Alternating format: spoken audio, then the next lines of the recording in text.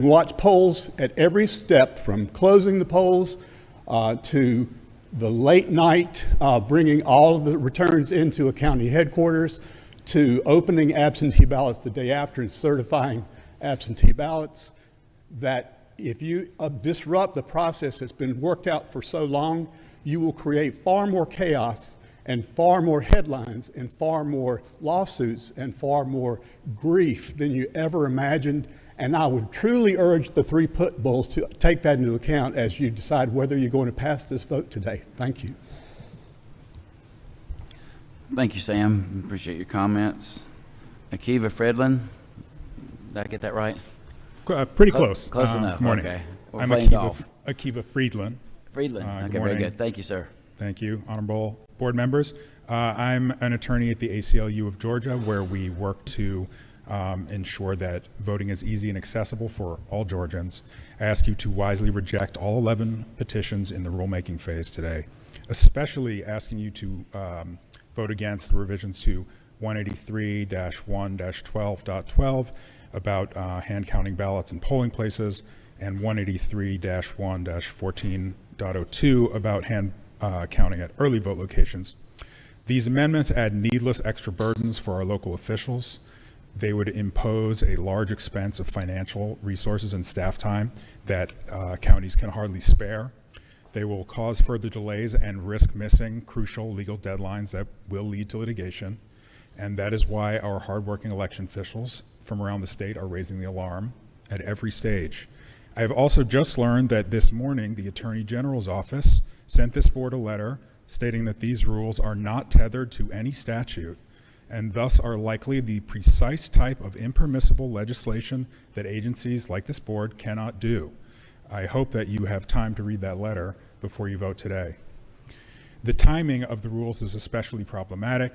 By taking effect on October 10th, the rules would wreak havoc just 5 days before the early vote period begins and 21 days before the election.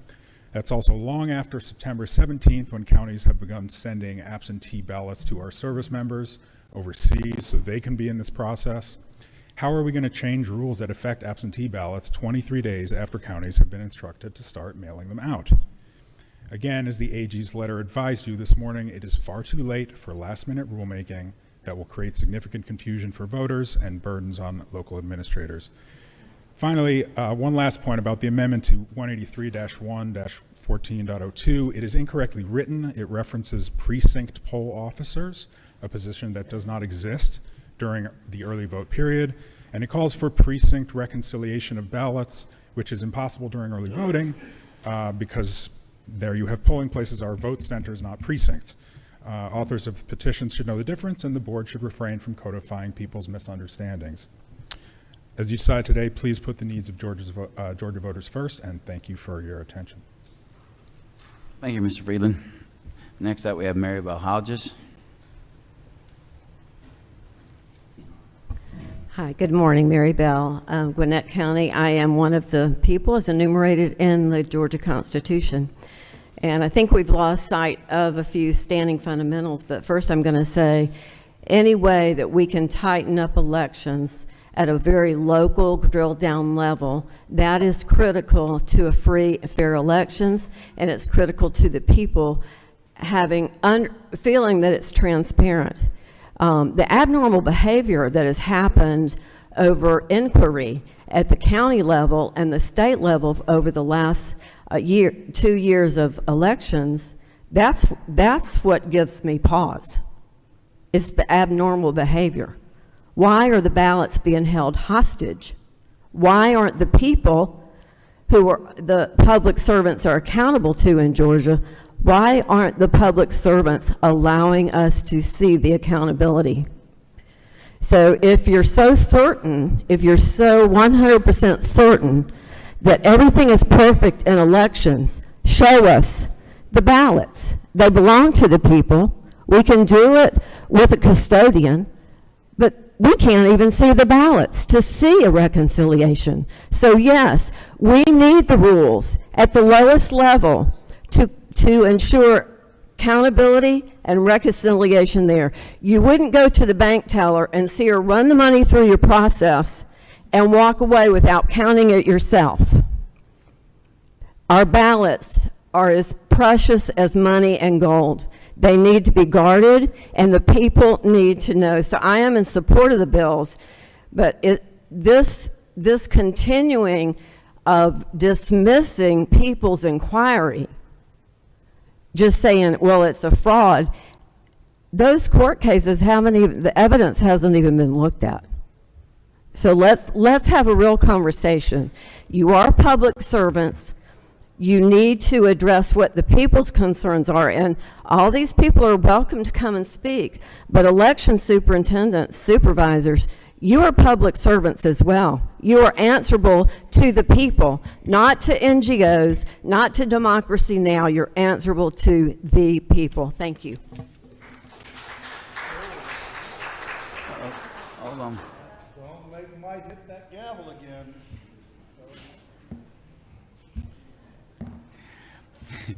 Next up, we have Michael Beach. Thanks. I'm Boomer. I've got paper. My name's Dr. Michael Beach. I'm speaking as an assistant poll manager. There are only 25 days until early voting opens, and I ask you, as you've heard already, that you respect county election officials across the state who've been asking you for a 90-day moratorium on rule changes before any election. It's too late for changes. Some process thoughts. I believe board members want a process to hear full, accurate, and truthful discussion on rule changes before voting. Instead, I see a process where individuals submit proposals and often air false narratives and reference misleading or false information. I'm not aware of any other rulemaking process that hears seemingly unlimited oral presentation from the petitioner with no oral process for listening to other perspectives. I ask you to develop a process where decisions are based on a full, well-rounded, and fact-based summary for each proposal. I'd like to ask what the board's trying to accomplish when they are doing this. I haven't heard you ask petitioners, what problem are you trying to solve? What documentation says that such a problem exists? Why do we need this? We should be using accurate data and information to identify key areas for improvement, to target our limited time and resources. Attempting to make such a complex process error-free is resulting in over-bureaucratization by massing layer upon layer rules, which may likely increase errors. We have to accept that this has become an argument between a belief that elections are not secure and the facts that they are secure. Changing beliefs cannot be accomplished easily. There will always be new beliefs requiring endless new rules. Finally, I've been through the proposed rules. I won't get into details, you've heard some of them. Much of what I see is already part of the polling place protocol. I wish petitioners would become poll workers and thoroughly study poll worker manuals so we could focus on needed improvements. So in summary, we should weigh the facts about the security of our elections, the impact of increased staff turnover, the increased difficulty recruiting poll workers, and the efficient use of taxpayer money so Georgia continues to have secure elections. Thank you. Thank you, Michael. I appreciate your comments. Okay, let's go ahead and get the next 5 in line. We've got Tawny Adams, Kevin Muldowney, Kathleen Hamill, Lisa Rutherford. And we'll go ahead and do Matt Ravensick as well. That's the next 5. God bless you. You win a big prize. You just become the chairman's favorite.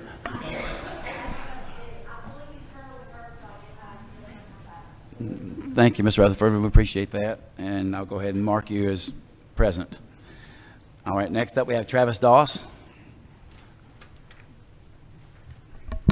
Good morning. My name is Travis Doss, and I serve as the Executive Director of the Richmond County Board of Elections, with over 29 years of experience in election administration. I currently hold the position of President of the Georgia Association of Voter Registration and President of the Voter Registration and Election Officials. I have previously served as President of the Voter Registrars Association. I am both a certified Georgia election official and a certified election administrator.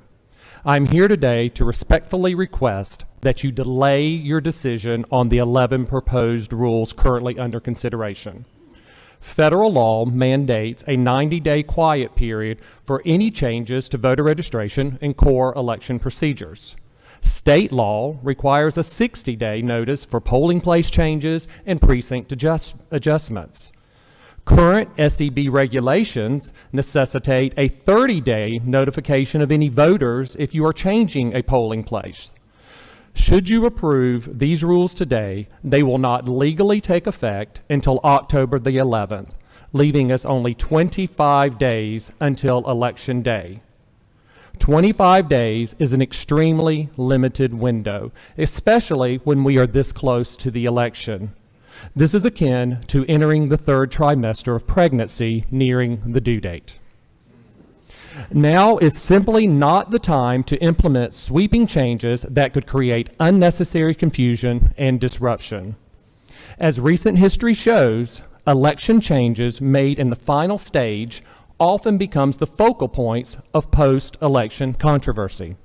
In 2018, Stacey Abrams attributed her loss to the gubernatorial race to changes made by then Secretary of State Brian Kemp. In 2020, Donald Trump blamed Secretary of State Brad Raffensperger for voting methods and absentee ballot changes. In 2024, whoever loses will likely look for a similar scapegoat, and these last-minute rule changes may become the reason. Please do not provide additional grounds for confusion or blame. I urge you to take this into consideration and delay your decision on these proposed rules. Thank you. Thank you, Travis. Appreciate your comments. Next, we have Tawny Adams. My name is Tawny Adams. I'm the election supervisor in Heard County, Georgia. I'm a member of Gavrio. Imagine, if you will, the national championship football game. Everyone has been anticipating this matchup between the teams for 4 years. Fans of both teams are waiting to take part in the game to root for their side. However, there is a small group of fans who do not like the way the game is being played, so they have decided to approach the 5 commissioners of the Football League to change the rules less than 2 months before the game. 3 of these commissioners think it's a good idea to change the rules, despite the pleadings of the officials on the field who would be the referees and must understand the rules the games the players and fans operate under. The other 2 commissioners have made the point that changing the rules this close to the playing of the game might confuse the players in the field, the referees, and the fans watching the game. The game officials have been told that the rule changes the commissioners have proposed are common sense rule changes. This is all despite the fact that some of the changes the fans in the peanut gallery have proposed violate the official rules of the game as written by the overarching body who determines the final say of how the game is played. Some of the rules contain changes the commissioners are not even allowed to make because they lack the statutory authority to make those changes. So despite the pleas of their fellow commissioners, the referees on the field, the concerned fans, they decide to go forward with these changes. The game time approaches, and no one is sure what the rules are because of all the confusion the new rules have caused. The game is played. As the action unfolds, the referees do their best to implement the new rules. However, the confusion with the new rules causes there to be irregularities. During the post-game news conference, the media asked the commissioners why there was so much confusion on the field. In response, the commissioners who proposed the new rules so close to the game say that the new rules were common sense rules.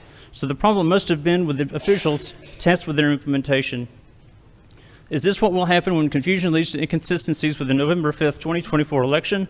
Who will be given the blame when new rules cause chaos? Thank you, Tawny. Appreciate your comments. Let's go ahead and add some more folks on the line, please. Matt Rowansack, Milton Kidd, Joseph Kirk, Julie Adams, and Ethan Compton, please. If you guys will get in line, that'd be great, very helpful. I didn't think I called everybody. Okay, Kevin Muldowney, you got the floor. Good morning. Kevin Muldowney. Worked as a poll worker, poll watcher at Poll Tech, absentee ballot adjudication. I firmly support the proposed rules before this board and sincerely want to thank you all for your hard work. These rules will give much needed support, transparency, and clarity to existing Georgia election law. We are, after all, a constitutional republic. We are governed by laws, and clarity of those laws is of utmost importance. It's hard to imagine how anyone interested in free and fair elections could oppose any of them. Gavrio, a suspiciously partisan group, is trying to make any argument they can to stop the process. These proposed rules will increase confidence in our voting process and will be virtually invisible to the voters' experience. On to the issue of an election monitoring team for Fulton County. The very reason an election oversight team was ever considered was due to the fact of documented and very real manipulation of past elections by Fulton County Elections Department. Both Ryan Germany and the Carter Center have gone on record praising the supposed accuracy and perfect result of the 2020 election. That in itself completely disqualifies both of these entities. If the decision is made after fully adjudicating Rossi Moncla, then that we do in fact need a monitoring team, that team should be carefully chosen and approved by this board in its entirety. Thank you. Thank you, Kevin, very much. Your timing was great. Thank you for your comments. Okay, next up we have Kathleen Hamill. And Matt, you're on deck. Good morning. My name is Kathleen Hamill, and I'm here today on behalf of the nonpartisan Georgia Democracy Task Force. We believe deeply in the integrity of our current voting system. Our system is safe, it is secure, not perfect, it has stood the test of time. But today, I must express our grave concern over the proposed 11 rules. These rules threaten to upend our election process in just 46 days. The earliest these rules could take effect is October 14th. That's 1 week after counties begin mailing absentee ballots. It is 1 day before early voting starts, and it is long after overseas and military ballots must be mailed, which is by September 21st, tomorrow. This timeline is not just tight, it is impossible. Imagine the uncertainty and the confusion and the added burden on election workers and county budgets. These rules do not protect our elections, they undermine them. Our Georgia election laws are among the most robust in the nation. They have been tested, they have been audited, they work. The U.S. Supreme Court has warned us about this very situation. In the Purcell decision, the court cautioned against last-minute rule changes. Such changes confuse voters, they erode trust, they compromise election integrity. We, the Georgia Democracy Task Force, cannot stand by and allow this 11th hour attempt to thwart our system. It is undisputed that your job is to represent all voters in the state of Georgia and to ensure fair, legal, and orderly elections. These last-minute rule changes make it impossible for you to fulfill that duty. Thank you. Thank you, Kathleen. We appreciate your comments. Next up, we have Matt Rowensack. Milton Kidd, you're on deck. All right, good morning, board.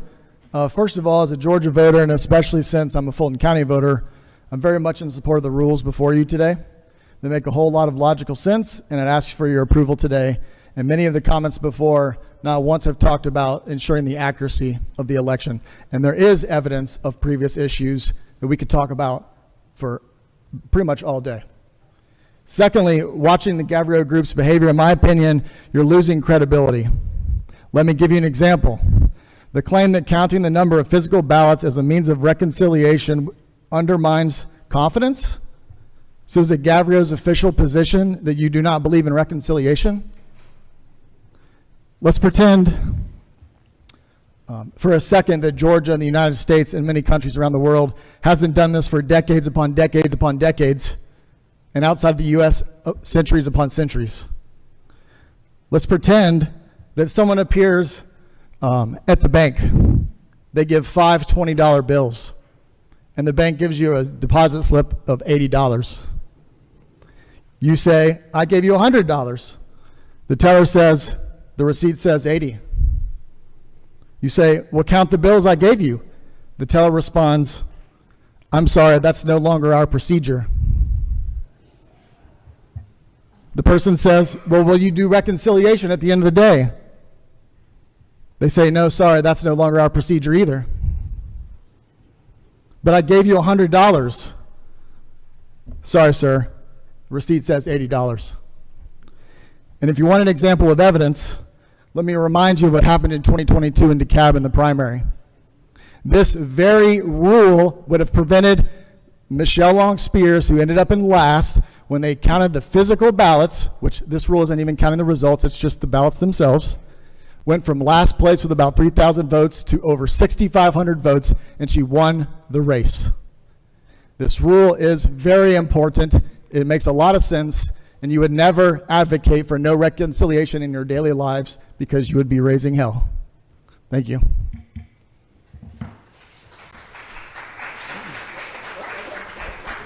Thank you, Mr. Muldowney. Thank you for your comments. Next up, we have Milton Kidd. My name is Milton Kidd. I'm the Elections Director for Douglas County. I have a full set of my responses to the proposed rules, but I'm going to throw that out.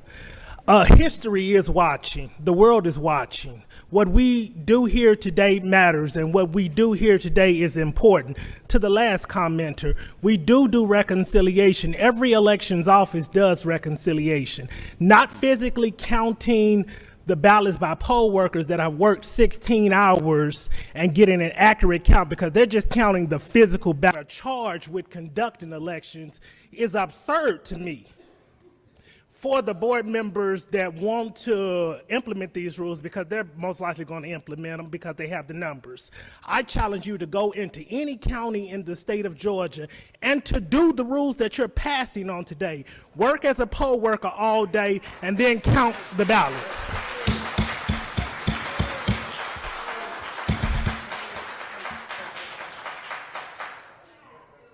We all have given our lives. Most of us work decades in these career paths. And to say that we don't know what we're talking about, you wouldn't say that to any other professional.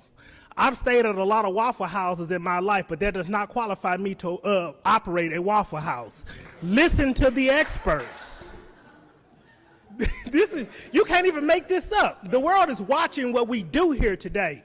The world is going to hold us accountable for the decisions that we make. It matters. If this is how we're governing ourselves, let's be adults in the room and not push partisan ideology and partisan issues. Let's make rules that make sense and listen to the people. Let the people vote.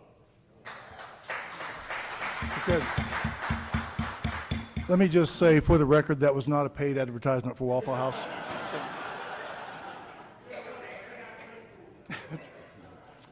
Thank you for your comments, Milton. Okay, next up we have Joseph Kirk. Let's go ahead and get these are the last ones on the list for today's speaking. No applause, please. Yes, please, no applause. Sandy Shepke, Richard Schroeder, Christian Neighbors, and Syra Draper. Please get in line. And that'll conclude today's comments after those folks have spoken. That'll conclude the morning comment session. Yes. We will have an afternoon comment session. Yes. Joseph Kirk, you have the floor. Thank you. Thank you for the opportunity to speak. My name is Joseph Kirk. I'm the election supervisor from Bartow County. I've been in that position since 2007. I'm also the president-elect of Gavrio. Like my other members that are here today, I'm here to speak on behalf of myself, not my organization. But I would like to flag that Gavrio did submit comments about proposed rules. I'm not going to step through each rule today, but I do welcome folks to read those comments. If you do, you will see, for example, we have never stood against reconciliation just in the procedure outlined in rule. There's other ways to do it. What I'm here to do today is to alert y'all that in my professional opinion, these rules go beyond the statutory authority of the board. And from what I've heard this morning, both the Secretary of State and the Attorney General have advised you of pretty much the same thing. The idea of passing rules on the assumption that someone would stop you if you were wrong is no different than an unqualified voter or a person applying for a ballot on the assumption that my office is going to stop them if they can't vote. And I've had to turn folks into y'all for that before. I ask that rather than pass the rules today, that you slow down and work with us as election professionals to craft rules that work within the law, rather than attempting to fill perceived gaps in the law. Acknowledge the practical realities of modern election administration, achieve the goals as efficiently as possible, and are passed outside of a 90-day quiet period before any regularly scheduled election. As my colleagues mentioned, the election has already begun. We need to focus on a smooth and orderly election that is conducted in accordance with state law and federal law. We need to focus on instructing our employees and citizens what the rules are and what to expect. And unless there is a true emergency, we need time to put any new procedures in place. I'm here to tell you that time has already passed. Thank you. Thank you, Joseph. Next up, we have Julie Adams. Good morning. So, first of all, I want to thank the SEB members, and we all know that this is a civic duty that you're doing, and we appreciate the time and energy that you have put in and the thoughtfulness. I think that you all are considering some great rules, and I'm really, really interested in all these comments on how harsh this is going to be for our elections. Because as I look at the rules today, we have ones that post things that are elections data for the public to see. We have more poll watchers in the tabulation center. And then the one that is the big complaint is counting the ballots in the polling locations. So I know it's already been mentioned here before, but I want to stress that if you go into the bank, if you drive home on the way to the bank and you go in and say, I want $1,000, a machine is going to count the $1,000. The teller is going to hand count to make sure it's $1,000. And you as the banker, the person or the bankee, I guess, coming in to get the money are going to count and make sure it's $1,000. I don't understand the reconciliation of these ballots and the counting and all the kickback that it's getting. But I just want to say I appreciate all these laws are lawful. They fall within the law. They provide more accuracy and transparency. And I'm interested why we have so many people questioning them. Thank you. Thank you. Thank you, Julie. We appreciate your comments. Next up is Ethan Compton. I'm Ethan Compton. I'm a concerned citizen of Wilcox County and the election supervisor of Irwin County. So far this year, rules passed by this board have cost the voters of Irwin County 5 cents per voter. If passed, rules under consideration today could cost them up to 65 cents per voter.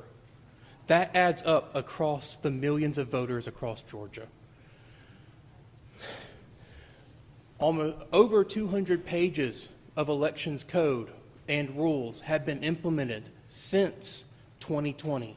We have practiced on them. We have trained. We are prepared. We are ready. Do not change this at the last second. To bring back the football reference that Supervisor Adams brought up, it's not 2 minutes before the game. Military ballots have already been issued. We have started. The election has begun. We are in the middle of voting. This is not the time to change the rules.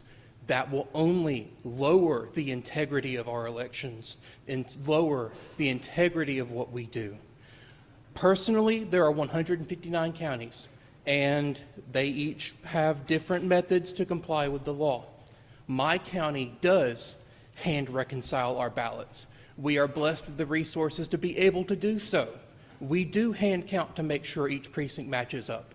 What we don't do is this rules opinion to have it done at the end of a 16-plus hour day with tired poll workers that will only invite inaccuracy and will be done without maintaining a secure chain of custody. Don't break my seals. Don't break my chain of custody.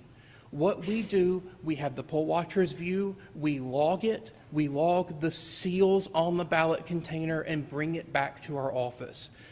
The public is open to observe our hand reconciliation, where we do match up per precinct, exactly how the rule says, into batches of 50.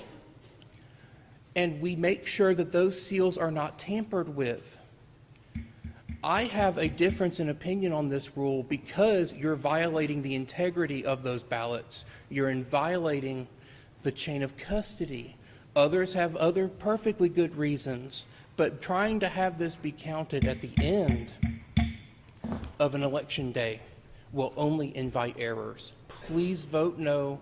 Please work with us. Try to make sure that these rules are more carefully thought out to be successful ones that we can implement correctly.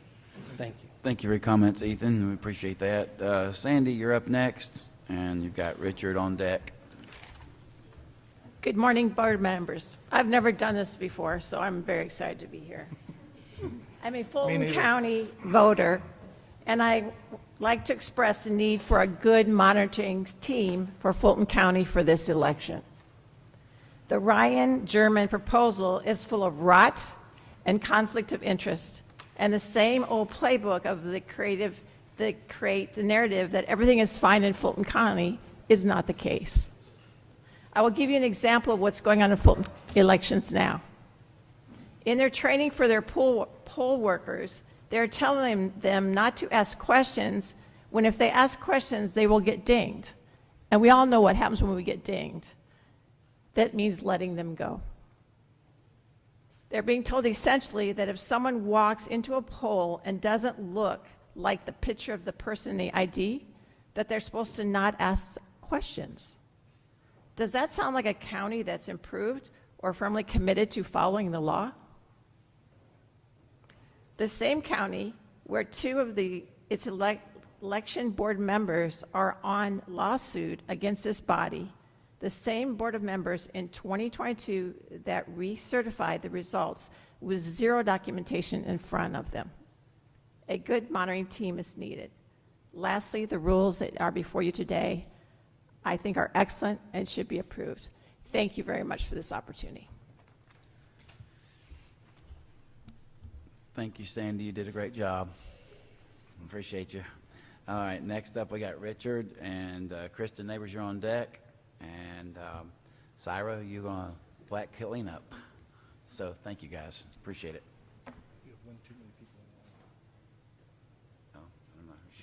I'm Richard Schroeder. First of all, this isn't my speech. I'm a U.S. Army veteran. I took an oath to defend the Constitution of the United States of America. I'm also a poll worker in Hall County. I'm the tabulator lead. I take the paper ballots out of the tabulator, put them in a container. I'll stay till as long as it takes to count those ballots and make our elections better. Not going to what I got. Following the 2020 election, there was a significant lack of confidence in Georgia election systems, with many electors concerned about allegations of rampant voter fraud. This sentence is in this book probably 100 times. They put it as an editor's note after just about every law. They had to address the problems that were evident in the 2020 election. The changes made in this legislation in 2021 are designed to address the lack of elector confidence in the election system. I appreciate this current board and the progress in obtaining these goals for fair elections. However, the latest efforts last summer from our legislator does little to address the issues that plague our voting system today.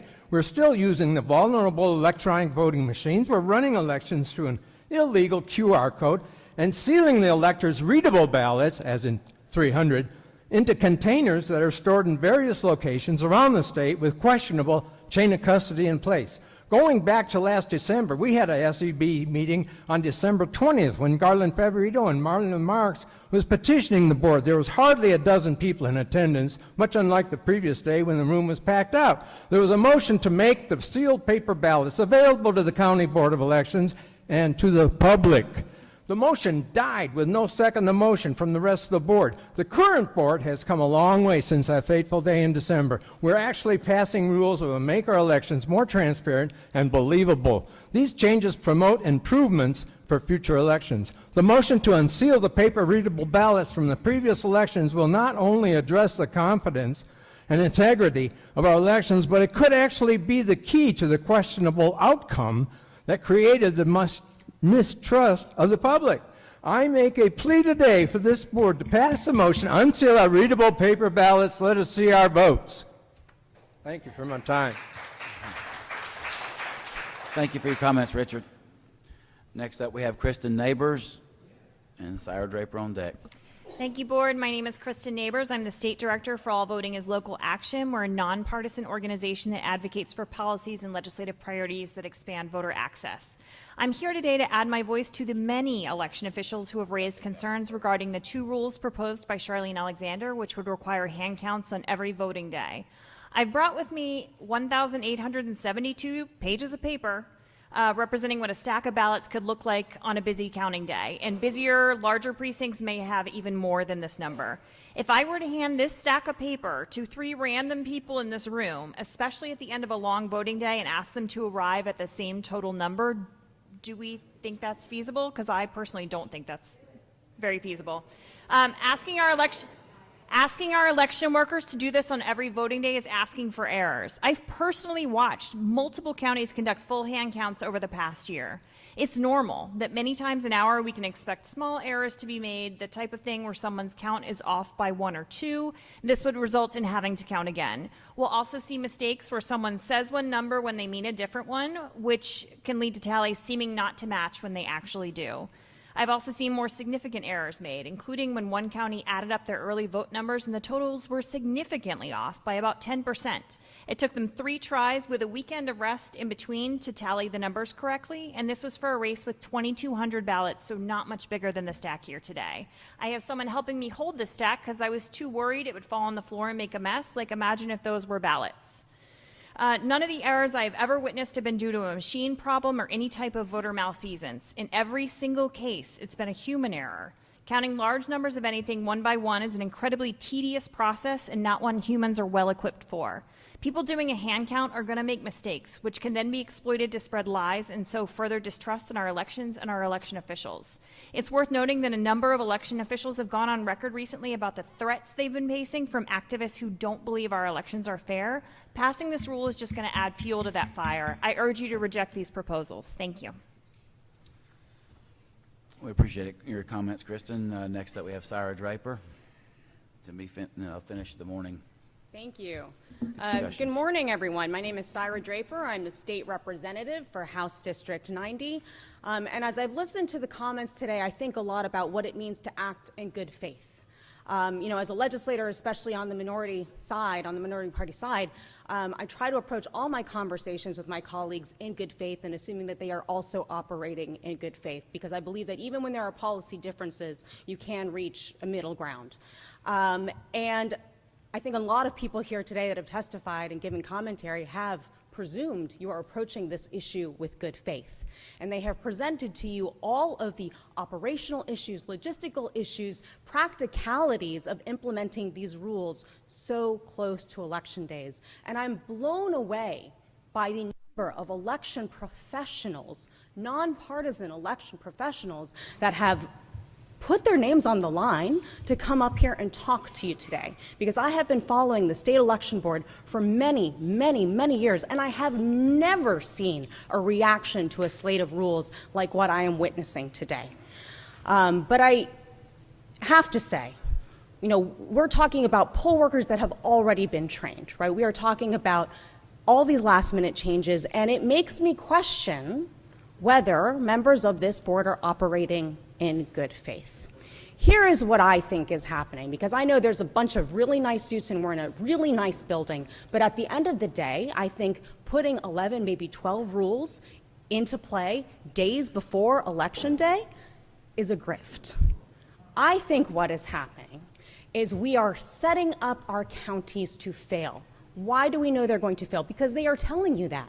They are telling you they cannot implement these rules with the time we have left and with the funds they do not have. They're telling you that.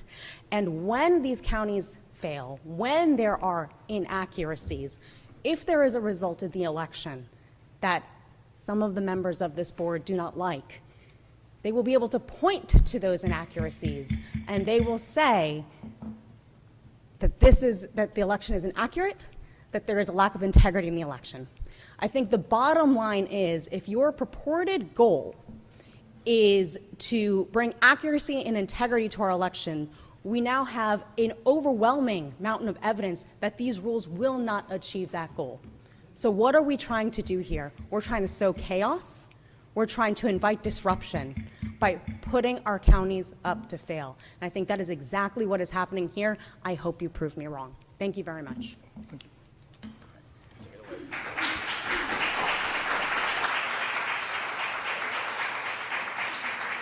How many total people do we have? Coming up, Yeah, total sign-ups. you got about 25, 28 more. All right. There were 53 people that signed up to speak. On the agenda, we had allotted for 30 to speak in the morning, and then the remainder at the end of the meeting. We've gone through the first 30 people, and I appreciate your comments. The board appreciates your comments. At this time, before we start diving into these rules, the chair would entertain a comfort break. So moved. We have a motion for a 10-minute comfort break. Do we have a second? All those in favor signify by saying aye. The motion carries 4-0. We'll have a 10-minute comfort break. Thank you.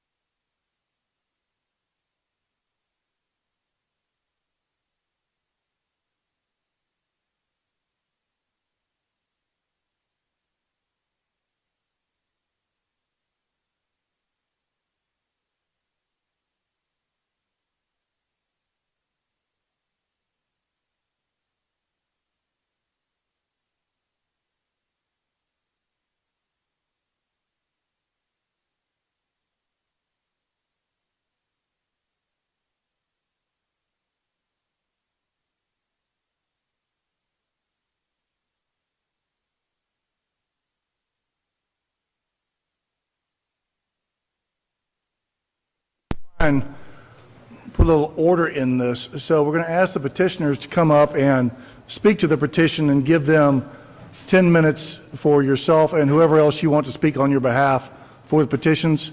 And then we'll reserve time after that for the board to ask questions, or if the board wants to hear from anybody else. We won't be taking public comments unless the board wants somebody in the audience to speak. And the board can ask for whoever they want to, obviously. But so if the board identifies somebody to speak, we'll listen to them. So we're going to try 10 minutes. We've heard all these petitions before, so we're not plowing new ground here. So 10 minutes with the petitioners, and then the board will ask any questions or listen to any other speakers that they want to hear, either pro or against the petitions themselves. Okay, and once again, let's observe all rules of courtesy and kindness and respect. I just ask you to be nice to people. So the first one is a discussion and voting on proposed rule, the amendment to SEB Rule 183-1-12-.12, tabulating results. Subject to the rule is hand counting presentation from Charlene Alexander and Janelle King, member of the board, Janelle King.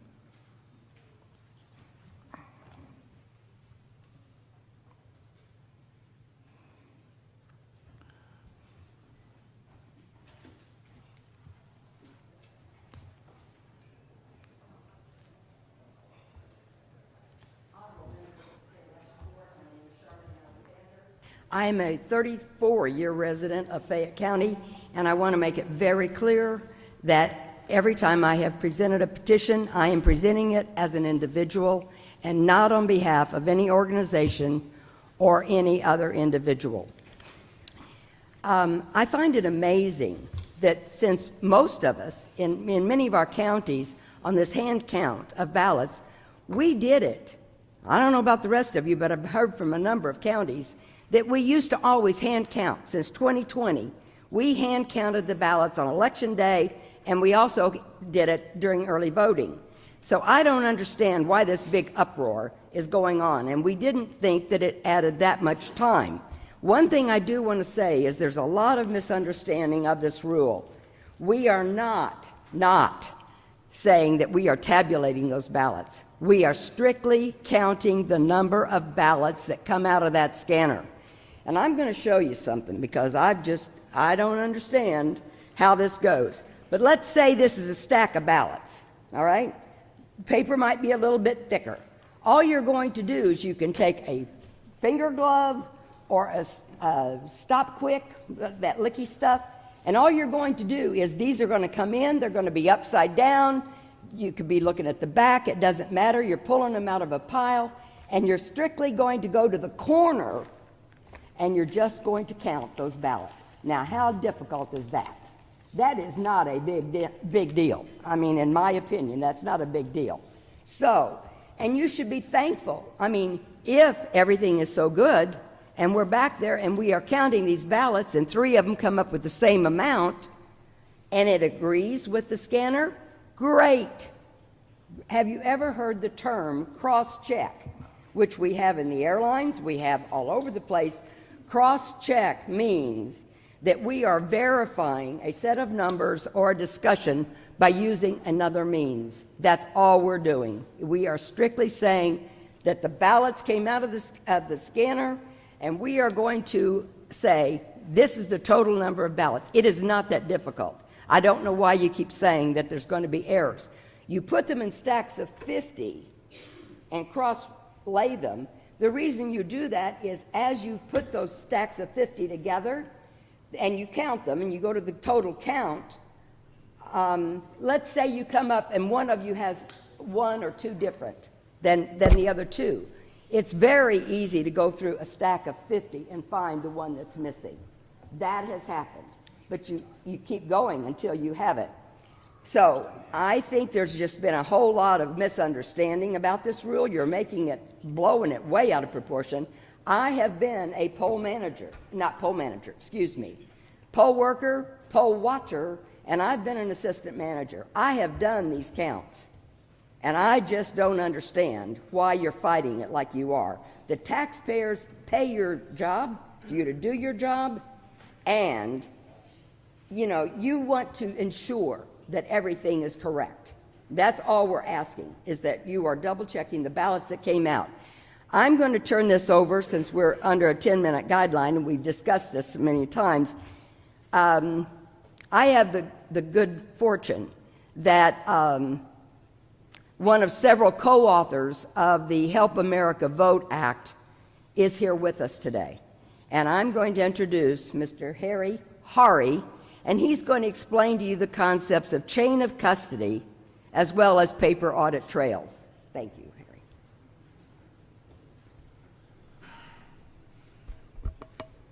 As introduced, my name is Harry Howry. I've been active in elections since the 1990s. Most people don't know it, but the Help America Vote Act was written by people from Missouri, and I happen to be from Missouri. That was John Ashcroft and Paul DiGregorio and one private individual that was a casual cyber and operational consultant. That was me. So there were hundreds of people involved. We got involved first in Bush v. Gore. And the goal of the Help America Vote Act was very simple. We didn't want to have litigation. We wanted to have a pristine election system. The concept behind HAVA, or the Help America Vote Act, was to create a system that was self-proving. That implies the ability to audit and reconcile. What we find here across the whole country is a lack of reconciliation or control points. Anybody that has an experience in auditing, and I have both financial auditing experience and cyber forensic auditing experience, knows that you have to have control measures so that you can figure out what happened when there's an error. Most people don't understand this, but in 2022, the official election results in Georgia still have a 39,000 vote discrepancy between the official number of voters and the official number of votes. I am not saying that that was an error in the count. I'm saying that the control systems are not working. There have been a lot of things done in Georgia to improve this situation. I will acknowledge that we have professionals that have no particular iron in the fire that are doing election work all over the country. We have to acknowledge their professionalism, but at the same time, as Alexander Hamilton and James Madison started, they said our election system is intrinsically adversarial. It is designed so that I don't have to trust you and you don't have to trust me as Republicans or Democrats, and neither one of us have to trust the bureaucrats. That is the way the system was designed. We get caught up in this whole narrative that somehow we're insulting or replacing the election workers. There are a lot of great people out there. They should be, congratulated on the great work that they do, but at the same time, we have to have provable systems. This is about provable systems. One of the easiest places to start the reconciliation is by comparing the number of ballots manually to what the machines are telling us we have. It's easier to find the error at the beginning than it is at the end. Who has ever tried to balance a whole year's worth of journal entries or accounting entries for their small business? You don't do it at the end, you do it at the beginning, or else you're going to have many sleepless nights as you try to reconcile the two. The example with the banking system of counting and recounting the money is an example of zero trust. I don't have to trust the cashier or the teller, and they don't have to trust me. Both of us compare the results. And when they don't agree, what do? We figure out why they don't agree on the spot, and it's solved. Now, the estimate, I don't want to impugn the numbers, but the idea that to do what we're talking about, simply counting the ballots, takes 65 cents a ballot is outrageous. It's not going to take 65 cents a ballot to do this kind of counting. It's not going to interfere or impugn. If the mechanical systems are correct, great. but we'll know for sure that starting the process of counting and tabulating the ballots starts from a good and sound foundation. We have this problem in many, many other ways, but the idea that we break chain of custody by simply opening a system and counting them is nonsense. You might need sign-offs, you might need attestations, you may need dual oversight to make sure that nobody's doing anything that they shouldn't be doing, but we do this all the time. We do it with adjudication, we do it with provisional reconciliation, and then we have things like mail-in ballots that we're not doing anything with to determine whether all the mail-in ballots even got into the system to count.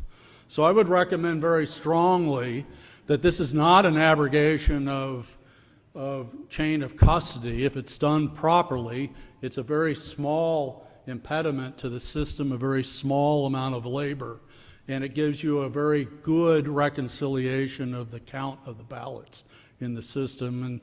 And from our perspective, my perspective, any type of system that improves accountability and improves auditability, which is a requirement, by the way, under HAVA, all auditable items are supposed to be maintained. What does that mean, all auditable items? It actually is a performance-based standard. It's saying that if you can audit this item, you have to maintain the information to be able to audit the item. It makes no other sense otherwise. You don't create an audit system, you don't create a financial control system by arbitrarily saying, well, we're going to monitor our memos and our journal entries, but we're not going to pay any attention at all to accounts payable. This is what we're talking about here. Controls that make sure that the system is pristine and clean from the beginning. If it costs a little bit of money, you know, this is an issue obviously that has to be grappled with, but the fact of the matter is a non-provable election is what is eating the country up right now. We have to protect all of the people's rights. This isn't about denying entry into the system. This is about making sure that we come up with a result that we all can trust. And I would suggest that you all consider strongly passing these particular resolutions.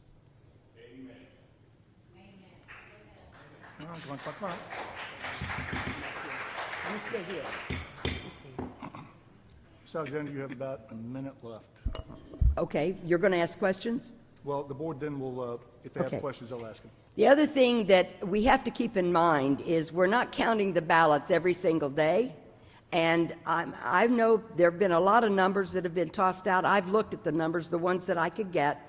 Understand that when we're talking about whether it's election day or early voting, we are talking about drilling it down from registered voters to estimated turnout, and then you are breaking it down by the precincts, and you're taking it on down to election day. You all know that roughly 20% vote on election day. You take that, Fulton County, 432 precincts, take that 20% of your turnout and divide it by 432. Trust me, there were not any precincts that I found in 22 in Fulton that were over 1,700 people showed up on election day. We're not talking about doing 5,000 on one day. If so, 3 is the minimum. 3 is the minimum. You can always bring in more, as long as we can control them. So, that's my minute. Thank you, Mr. Alexander. Are there comments from the board or questions from the board? Member Gazal. And I ask the board, please, one at a time, and I'll try and keep an eye on who wants to speak and keep this an orderly process. So. Precincts across the state to understand whether or not there's even the physical capacity, because this is one of the concerns that I've heard from election supervisors, that they just don't have the space to do this in a way that is secure.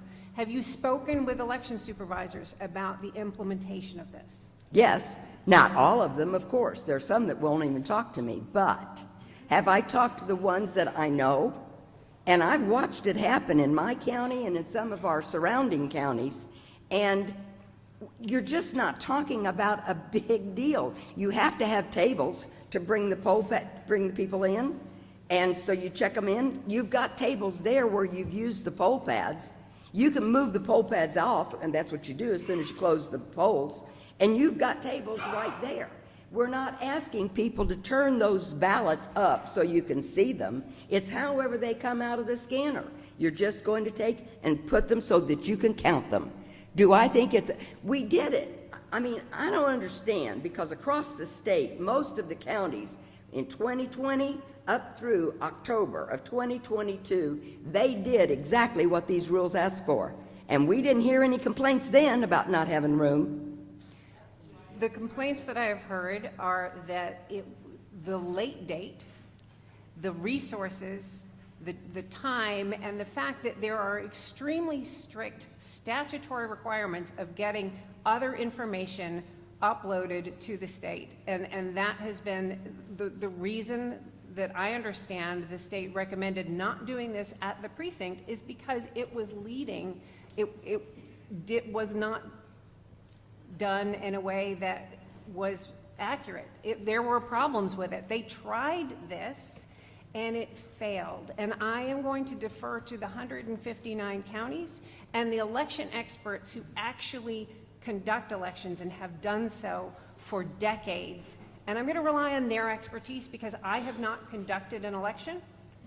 I know a lot. I'm an attorney. I'm an election law attorney. I've observed elections across the globe. And I know that the 159 counties have professionals that we owe a tremendous debt of gratitude to. I think that the aspersions that have been cast... We're not going to cheer for election officials today. The aspersions that have been cast upon our election professionals, who are wholly nonpartisan, to suggest that they are partisan actors because they articulate the problems that they're facing, is a gross understanding of what the burdens and duties of election officials are. Sorry, I don't mean to get y'all in trouble. And the fact of the matter is, if we pass a rule, they're required to adhere to it, and they're telling us that they can't. They're telling us that this is a problem. We're hearing that this is also beyond the scope of our statutory authority.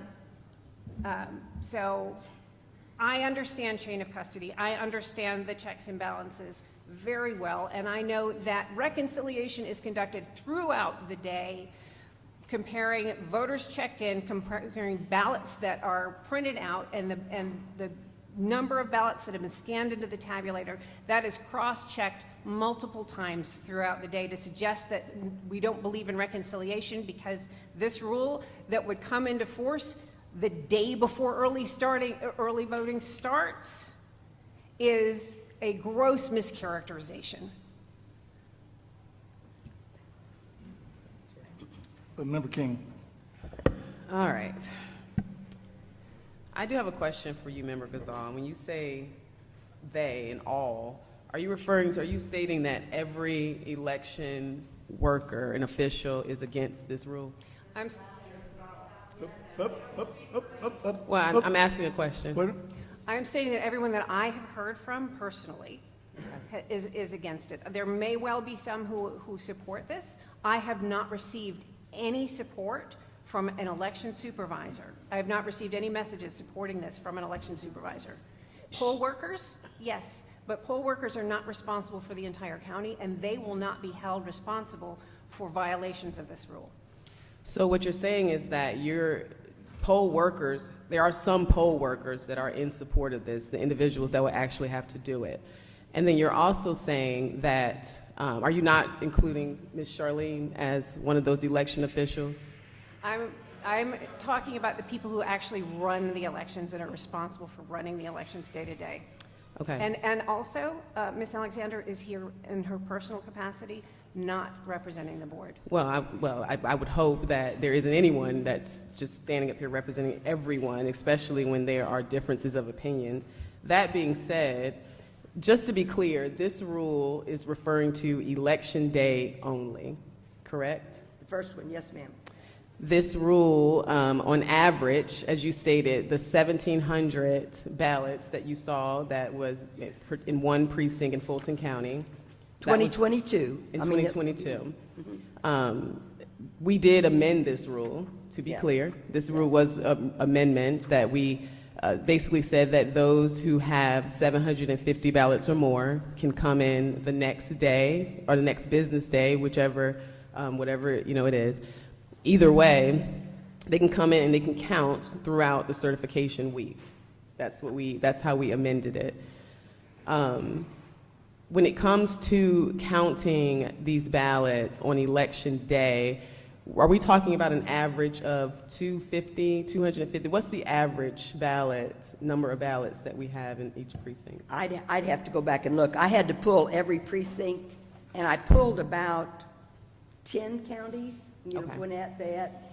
Okay. And I don't know that I could tell you the average because it varies precinct to precinct Of in the each 10 county. that you pulled 10 counties of various different sizes, correct? Yes, Okay, yes. thank you. Any other comments from the board? Member Johnston?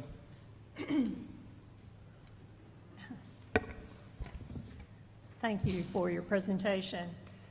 First, let me address the issue of timing, since there were 30 speakers and everyone that was against the rules, I believe, expressed their concern about timing for passing this rule or any rule just before an election. First, I take pause with Gavrio suggesting to alter the Administrative Procedures Act that says that in rulemaking that rules are adopted and become effective in 20 days. It's not appropriate for Gavrio to say we want it to be 60 days or 90 days. If that's the case, then there probably needs to be some legislative changes. But as far as passing rules close to an election, I did a little homework, and I looked in our state election board rules. I think we have maybe 69 or 59 rules. And I'll share with you Rule 183.16.02, voter registration, was adopted on October 29th, 2009. Rule 183.6.04, accessibility for the elderly and handicapped, was passed on September 18th and made effective on October 8th. Rule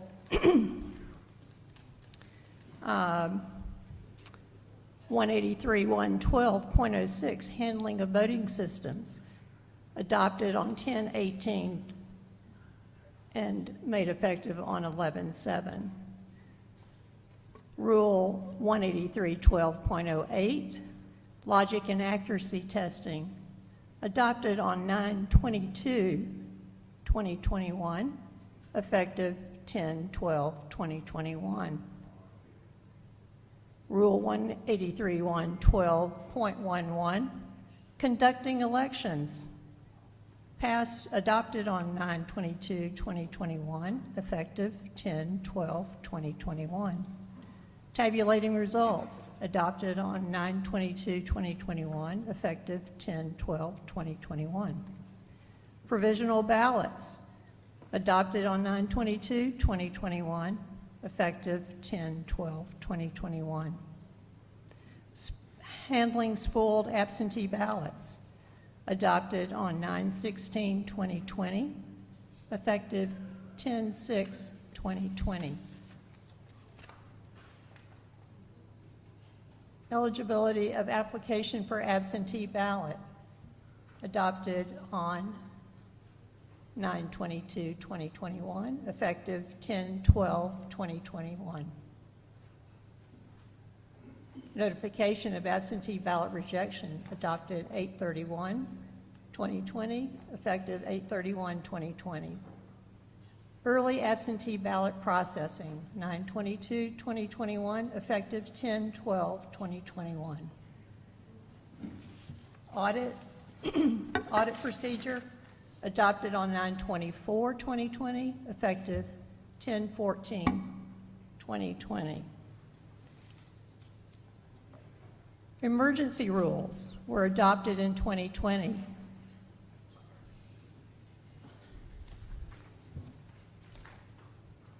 Emergency Rule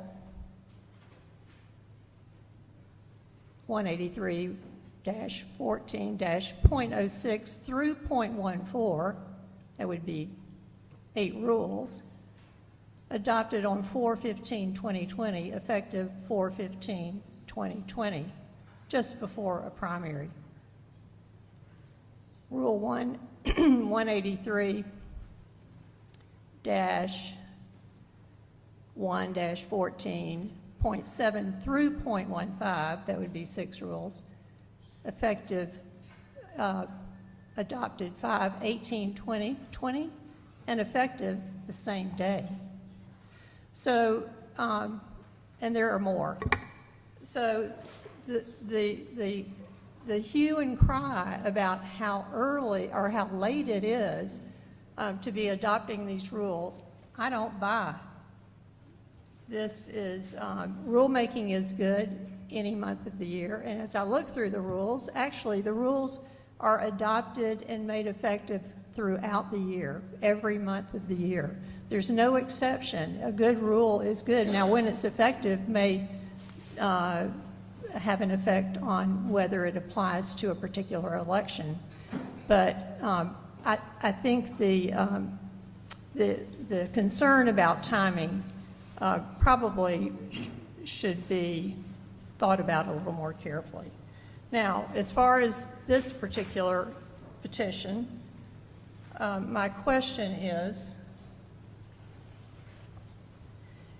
Mr. Howery, is the failure to count the paper ballots a failure of compliance with HAVA?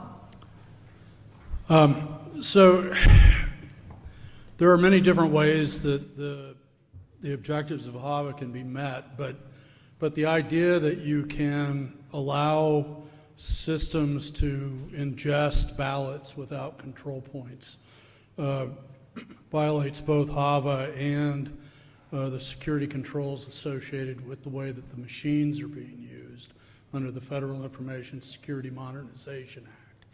You're required under both of these to have auditability. And so when you dispense with anything that would provide control points, then you don't have auditability. This is a natural piece of auditing. So anybody that is familiar, CPAs or cyber people here, know what I'm talking about with regard to control points. So if you have no control points, you have no auditability. And so back to your question, if you don't have a mechanism of providing control over these systems, you don't comply with HAVA. I'm not sure how we could have control if we're not counting the ballots at the point of opening the ballot box, where you're breaking the chain of custody. Yeah, I agree. There's no way to do something quickly that would resolve this issue. This is a relatively light impact on the system, and it doesn't. There was a comment made about whether or not late rulemakings are appropriate. Generally speaking, when you're talking about enfranchising or disenfranchising people, this is where the judges generally get a little bit skittish about whether or not a late rulemaking is appropriate. But something that's purely operational like this, with zero enfranchisement impact, has no basis for delay. It simply does nothing to change the basic concept of counting the votes. Now, you have to have chain of custody procedures that are protecting the ballots, but that's a foregone conclusion and already done in the existing system. Thank you. So this rule would not impact voter experience? No, it shouldn't at all. Okay. I have read many complaints about a delay in the counting or delay in election night reporting. But the fact of the matter is, it's not the ballots that are counted on election night. It's the memory cards that are counted. And my understanding is runners take the memory cards to the election office or to designated law enforcement or to designated employees, election workers. I see an election worker shaking her head.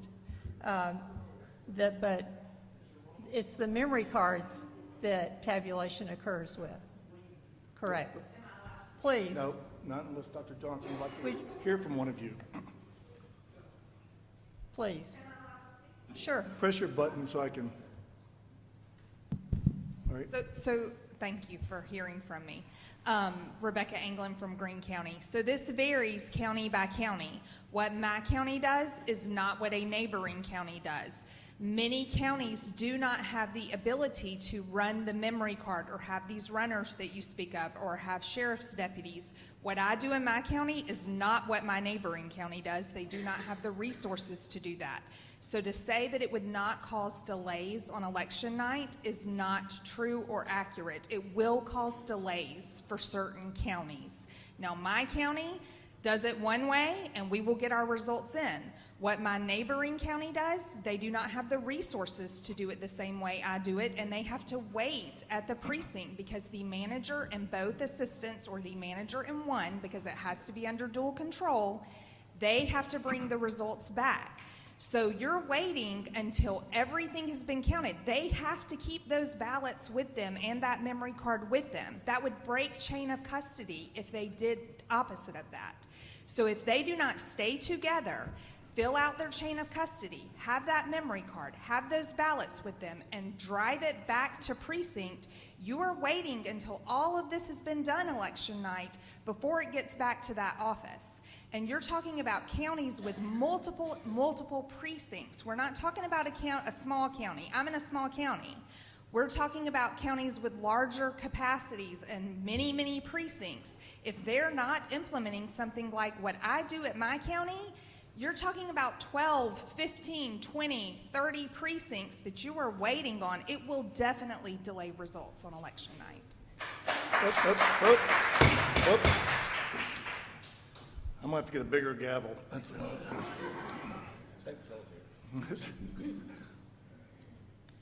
So, so when the ballot box is open, the chain of custody is broken, and I have worked as a poll worker, and I have crawled into those ballot boxes to get the ballots out, and I see them strewn all over the floor, and it takes a certain amount of time just to do that, and to put them back together and tap them and get them straightened. It's not like the pristine pile that somebody walked up here with.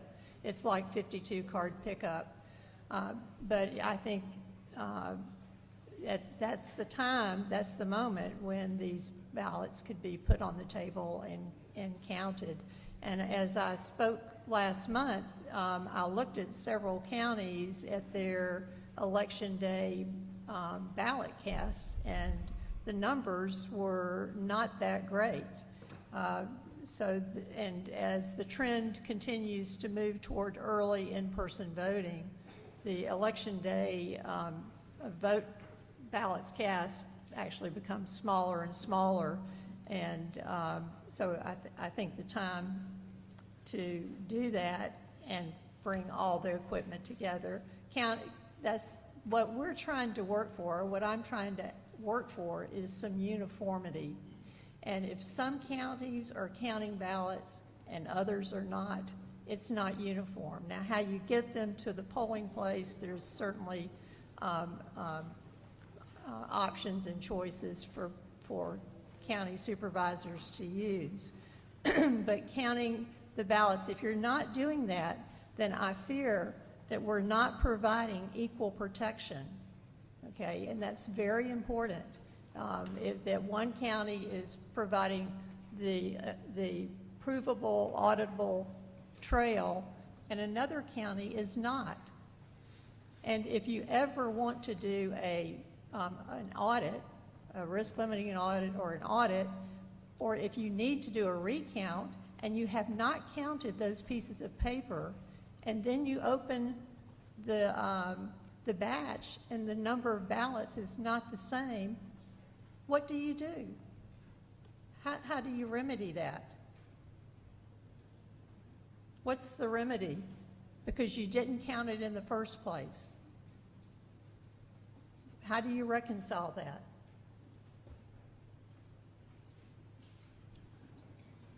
So there is a reason to have a cross-check, a double check.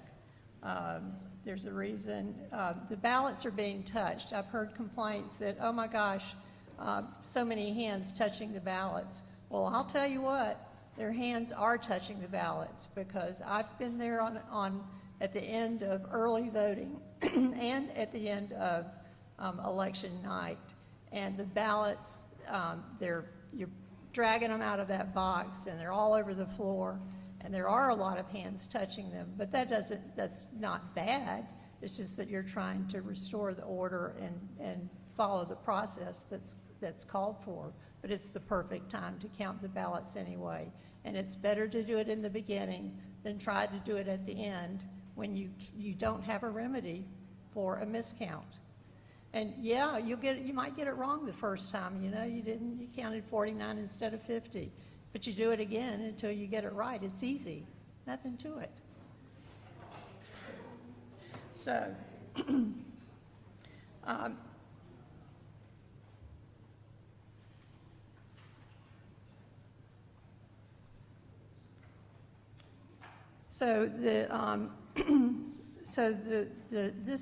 this petition, for rule, does not affect the voter experience. It does affect the election workers, and I appreciate the young man that said that he does count.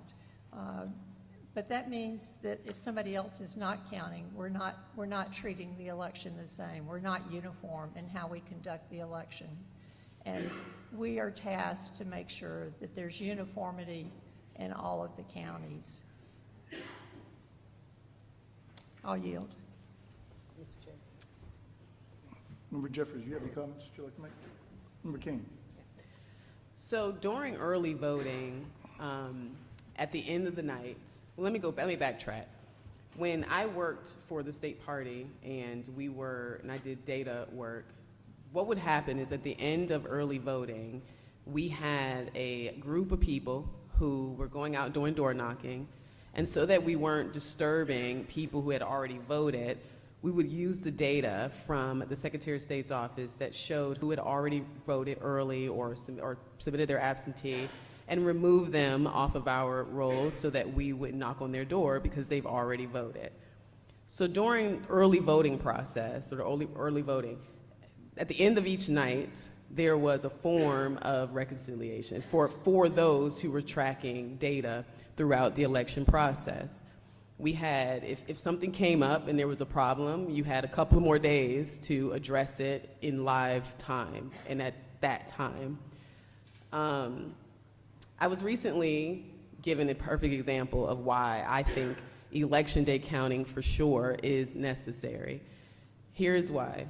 So a gentleman, this is a true story, there was a gentleman who walked into their polling place. They voted, they got the printout, and then they asked if they could take a picture of their vote before they put it into the scanner. They were denied. Unfortunately, this man did something that's against the law, but he ran out and decided not to put his scanner, his document in the scanner, his ballot in the scanner. That would mean that the poll pad number would be different from the scanner number, right? So when we're talking about, during early voting, if I saw that, I would have a couple of more days to call and say, hey, why doesn't this number match? What's the problem? On election day, it's a little different. The data that will come up, obviously you have your certification week, but it's a little different. So I believe that particularly on election day, having one additional step to ensure that there's an understanding on a precinct level as to why our numbers are either matching or not matching, because that's an example of how the numbers could be a little off. And there are people that do not trust the machines. So there are people that would like to have a record of some sort of their ballot, although that's not permissible. But that particular situation could occur, and it can occur several times over. To Dr. Jan's point, should we not have those extra days like we do with early voting, where we can go through, look at the data, see what's happened the day before, what happened a couple of days before? We're now at the mercy of addressing this issue on a statewide level. And that will cause, if we want to talk about chaos, I mean, we are still, to this day, talking about things that took place, not just in 2020, but also in 2018, because we're trying to comb through from a statewide level. So I personally, the reason why I amended this rule personally was because I did take into consideration the fact that people were working long hours. And I did feel like if you have over 750 ballots, now that number came from looking at the average that we discussed prior to amending of how many ballots at the most all the way down to the least per precinct. And what we found was that there was maybe 1,700 in one precinct in Fulton. I think the greater number was, next greater number was 750. And then at that point, it dropped down to about 300, and it kept going. 300 to 500. Right. Yes. 300 to 500, and then it just kept going. So that's why I amended that, because I did feel like counting 1,700 ballots after working 18 hours or 16 hours is a long time. So that was amended. That being said, I do not want to continue, and I say continue because as I listened to speakers, we had one speaker state that there was 31 counts of fraud, but then in the same conversation, the same message said that there was no fraud. And I get confused when I hear stuff like that. However, what I don't want to do is set a precedent that we are okay with speed over accuracy. A delay of any sort, whether it be a couple of hours, I can guarantee you as a voter, I would rather wait another hour to ensure that the count is accurate than to get a count or get a number within that hour, and then to find out at the close of an election, after certification has already taken place, that we have people suing because the count was not accurate. Not only that, we have people who are upset about the whole concept of the reasonable inquiry, but we're also saying that we do not want to ensure that our numbers are accurate enough to push these numbers to our county board members and then have them sign that legal document that they are held accountable for, that they will be charged with a felony if the count is incorrect, because the document says accurate and perfect. So I think that what we're doing is creating more stability in our election process. We're also putting our county board members in position to certify with confidence, since that's the big concern. And again, we're counting election day only ballots. If it extends it for a short period of time, let's do so that we can be accurate across the state. Now, I know there are counties that are doing this to perfection, I know that for a fact. And I am sorry that there is a slight impact on you because you have to almost bear the brunt of the counties that are not. However, to Dr. Jan's comment, uniformity does matter, and it does create foundational stability. Any further comments from the board? Yes. Dr. Johnson? Just to remind the attendees here, California counts their ballots, the largest state in the country. Illinois counts their ballots. Massachusetts and Alabama count their ballots, and all of Canada counts its ballots. This is not an unknown or an unused process as far as elections go. And this is the opportunity to pick up on the errors, such as perhaps an occasional machine malfunction, as reported in DeKalb County when the ballot design created a problem and the numbers came up wrong. If they had counted the ballots, they would have immediately recognized that there was a problem. So I think that's important to know. To share with this group, in the last presidential election, Columbia County on election day had ballot counts in the 300 to 400 range. That's not an unbearable number of ballots to count.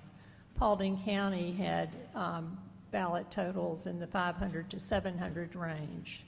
Cobb County had 480 ballots average on election day.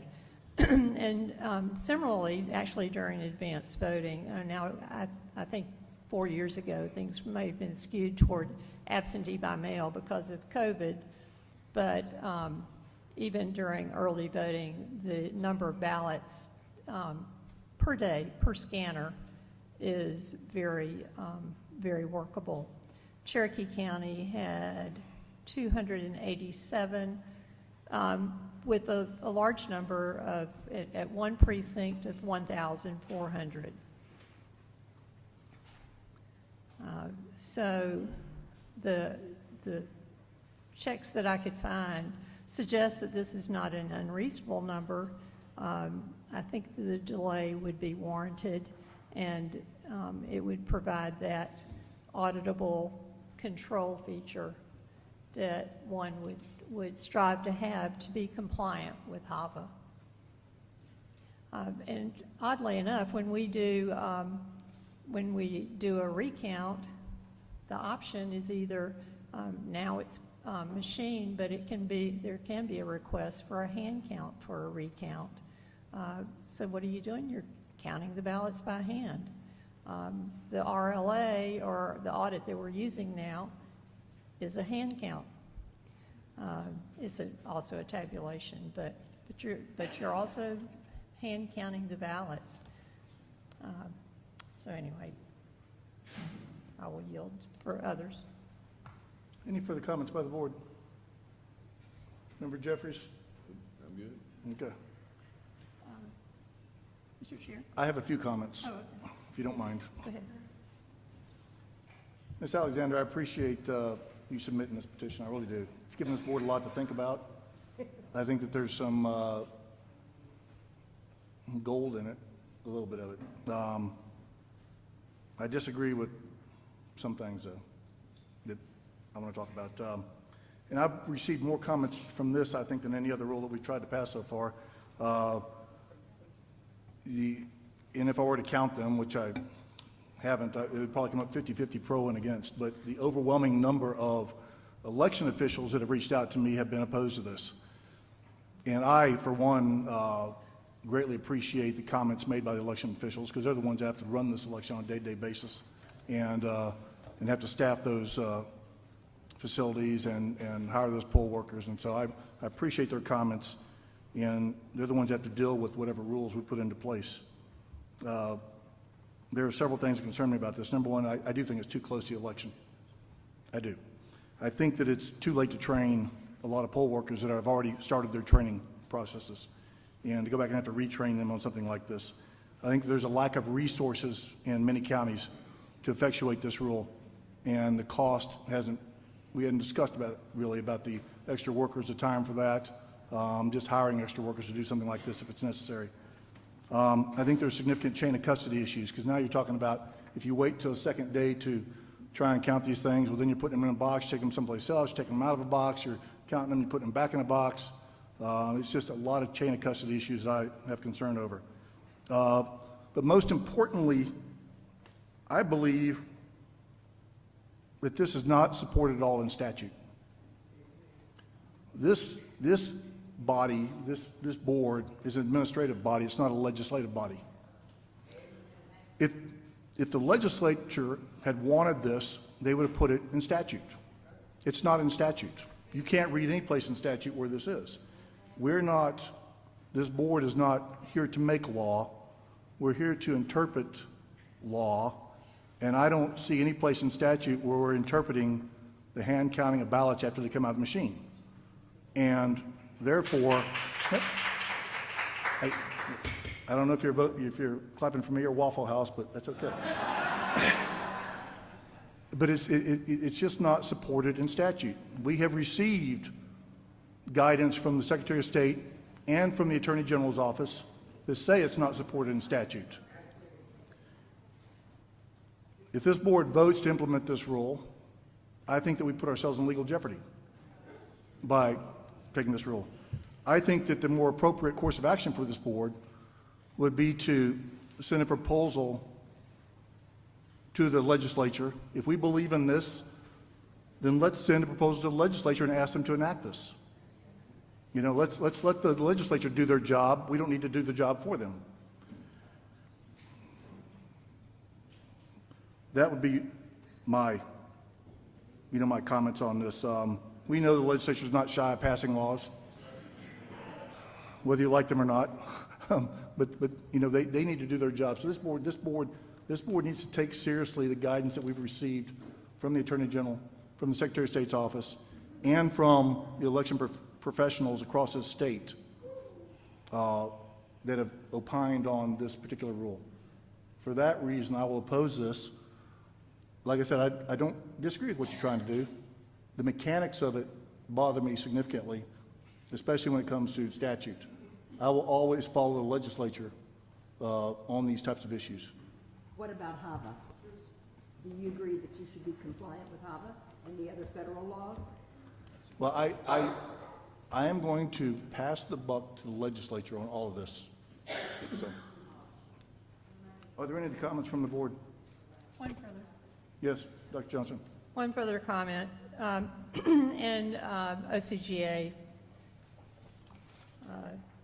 21.2, the definition of ballot is 21.2.2 is ballot is official ballot or paper ballot.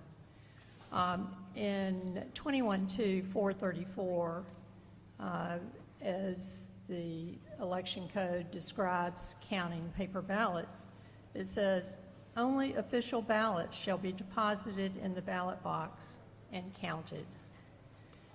21.2.437 says after the polls have closed, the ballots shall then be counted one by one and a record made of the total. So one could argue that we do have an electronic voting system, Dominion, but it was sold to the state of Georgia that it produces a paper ballot. So indeed, you know, we actually have a voting system that uses a paper ballot, and these statutes should apply. 434 and 437. After the polls have closed, the ballots shall then be counted one by one and a record made of the total. So if we're following that statute, because we tell the citizens of Georgia that we have paper ballots, then we're not following Georgia code.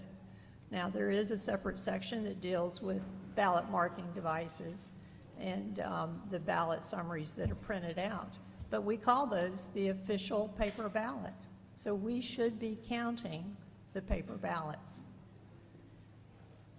I'm going to disagree with you a little bit on that because counting a ballot and counting a piece of paper are two different things. And this rule has us counting a piece of paper. This rule has us counting pieces of paper, not counting ballots. This is not tabulating. I'm not talking about tabulating. I'm talking about counting the ballots. Mr. Chair, Yes, Member King. I just want to point out that according to our Georgia code, the role of the state election board, part of our role is to promulgate rules and regulations to define uniform and non-discriminatory standards. As we stated several times, having some counties counting by hand and some counties not does not establish uniformity. This rule will do that, and we do have the ability to do that. We would not be breaking any statutes. Well, it says in accordance with the law and with the existing statute, I believe. And if there's no statute support for Can this. you show that to me, Mr. Chairman? Did you? I just read it. Did you read the I Attorney General's just opinion? read it out loud. I'm not talking about the Attorney General's opinion. I'm talking about what is in our Georgia election code book. Okay. Yeah. Are there any further comments by this board?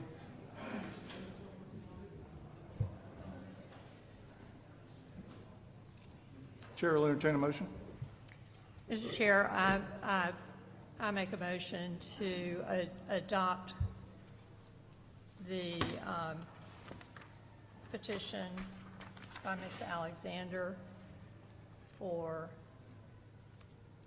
Rule 183-1-12-.12, tabulating results. We have a motion to adopt this rule. Is there a second? Second. We have a motion and a second. Any discussion? Member Gazal. As a matter of statutory interpretation, the provisions that deal with paper ballots predate even the DRE system. Those dealt with paper ballots that were deposited in a box that did not tabulate, and they do not apply currently. So just to make sure they do not apply to the current system. We have precedent. We can do this. Any further discussion? My last comment is this board voting in affirmative, I want to make on the record that we'll be going against the advice of our legal counsel by voting in the affirmative. We will have no further discussion, we'll have a vote by voice. Before we vote by voice, my discussion is that, Mr. Chairman, I have to point out that every time you make a statement that this could be against the law, you are welcoming lawsuits that will be dismissed,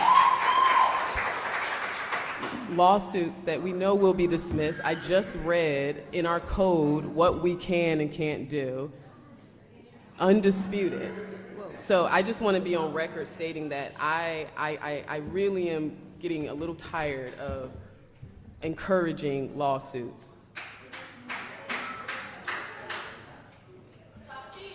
We can vote.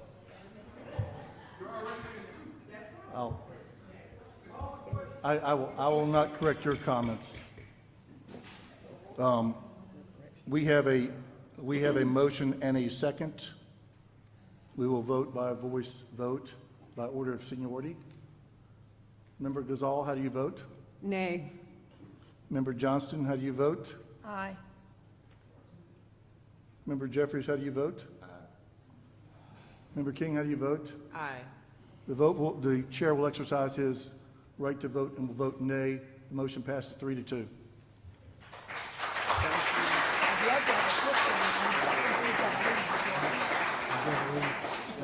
Not true. Not true. Although we just were told that all those cases are going to be dismissed. Are you really doing that? What? Really, man. You gotta stop this.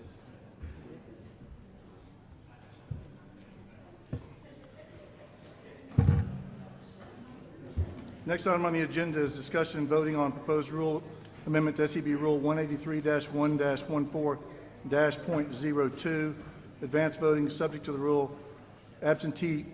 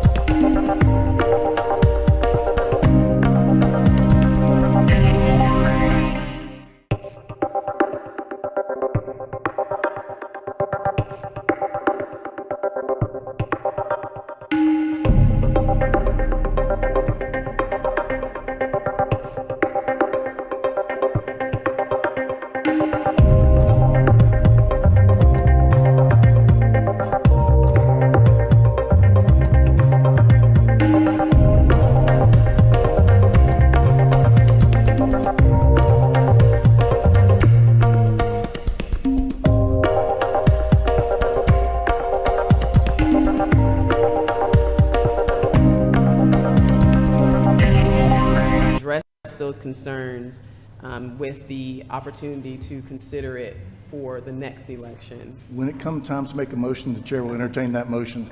Are there any other comments from the board?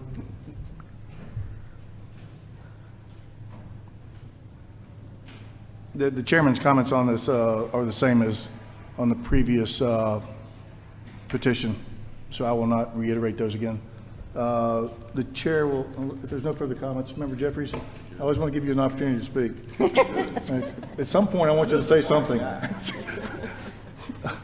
attention. The chair will entertain a motion on this petition, on this rule. Mr. Chair, I would like to make a motion that we table this rule to be discussed post this 2024 election so that we can make sure that we have a plan in place that will address my concerns about being able to track what's happening in precincts going forward. And my concern around integrity is valid. I certainly didn't think that our Secretary of State's office would record a sitting president of the United States either, and that took place.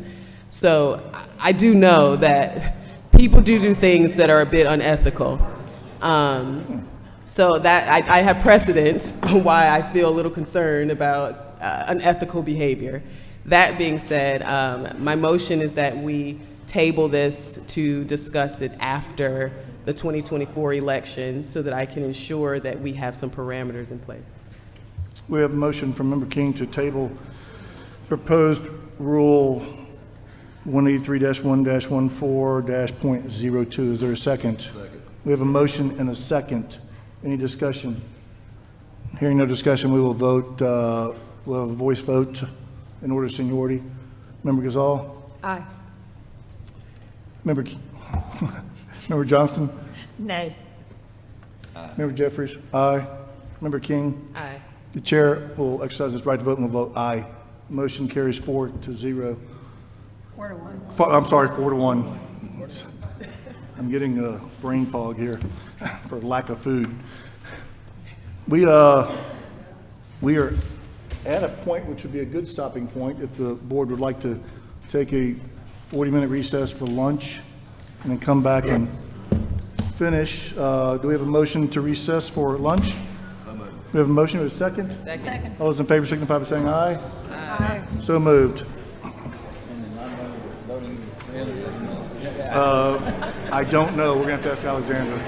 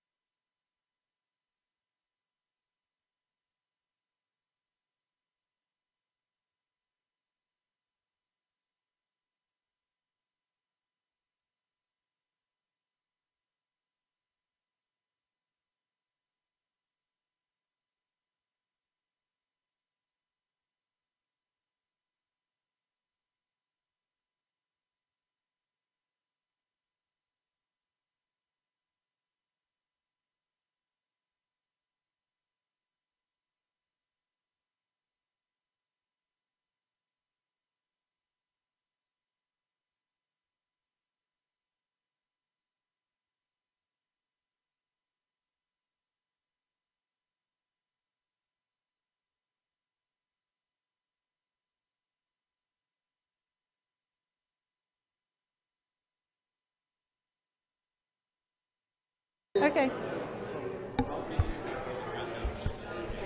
Okay, thank you. Excuse me.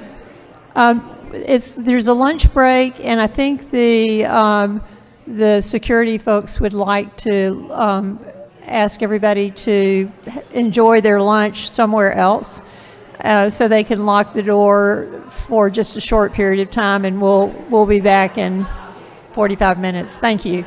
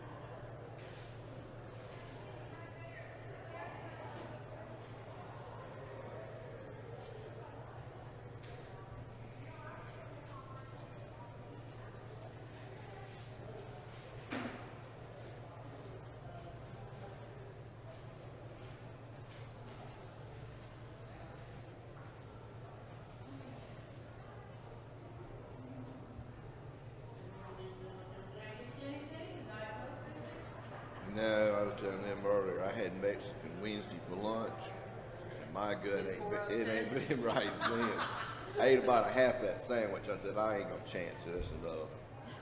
About 12 hours, I just laid on the floor. Oh my God. You know, and it's one of those. There's something serious in Oh, there. when we left, I went, you know, something just didn't taste right, and I kind of knew it's gonna be a. Just had a burrito and an enchilada, rice and beans. One of them ain't right, I'm telling you. Not right. And it wasn't enchilada because it was a cheese enchilada. Yeah, I'll never go back there again. That's off limits now. Hello.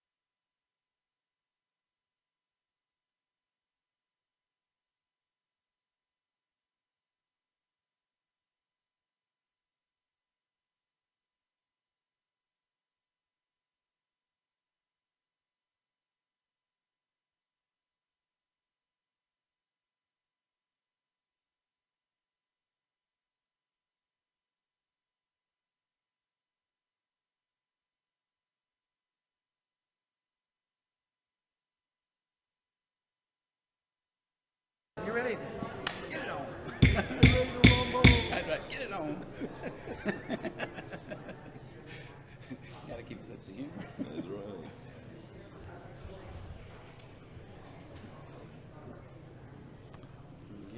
This board is called back into session. We will get back on schedule with the agenda. The first item on the agenda, or the next item on the agenda, is a discussion and voting on proposed rule amendment to SEB Rule 183-1-12-.01. It's tab 3 in the board's book. This is a petition presented by David Cross. Is Mr. Cross, you here? He is right on the second row. Do you want to come and speak on that, Mr. Cross? Sure. Do you have anybody else that wants to speak, or just yourself?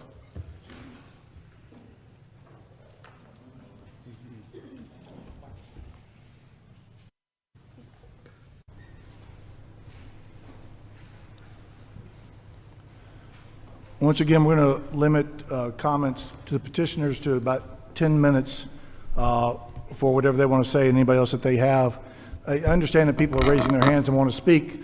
The way we're handling it today is if the board wants to ask a question of somebody from the audience and they have the opportunity to do that, we're just not going to take comments without questions from the board being asked. And the board obviously is free to ask whatever questions they feel is necessary to help them with their position on this. So, Mr. Cross, you have the floor. Thank you, Mr. Chairman. 10 minutes. Room's kind of cleared out a little bit. So, as many of the proponents for these rules understand, we're getting a lot of flack from the press and opponents of election accuracy and security. And as my grandfather, World War II veteran, used to say, if you're taking flack, you know you're over the target. I am glad that Gavrio member Tony Adams brought up the Super Bowl. During the AFC Championship game on January 18th, 2015, between the New England Patriots and Indianapolis Colts, there was controversy centered around allegations that the Patriots had used underinflated footballs during the game, which they won 45-7. Following an investigation, the NFL concluded that the Patriots quarterback Tom Brady was generally aware of the deflation of footballs, leading to a 4-game suspension for Brady, fines and penalties against the Patriots, including the loss of draft picks. The case stirred significant media attention and legal battles over subsequent months. In response to what was called Deflategate, the NFL relatively quickly addressed the issues surrounding ball inflation, and the NFL implemented new rules and stricter protocols on ball handling and ball inflation for the 2015 season. Key changes included pregame ball inspections, random checks during games, and the use of more advanced technologies. The measures were implemented immediately for the 2015 season as part of NFL's effort to restore integrity and prevent any further controversies related to ball inflation. The objections that you've heard today have been filled with propaganda generated by the political media machine. Even today, the Secretary of State has conflated that simply counting the number of pieces of paper inside a machine is the same as tabulating by hand, and it'll take forever, and it'll be 3 o'clock in the morning before anybody gets home. For the people opposed to this, I say, you have been duped by propaganda. I noticed that the Gavrio letter was created by Bartow County, by a Bartow County SharePoint program by Kirk J., that would be Joseph Kirk, elections director for Bartow County, who follows Brad Raffensperger around to swing states like an intern interviewing for a job, eager to please the secretary. The Secretary of State's office has had over 3.5 years, or 1,327 days, to fix outdated software on the system, 1,327 days to turn on the feature that prevents double counting of ballots, 1,327 days to do anything to make our elections more secure and reconcilable, and yet he has done 0. So with regard to these rules to make our elections more secure, if not now, when? So the ballot printing distinction rule, that's the I think number 3 on your agenda today. Gavrio complains that that distinguishing between different types of hand-marked paper ballots will do nothing to increase chain of custody. I say that's wrong. The distinction will help with chain of custody because if a county says that they issued 10,000 ballots or 10,000 absentee by mail ballots, we should be able to find 10,000 absentee by mail ballot images. Not 10,500, not 10,600, but exactly 10,000. Instead, if we were to ask for absentee by mail images, we get those right now plus emergency ballots plus provisional ballot images all mixed in. Voting is supposed to be an exact measure, and today we do not have exact reconciliation. Gavrio goes on to whine that we have to send military and overseas ballots as early as this past Tuesday. UOCAVA ballots are emailed, all right? And then reproduced when they arrive back. So I don't know how this rule regarding printing physical ballots will have anything to do with an email ballot. Gavrio goes on to grieve that this rule will potentially violate the secrecy of ballots cast in small batches. I was a poll manager in Gwinnett County in 2022. I cast the one single provisional ballot for my voting location, and with my knowledge of ballots and ballot image data, I don't know how anyone would find my ballot to see how I voted, because provisional and emergency ballots are grouped together and counted at the central precinct. This proposed rule is not about finding some secret back door to learn how somebody's cast a ballot. It is about rigid process control for elections, which should be an exact science. So the proposed rule does not impact voter experience, and it was passed by the SCB, I believe, 4-1. So I've got nothing else with regard to this particular rule. Hopefully I'm under 10 minutes. You are, thank you. Any questions from the board on this? Member Gazal? Mr. Cross, we do realize that provisional and emergency ballots that are designated for a precinct have that precinct designation on them. Correct? Okay. And so even if it's tabulated back at the county headquarters, if you see the ballot image, you see the precinct designation. And somebody can easily go back and say, how many, look at the numbered list of provisional voters, which is public record, the name, and they can say, David Cross cast a provisional ballot, and if it says provisional emergency ballot with your precinct designation, that's the only ballot that can be attached to you. I would tell you that the probability of something like that happening is absurdly low. And again, this is not about trying to figure out how I voted or how you voted. I mean, when it comes down to it, if I really apply myself, there's a gentleman that's here that's it's an expert in technology named Clay Parikh. If I really wanted to, I could find out how everybody in this room voted. The technology exists to do that. So. And it is the role of this board not to make that easier. Okay, well, the state law right now does specify that those, that emergency and provisional is not supposed to be at the top of the ballot that says absentee by mail.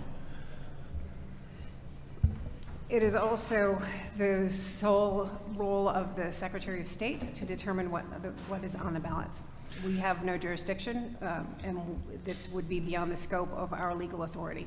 Okay, and as I said, he's had 1,327 days to do anything about making our elections more secure, and he's chosen to do nothing. Zero. He hasn't even updated the software. Nonetheless, we can't change what the legislature has designated as is our authority. There's nothing we can do. Okay, well, I'll remind you that, again, this rule passed, muster 4-1 previously. Thank you. Yeah, that was to initiate rulemaking procedures. I understand. Yep. Any other comments from the board? Dr. Johnson?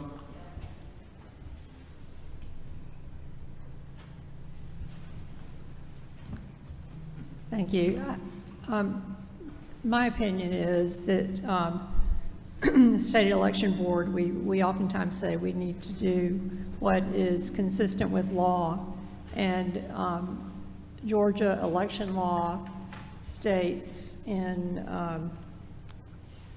21-2-384 that the ballot 383 says the ballot shall be marked, quote, official absentee ballot. That's all it said, end quote, and shall be substantially the same as other ballots. So I would recommend that the board vote to be compliant with the law, and the Secretary of State may take our lead and correct the absentee ballot labeling.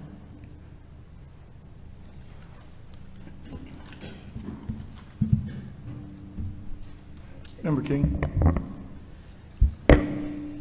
I also think that we should be in compliance with the law, but I also like to take in consideration that these forms are often printed by the county, and in order for this to go into effect in 2024, we will be impacting their budget.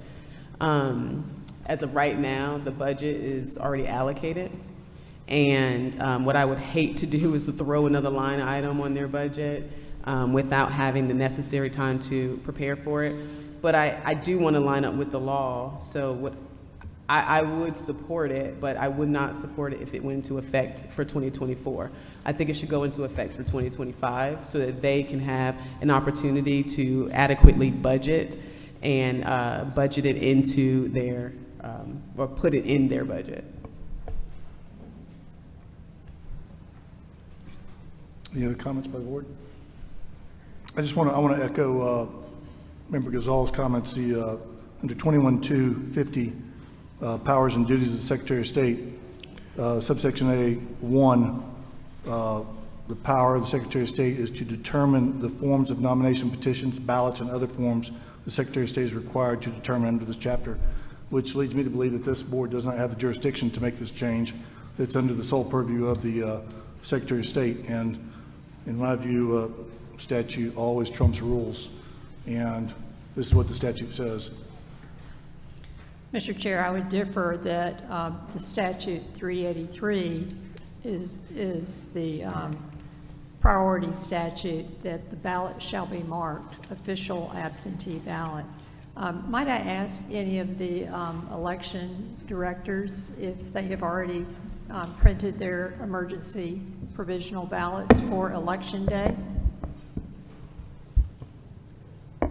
Rebecca? Yeah. Yes, mine are already printed and in office and sorted by precinct, so we're done with that. So you have already ordered and printed those? Yes. And our absentee as well. Everything's in. Deidre? Yes, ma'am. They're all printed, ready to go. We've already sent the UOCAVAs out, so yeah, they have.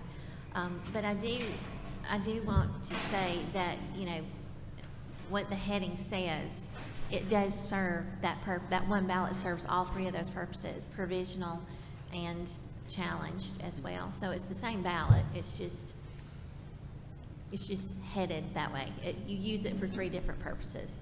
Again, but if I as a citizen am trying to reconcile how many absentee by mail ballots and differentiate those from provisional or from emergency, I can't do that. I just get like this big load of dirty laundry where it's all mixed together. We always keep ours separated by what is absentee by mail, provisional, and challenged. So in Paulding, we know the difference in our ballots. But if I do an open records request and try to pull the ballot images, is it going to be delineated that way for your county? It should be, yeah. It's not. Wait. The board needs to ask questions. Is the board? Sorry, I didn't mean to step out of line. Rebecca? Open records request for like an EMS report, it would show you how many provisionals, how many absentee by mail. You would be able to differentiate. And then if you also pulled recap sheets for each of those specific purposes, you would be able to differentiate. Now the ballot itself is not going to say provisional on it, which is what I think you're alluding to. But we keep the ballots. The ballots come in with stub numbers. So you've allocated ballots 0 through 3,000 for emergency. 3,001 to 3,050 for provisional, and so forth. So we definitely have chain of custody of all the ballots, and we definitely have processes for recording what is going where, and there's recap sheets accordingly. So everything is kept up with and documented. Now, whether or not a citizen would know to ask for those things could be a totally different argument.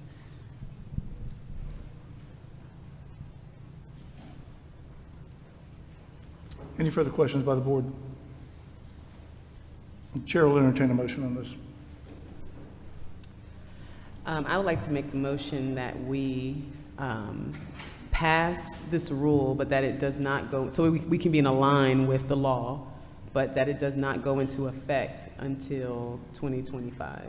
I don't think we can do that. Once this rule is passed, it'll be posted within 48 hours, and then 20 days later it becomes in effect, so. Okay, so then I'll amend my motion to table this so that we can reconsider it after the 2024 election. We have a motion on the floor to table the rule number 183-1-12-.01 and for reconsideration at a later date. Is there a second? Second. We have a motion and a second. Any discussion? Hearing no discussion, we will all vote by order of seniority. Member Gazal? Aye. Member Johnston? Nay. Member Jeffries? Aye. Member King? Aye. The ayes have it. The motion passes 3-1. Do you want me to stay up here and do the mail ballots with tracking, or do you want me to come back at 5 o'clock? Give me 1 second here.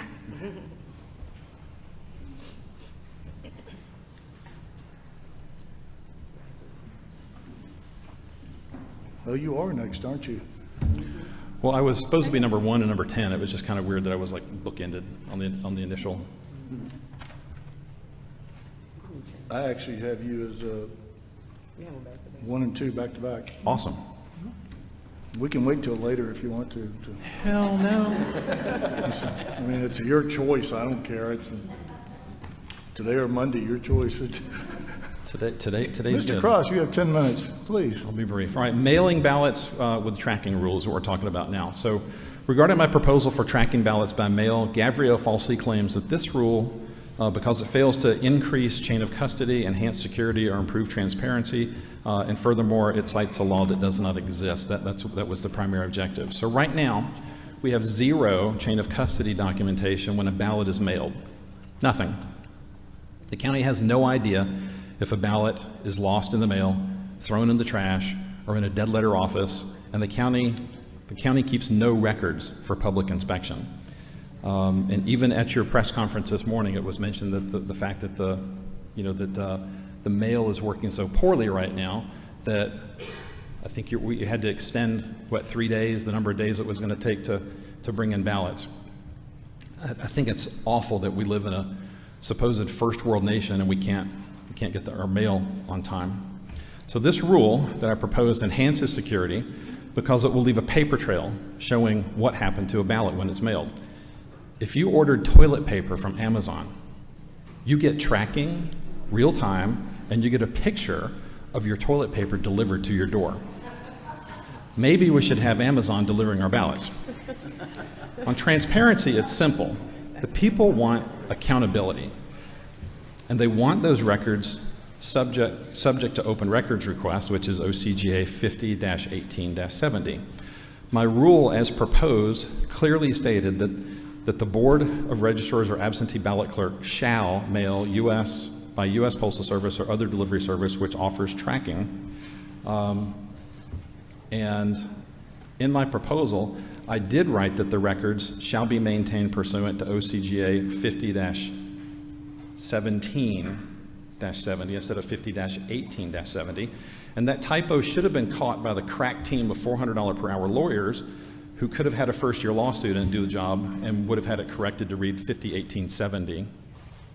That was clearly a typo, and Joseph Kirk knows very well it was a typo, but he conflated it into something akin to they have no idea what they're talking about. And that tells you everything you need to know about Gavrio's authors, their perspective, and their intent on this matter.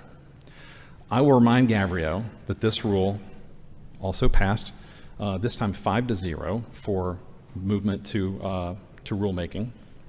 The Atlanta Journal-Constitution propaganda machine inaccurately reported that the cost to use U.S. Postal Service tracking is $4 per ballot. That is incorrect. It is free. I use tracking at my business using stamps.com, and I even get a discount on first-class postage. Furthermore, Georgia Code 212389 states that the postage required for mailing ballots to absentee electors, as provided for in this article, shall be paid for by the county or municipality, except in cases where free mail delivery is furnished by the United States government. So like the ACLU folks and the ACLU Army that's here today, I too, believe it or not, I believe that our elections should be easy, accessible, and accurate. I want to add the word accurate to that. So with this particular rule, I think it should pass. I think we should have the ability to track ballots. And also Mr.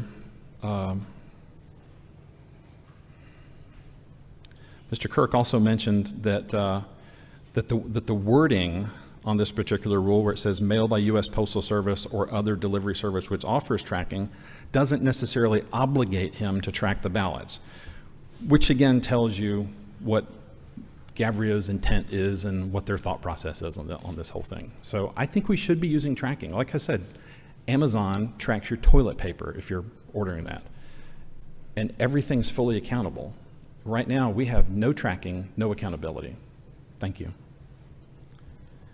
That's exactly the reason I don't use Amazon for my toilet paper. Mr. Doss, how do the counties track absentee ballots now? Currently, with the absentee ballots, we will enter it into the voter registration system, which is Jarvis. We put in when the application was received, when the ballot has been issued, and when the ballot has been mailed. There are a few counties that actually use an absentee by mail service that actually processes our absentee ballots and mails them for us.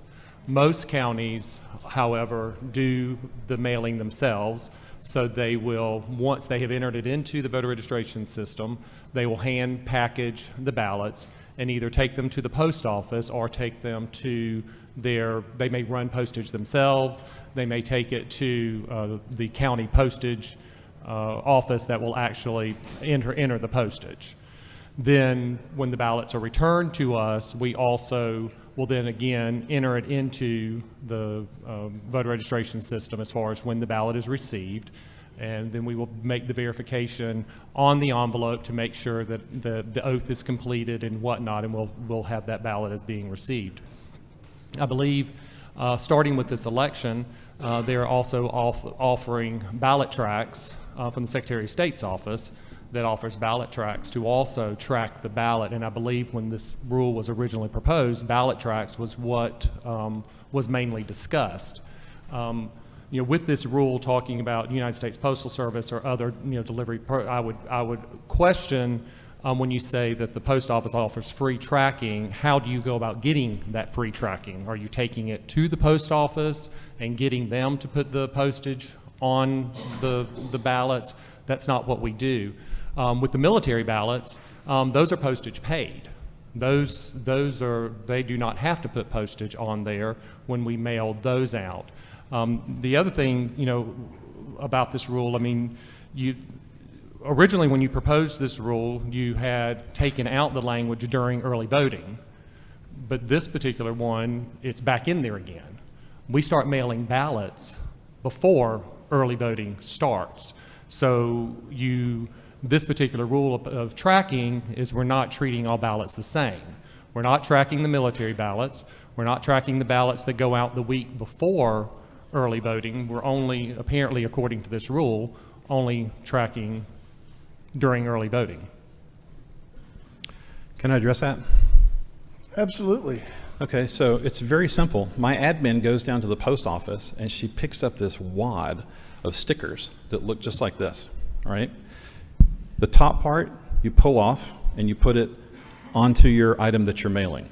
The bottom strip, you can pull it off and you can put it onto a spreadsheet next to a person's name, and that becomes the way that you're going to be able to track this thing.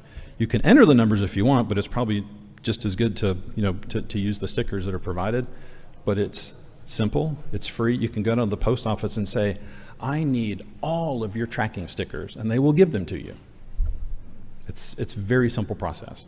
And if you have folks that are going down to the post office and they're dropping those things off, this is a simple process. When they're putting the ballot, in the envelope, very simple process. Pull that, sticker off, put it on the ballot, pull the, the tracking sticker off, put it next to the person's name that they're working from, that they obviously have to be working from.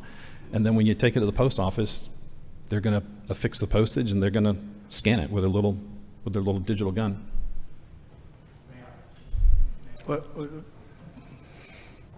Member Gazal. The first wave of absentee ballots will already be out by the time this would come into force. I will be the first person to stand in line to work with you hand in hand and go to the legislature and get them to write this into law. I think it's a great idea. I would love to see this happen. It can't happen, it just timing-wise, it can't happen for this election. And again, it goes beyond what statute requires. We can't create a higher standard for the counties than what the legislature has already done. And the legislature has not yet said that the counties need to do the tracking. So we don't have the authority to do that. I hope that the legislature will listen and will write this into code. I will advocate for that. I will support you and anybody else who wants to work with us on this. But we can't do it in time for this election, and we can't do it as an appointed body by regulation. I don't buy that, but thank you. Wait, we were all about to get together and sing Kumbaya, so. Member King, Member Johnson. Yes, a question, Mr. Cross. Election mail is first-class mail, correct? Yes. And isn't first-class mail tracked automatically? It is, but you have to instruct them to track it. I mean, like I don't a phone understand call? that. I'm sorry? First class mail is tracked if you use the process to track it. If you just slap a stamp on an envelope, maybe it gets there, maybe it doesn't. That's where we are right now. We are in the maybe it gets there, maybe it doesn't. And with the way that the post office is working right now and all the problems they have in Palmetto, I mean, if I was an election director, I think I'd want to know if I was mailing out 10,000 ballots, did they all get to where I mailed them to?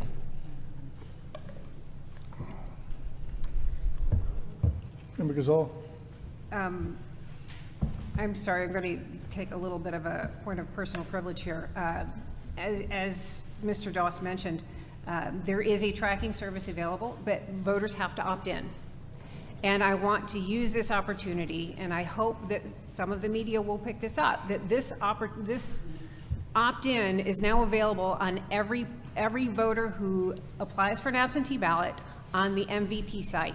You can scroll down and opt into receiving text and or email alerts for every step of the way that your ballot is going through the process. You can receive a text when your application has been accepted. You'll receive a text when the ballot is mailed out. Some counties that use these third-party groups, third-party organizations that mail them will track it all the way through the mail because they have that barcode. It will track it all the way back, and you will get notifications. I strongly encourage any voter who is voting absentee, please opt into this so you can make sure that your ballot is received on time. So, thank you. Yeah, Mr. Cross, I mean, I don't oppose this. I just oppose it on timing. But if you put it into effect today, it's very simple. Well, we can't put it into effect today. Well, if you voted on it today and you said, yes, let's do it, you said, is it today or 48 hours? Because Dr. Johnson was 48 giving... hours to post it and 20 days for it to go into effect. I don't understand the discrepancy between the previous rules that were passed in years past, and they went into effect immediately. Has something changed that makes it so that? I don't know how that occurred. Yeah, I mean, there are emergency rules that can come into effect immediately. This isn't an emergency rule, hadn't been filed as an emergency rule. I don't see how we can do this election, although I said I don't oppose it, I just oppose it on the timing issue, frankly. It's I can appreciate that. The thing with ballot tracking for individuals, I should be putting premium gas into my car, okay, but I don't always do it, and I don't think that I think voters are going to work the same way. Maybe they're going to sign up for tracking, maybe they won't. Most people are fairly busy with their lives, and they're probably not going to go to their county website and figure out how they're going to do ballot tracking. So it's a wonderful idea, but it's an idea that is a push from the voter. It is not something that the counties can actually give me a report and say, I mailed 10,000 ballots and 9,900 of them got to the places they were going to and 100 of them got returned. We need that kind of accountability and accuracy. Member King? So I'm okay with certain administrative procedures that would, may incur a little bit extra time, but where I do draw the line is when we're starting to affect county budgets. And once again, budgets have been set, and what we don't want to do is put a cost on our counties that they weren't prepared for, because then they're going to have to pull it from other places.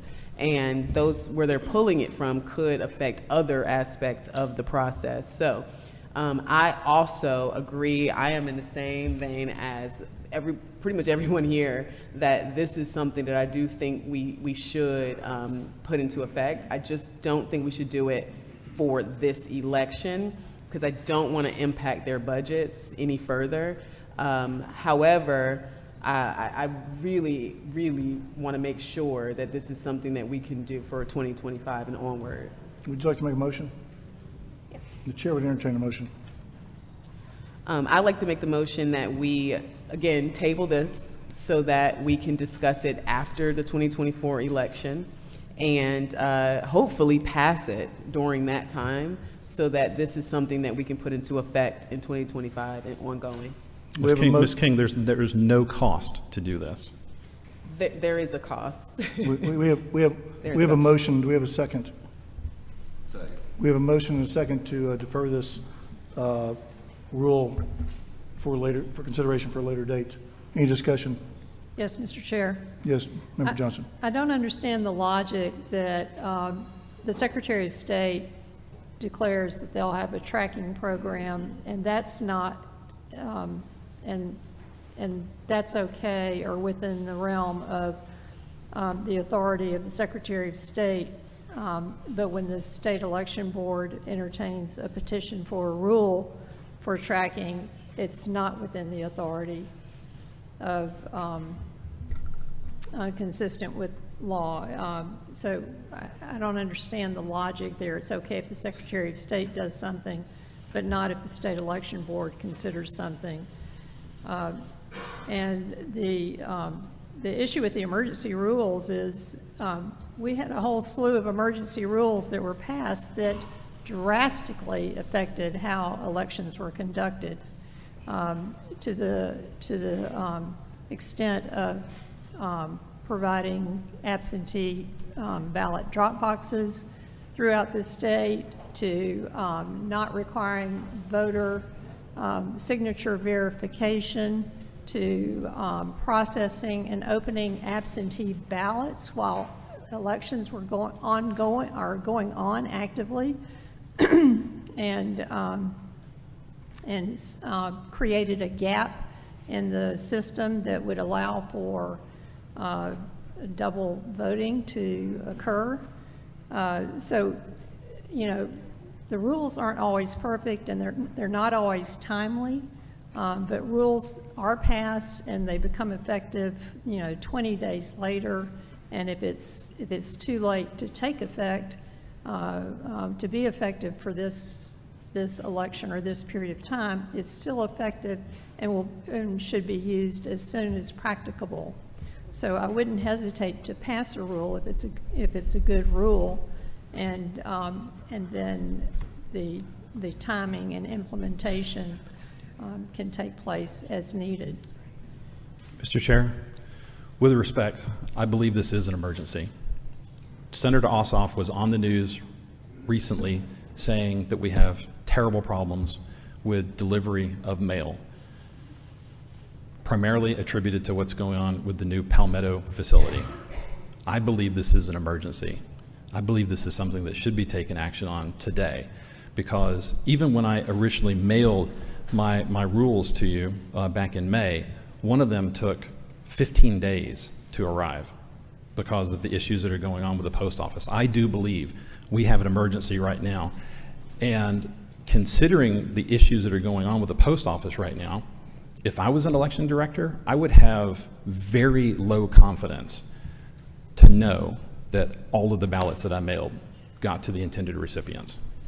Thank you. Thank you. Any additional comments from the board? I would like to say, I would like Rebecca from Greene County, if you could just share, just to make sure I'm saying this correctly, what would the cost be to you? Because I'm assuming in order to, what you're picking up from the Postal Service, you still have to pay for that, right? Zero. No, it is They zero. They hand it to you for Excuse me. free? Yes. Okay, let me just hear. Am I good? Yes. Okay. So I personally took a ballot down to our local post office to inquire about tracking, because I agree with you 100%. Our mail service is in a disastrous state. We as election officials do not trust the mail. I have been working on this tirelessly to get counties to send me everything they are receiving that is delayed in mail, ballots we're having to reject. I've been doing this for months now. I agree with you. However, my postal office did not tell me anything about what you're talking about, and they told me it would be almost $10 a ballot to track it completely. From when I take it to the Postal Service, pay the additional fees it's going to cost, that would consume my entire fiscal year budget just for this election based off the absentee ballot applications we've received. And I would be over, but I would be in the red. With respect, there are a lot of different ways that you can, when you go to the post office to ask for tracking. The tracking service that I'm advocating is the free tracking service. The one that you're talking about that costs $6 to $10 is where you're doing return receipt request, and and somebody has to show identity. That's a different type of tracking. The Postal Service has got many different ways for tracking. What I'm advocating is the most basic, most simple, free solution. And to your point, though, I agree. We agree on several points of this, but I still don't trust the Postal Service to get them their ballot. Well, right now you've got no way to track it. I just want to be clear. Yeah, so I'm finding it hard to believe that there's anything that's 100% free. So I'm trying to find where the cost lies, right? Are you using a service, stamps.com, or what service are you using? So I use stamps.com. Stamps.com gives me a 5-cent discount on first class postage, and I can get tracking for free. It's just an option that's in the system. So you would still have to Stamps.com costs me purchase- $11 a month. Okay, so it's $11 a month subscription, but you would still have to pay for that first class, like that that discounted rate, right? You still have to pay for that, and then you get your free tracking, correct? So there is a cost that's still associated with this per ballot. Okay, just want to make sure. Even though it's $11, adding any line item to a budget that has not already been any county that wants it, I'll pay for it. If I can just finish what I'm saying. I think, I agree with you. I think that we need to fully understand the cost of this before we move I forward. just want to make sure I know, even if it's $1, because I know for my business, every single dollar is allocated. So that $1 sends you into the red if you don't have it budgeted. So I just want to make sure Free. we are Free. We have a motion on the table and a second to defer this rule. Can you make a for motion to later make date. it become an emergency ruling? Is that possible? We have to vote on the original motion first. Or you can rescind it. Mr. Chairman. But- On emergency rulemaking, SB 202 made it significantly more difficult to undertake emergency rulemaking, and it requires imminent peril. It requires notice to the governor, the lieutenant governor, the speaker of the House, chairpersons of standing committees, legislative council, and the chief executive officer of each political party. It is an extremely high standard to meet an emergency under the statute because the legislature was unhappy with the emergency rulemaking that was undertaken in 2020. This does not meet that standard. We have a motion before this board and a second. Any further discussion? Could you repeat the motion? The motion is to defer discussion and voting on SEB Rule 183-1-14-.11. Hearing no further discussion, we'll vote in order of seniority. Member Gazal? Aye. Member Johnston? Nay. Member Jeffries? Aye. Member King? Aye. Motion carries 3-1. This will be deferred for further consideration.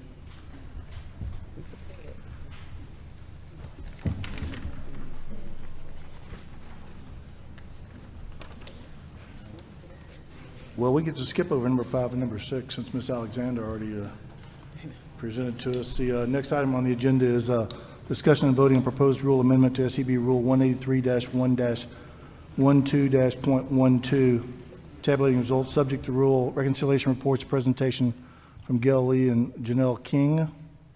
It's I don't know why it's on here. I'm sorry. I know, I didn't work with Gail. You had proposed an amendment to it, so that's why I put it on there. Okay. Okay. All right. She had technically withdrawn it, and so that's what we need to do. You're stuck with this one, Member King. I don't mind. I don't mind. It's tab number 7 in the board book. Yes, Gail, please. Ms. Lee. 10 minutes, Ms. Lee, for, do you have anybody else that you'd like to speak with you? No. No? Okay. You have the floor. Well, I was surprised that I was on the agenda because I thought it had been adopted using the simple language that you added to it last time. But I want to take the opportunity to add maybe 3 more words. We can't add anything to it at this point. You can't? No. No? Okay. Well, in that case, You can withdraw it and we can revise it. maybe next time I'll take it off and amend it, but I think it should go into effect for this election. For those people who were not familiar with the rule, it's very simple. The election offices, within 30 days of certifying the election, supply the Secretary of State with a reconciliation report.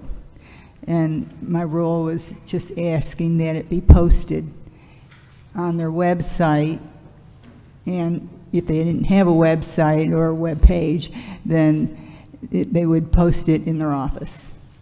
And the 3 words I wanted to add was in view of the public, because I don't want it to be posted inside a closet. So anyway, Surely they wouldn't do it. you never know. So anyway, that's all. Is that it? Yeah. Would you like me to read the rules? No, we have it in front of us. I think that the board was in full favor of this last time, if I recall, for initiating rulemaking procedures. If the board doesn't want to ask any questions, I'm okay with that. The chair will entertain a motion on this rule. Mr. Chair, I move that we adopt this rule. We have a motion to adopt this rule. Is there a second? Second. We have a motion and a second to adopt Rule 183-1-12.12, tabulating results. Any discussion? Hearing no discussion, we will vote in order of seniority. Member Gazal. Aye. Member Johnston. Aye. Member Jeffries. Member King. Aye. The rule passes 4-0. You win a prize, Ms. Lee. I'm not sure what that is yet. I got a box of candy, I think.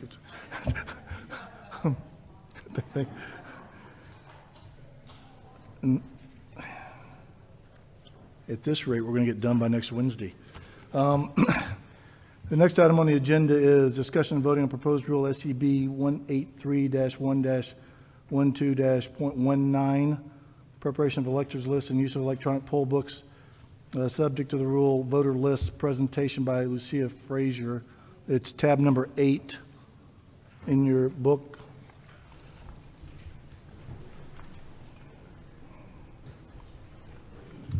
Ms. Frazier?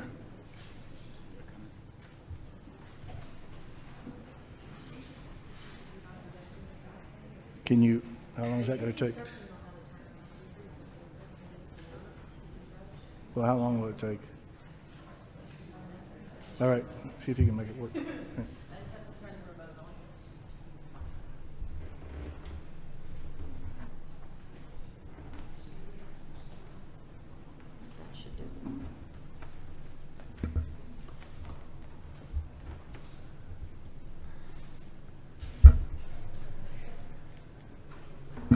So, Ms. Frazier, you have 10 minutes. You have somebody that's going to speak with you, I take it?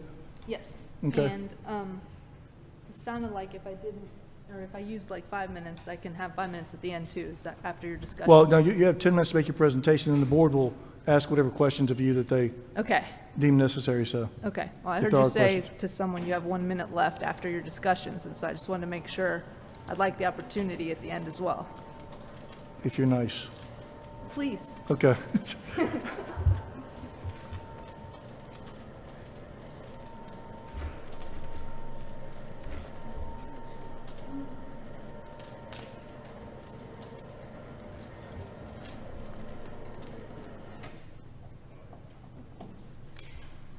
Is this Pfeiffer Beach and Big Sur? I'm sorry? Is this Pfeiffer Beach and Big Sur? Oh, I don't, this isn't me. Okay. I guess that's what this is, right? Okay. If you, Oh, okay. I don't see what I want, but yeah, definitely try it. All right. Have that. Looks like mine. Oops. Yeah, that one looks like it's just out a little bit. Awesome.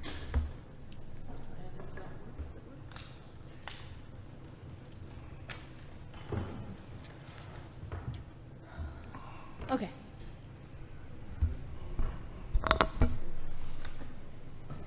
All right, thank you, Board. So this was for the certified list of electors before voting begins. And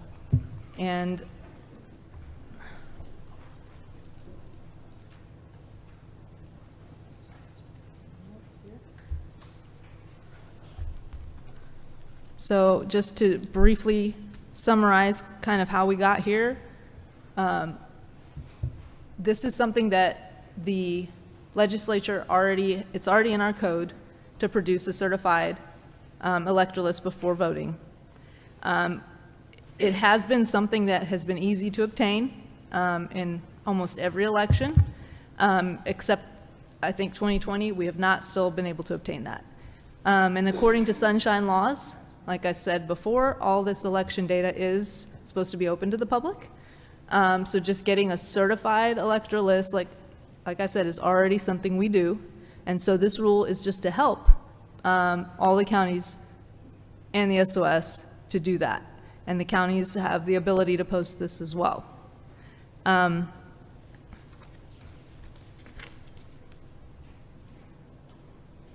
that's all I have, actually, because there's, I mean, and then I think Mark would like to say a few words on that. Would you like?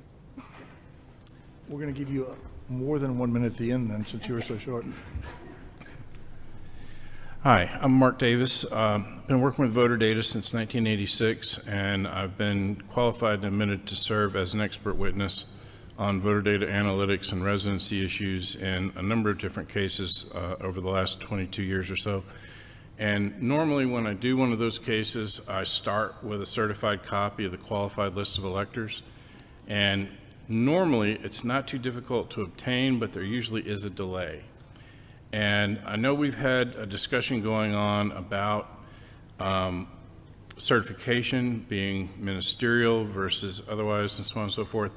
And the argument's been made that the proper venue for addressing problems in an election that make it through the certification process would be immediately after the election in the form of a challenge to the election.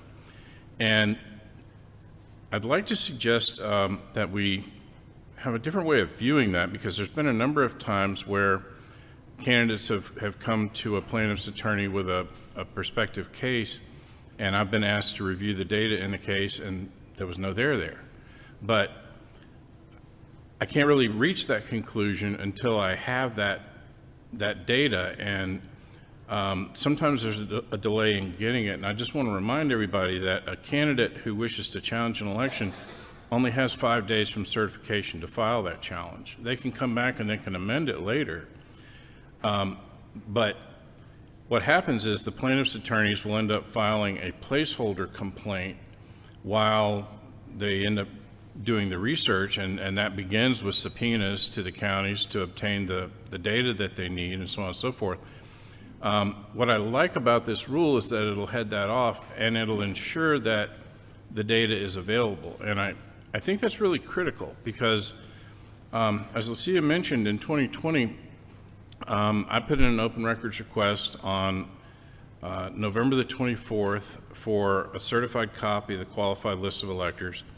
I first got back a absentee voter file, which is not what I asked for, and when I objected to that, I got a supposed voter file that was supposedly in response to my request, but it was nothing like I'd ever seen before in 30 years of working with voter data. It was the voter file usually is at the time was about 62 fields.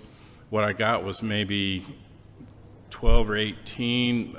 A lot of them were blank fields I didn't even recognize. It was basically just a hot mess. And I went round and round and round with the Secretary of State's office trying to get that replaced. I never succeeded. And I've spent the last 4 years trying to find anybody on the face of this planet who received a certified copy of the qualified list of electors for that election. I've been unable to find anybody. I'm to the point where I'm about ready to offer a reward for it. So I think it would be a great move. The OCGA 21-2-224 already mandates that the list be produced. We already know that it should be subject to an open records request, a simple open records request as opposed to a subpoena. But normally attorneys will file subpoenas for them. I don't think any of that should be necessary, and if it's made publicly available, then we can head off some of these complaints that don't have merit. We can expedite the ones that do. And I've been involved in a case recently where the legitimacy of a complaint was proven to the satisfaction of the county that was involved, and that didn't even lead to a hearing. The election was tossed out and ordered redone because of the issues in the data. So, for what it's worth, I fully support the rule. If any of you have any questions about that, I'd be happy to answer them. Yes, ma'am. Member Gazal. Thank you, Mr. Davis, and I understand that you have deep experience in this and looking at the data, and and I appreciate the work you've done identifying problems with districting and that sort of thing. My concern, I've got a couple of concerns with this. Just again, as a threshold issue, the Secretary of State is the sole authority to oversee our registration list under both federal and state law. We don't have the authority to do anything. But I'm also very concerned about having a static list this early in the process. And that is, and it is exacerbated by the problems we've been talking about with the postal system. When registration forms are mailed in, our registration deadline is a postmark deadline. So they can make it in the mail by October 7th. But they may not make it to the election offices until a week later. And then they have to be processed. And depending on what form of identification these voters have used, whether it's a driver's license number or the last four of their social security number, it could take another 5 days to clear all of the verification processes. So if this list is published before early voting starts, which with our timing would literally have to be published the day the rule comes into force, you've got a static list which in reality in the back end is changing because voters are going to be added to this list as they're being processed. And so when somebody who doesn't understand that process looks at this list and then looks at the list of actual voters, they say, we've got unregistered voters who are casting ballots. And that's exactly how disinformation gets started and gets spun up. And having a static list out there just makes it much more likely that people who don't understand what's going on perpetuate these myths. And that's what concerns me about that. Well, I think Lucia wants to address that, but I think you're talking to me, so just real quickly. If we look at our interpretation of 224, the words before the election kind of stand out to me, and then we have to ask ourselves, is before the election when voting starts, or is it before Election Day? If we're talking about the 5 days before Election Day, then all of that should be put to bed, I would think, because the statute mandates that the list be produced 5 days before the election. But the rule says before advance voting begins. Correct. So it's before, the statute says before the election. And before the election, advance voting is the election. So that is why this rule says before advance voting. We do need a certified list, a stamp, a set in the ground, a line in the ground before in-person voting starts. And changes can be made. That is why there's such thing as a supplemental list. The certified list that, even if you want to argue that it should be before Election Day, there are still changes those days before Election Day. And there's a supplemental list that is given to each poll of the people who didn't make it to that list. And so if you're worried about changes, you don't need to. There is an avenue for that. The supplemental list is on here too. But again, it also says before, the supplemental list before advance voting starts. Correct. Essentially, it would be like the supplemental list would probably be empty on that day. But that's where all the changes go. So as every day of early voting happens, if electors are added, which they do get added for the reasons like you said, when a person submits their registration on time, if they're missing some fields, they have that time to remedy that, and they get added to the electoral list. It would show up on this supplemental list, which would be a document that's always there showing us the updates. But at least we draw a line in the sand before voting starts. Well, my final objection to this is the retention period of 10 years, which is 8 years beyond what statute allows. We cannot, in rulemaking, create higher, stricter standards for what the counties must adhere to than what the legislature has set. That is unlawful behavior on our part. Well, the 10 years is current because the Secretary of State already has files for up to 10 years right now on there. For the absentee voter file, it goes back 10 years.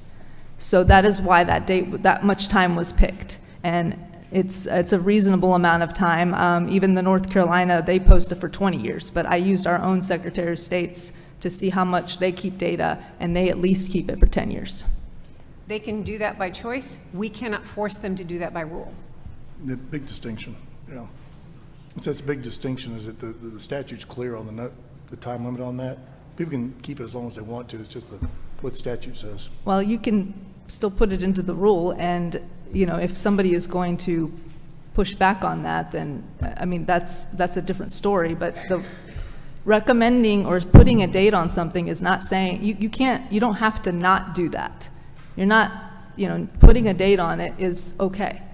Except that the board doesn't need to put rules out there that are in direct contradiction to statute. And statute will always trump rules. So that so we need. Are you finished? Okay, my issue with this is, in addition to that, is that once again, freely accessible link, and the code is pretty clear, 21.2.225, subsection C, that the Secretary of State gets to set a price for this. I mean, it says, notwithstanding any other provision to law to the contrary, the Secretary of State shall establish a cost to be charged for such data. They have the right to do that under statute, and this board cannot dictate to the Secretary of State that they have to provide this for free. We can't do that. So. What if they decide not to provide it at all? I mean, that's essentially what I encountered in 2020. To this day, I don't know anybody who can tell me who was and was not qualified to vote in the 2020 election. Now, I can't address, I'm just saying that we can't This board can't force the Secretary of State to provide that list for free because the statute says that they can charge for it. And creating a rule that forces them to do that is in direct contradiction to statute. So Well, what if we let them charge what they want, but have to make it available? I mean, all I'm getting at is, I don't think we can conscience being in a situation where we just can't get it. But yeah, I don't disagree with you, and I'm just saying that we can't, the way this rule is written, it says that they have to provide it freely. And that's in direct contradiction to this, to the statute, so, which is an I issue for me. disagree that it's in total contradiction to the statute. You can say freely available, and you're not committing a crime by saying freely available. Okay, if they want to, they can follow suit, just like it was said earlier. You're making a rule, and the Secretary of State is supposed to provide it freely available, just like sunshine laws have said, and I've already proven that with all those statutes, and they should follow suit and follow the law. That would be an issue for them, but this But it's- board, by creating this rule, would be in direct You're contradiction with. you're enforcing the law by saying it's freely accessible.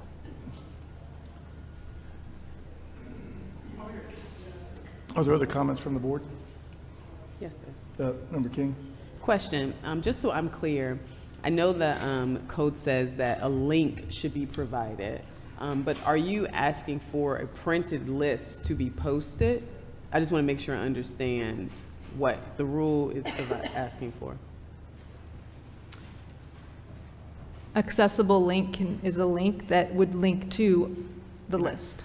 So, okay, so you're not asking for them to print off the list and No. put it up there.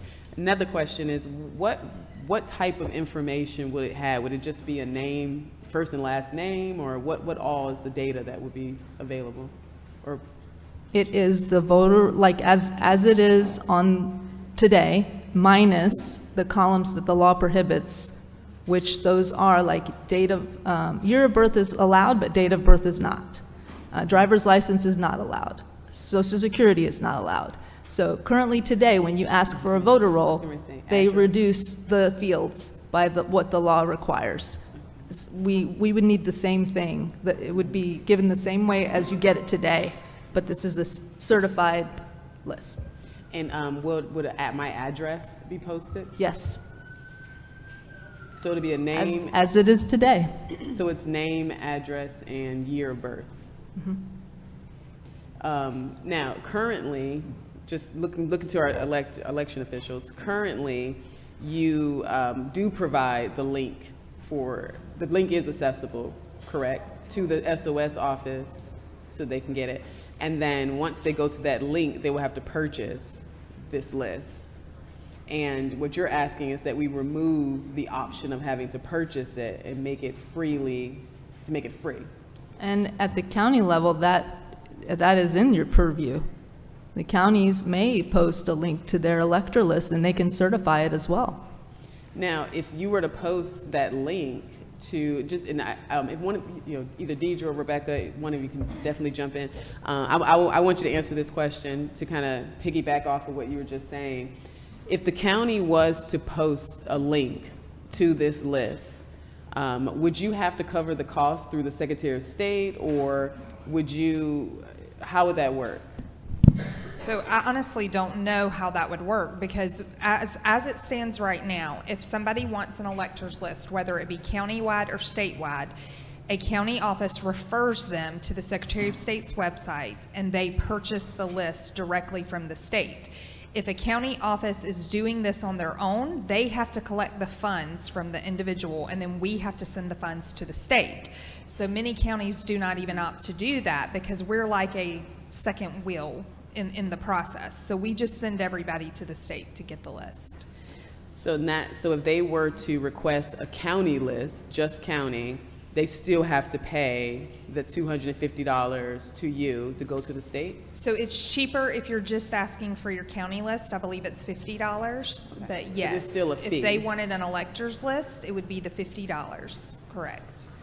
So posting it without having anyone, posting it for free would be circumventing the cost, basically? Correct. Basically, is that basically what you're saying? And that's in their purview. They own the voter list. The Secretary of State is not requiring them to charge for it. You're allowed to have your elector list publicly without charging for it. The Secretary of State does not demand that the counties charge. Well, It's your list. It is our understanding you own. that we charge for that list. That's always been the guidance provided to our office from the SOS office. But So to my knowledge, counties are not giving this list out for free when it's requested of the office. Is there a statute that says, that supports that? Looking.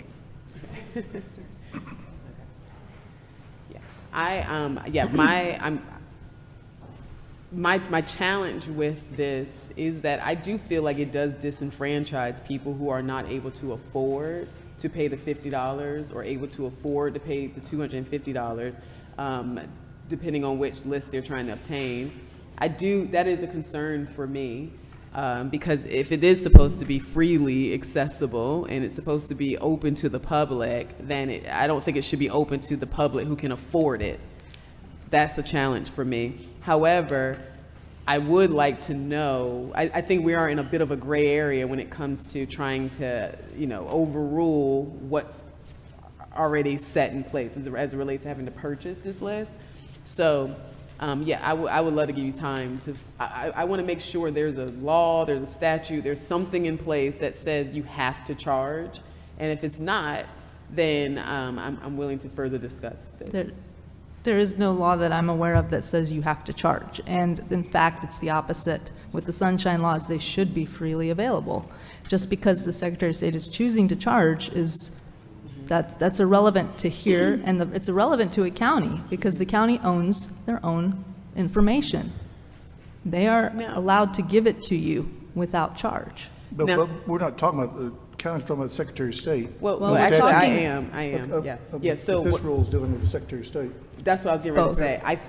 I think the challenge is that you have them both lumped in together, right? Correct. So it's like with this rule, we couldn't ask the county to do something without asking the Secretary of State. I don't know if we can demand that the Secretary of State changes their fees, but yes, Rebecca, you have your code.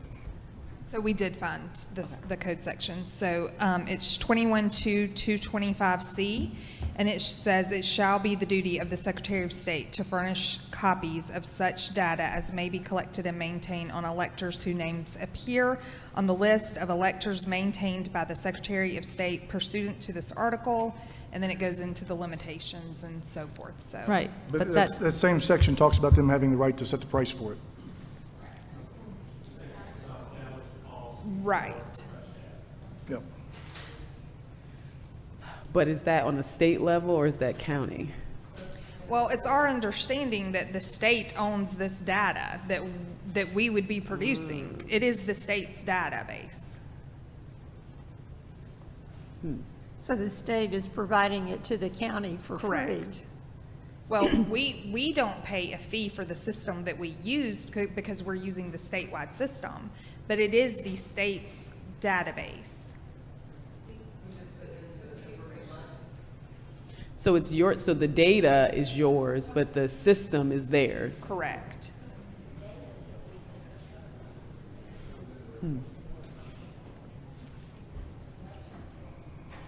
If you go to B, it kind of expounds upon that. All data collected and maintained on electors whose names appear on the list of electors maintained by the Secretary of State pursuant to this article. So all of this kind of covers the registration data, but it's lengthy because there's so many letters to this. I'd like to make one additional point here. When I go to get a voter list from just a regular garden variety voter list from the state, there is an ordering process that I can go through on the website, okay? But when I submit an open records request for a certified copy of the qualified list of electors, that goes through a different department, and it's a slightly smaller subset. For example, if you're 17 and a half, you can register to vote, but you can't go on the qualified list of electors till you turn 18. You can register to vote 2 weeks after the deadline, but you can't vote in that election, so you can't go on the qualified list of electors for that election either. So there is a subtle distinction here between just a regular voter file that anybody's going to order off the website and this certified copy that we're talking about here. I just wanted to draw that distinction. So the way I read the statute, it's required, the state's required to produce that file anyway. So what we're basically saying here is, well, if it's required to be produced, make a copy available to the public. The data that the counties send to the state is already compounded. It's already compiled, and organized, correct? You just you put it in their database, I'm assuming. Entering the voter registration information into the database, but one of the reasons why it is important for the state to produce this list is because of the PII that it does involve. All that has to be redacted before you put this out for the public. If you put this on a county level and you're letting counties do this, the likelihood of some of this slipping through or somebody not knowing what they're doing is great. Because I will tell you, I contact my county attorney anytime somebody messages us because I am afraid of doing something that I shouldn't be doing or sending out somebody's PII. So you have to make sure that this is redacted. That is the security level built in with the state file, because they have an individual that pulls this file, redacts the information, and then posts it publicly for them. Or if they wanted a printed file, they would get a printed file. So it sounds to me that if this rule was written where it was asking that counties provide a redacted list that specifies what that redacted list can show freely. They know that, yeah. It may be easier to support because when you're adding the Secretary of State into it, they do have the right to charge. So we couldn't tell them that they can't charge. I think there's a lot of speculation going on right now. I think when you say the Secretary of State has the right to charge, that's true, they have the right to charge, but you're claiming that they own that data. No, I just said, what I'm saying is the way the rule is written, it's written to the county and the Secretary of State, right? Correct. If you separated it to two rules, one that's just to the Secretary of State, that would be something that I absolutely can't support because I don't see how we can tell them that they can't charge.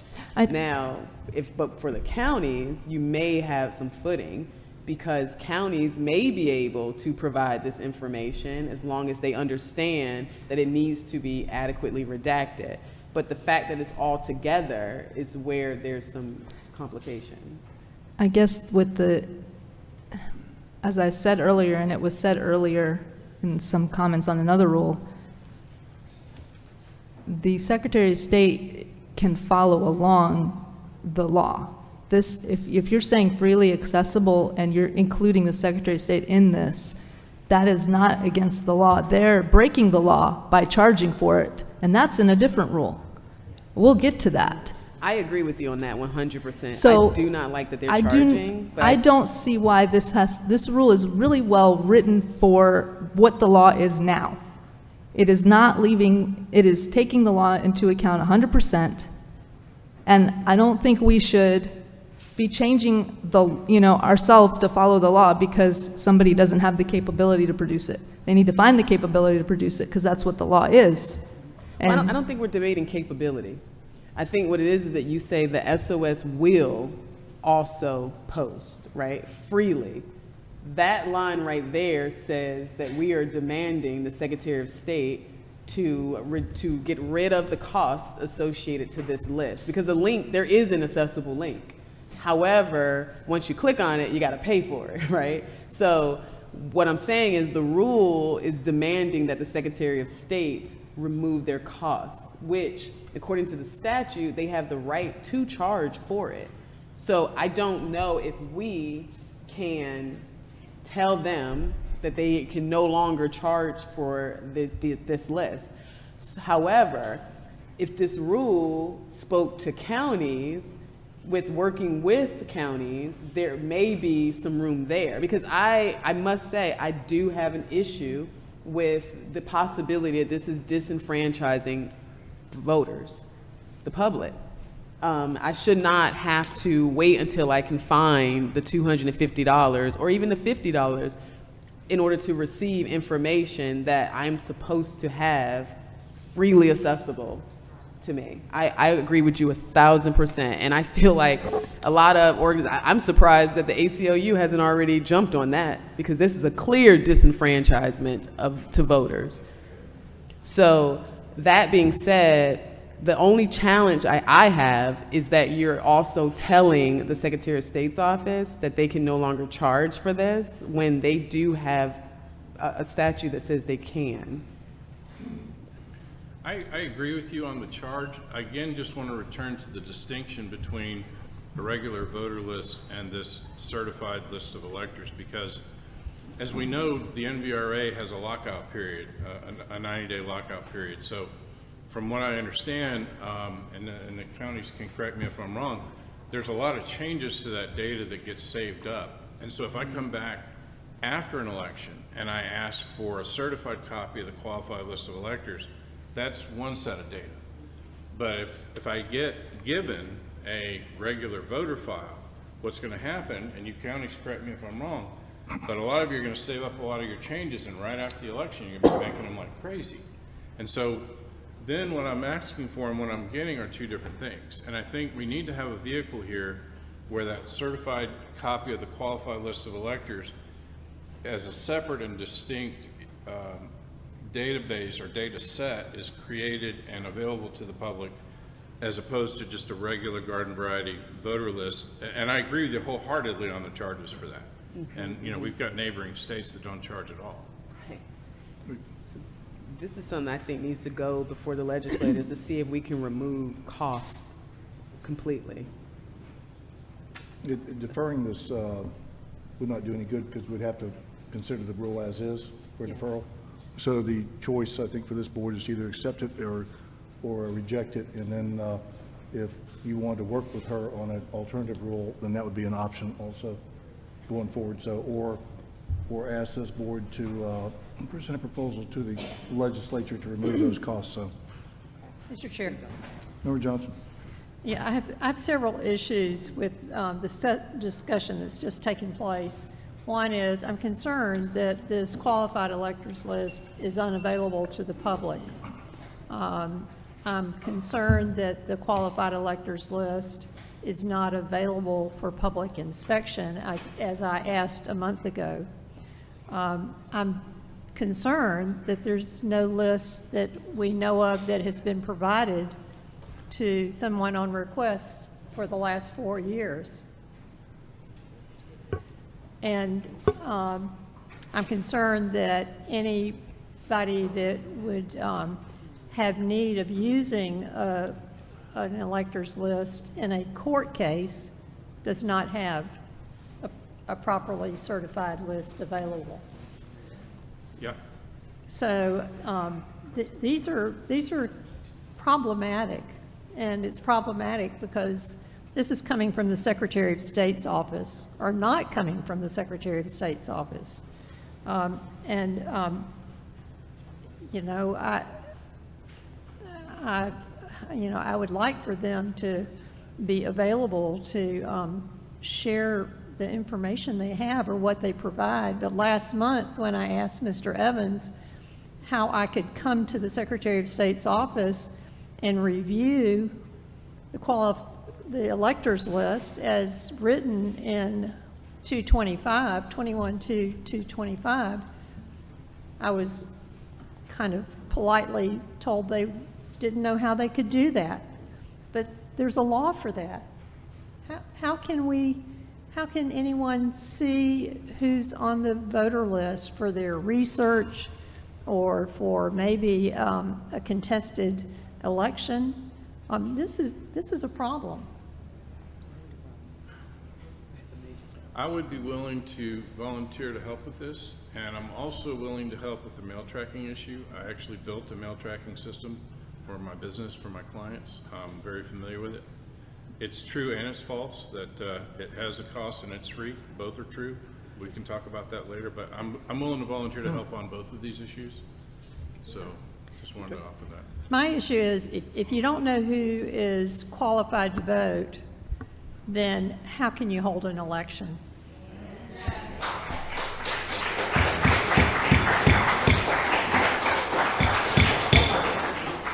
I thought we learned our lesson this morning.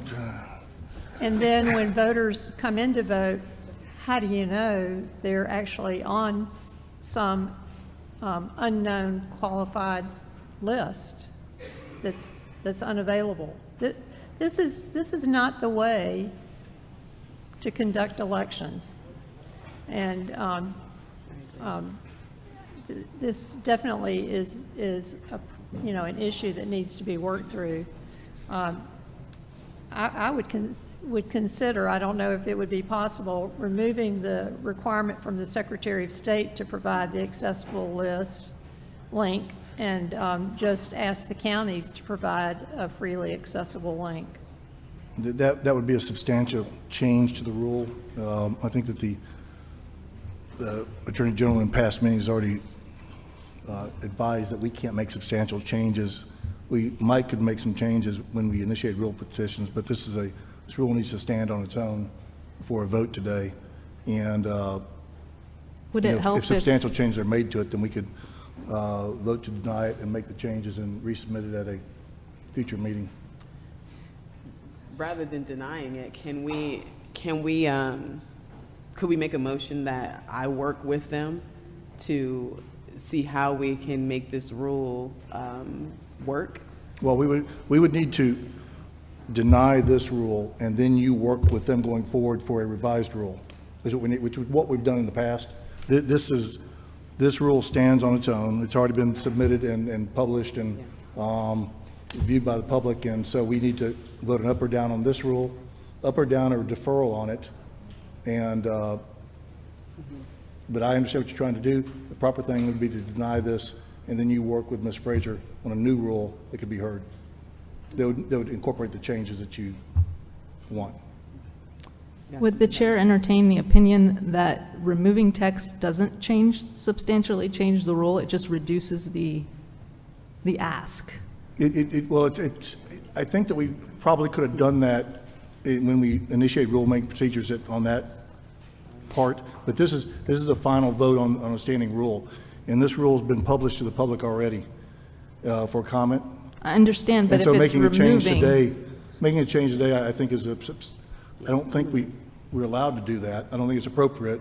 Our paralegal agrees with that. Making changes today to any rule we're voting on, I don't think is appropriate at this meeting. Okay. I'm sorry, Dr. Jan.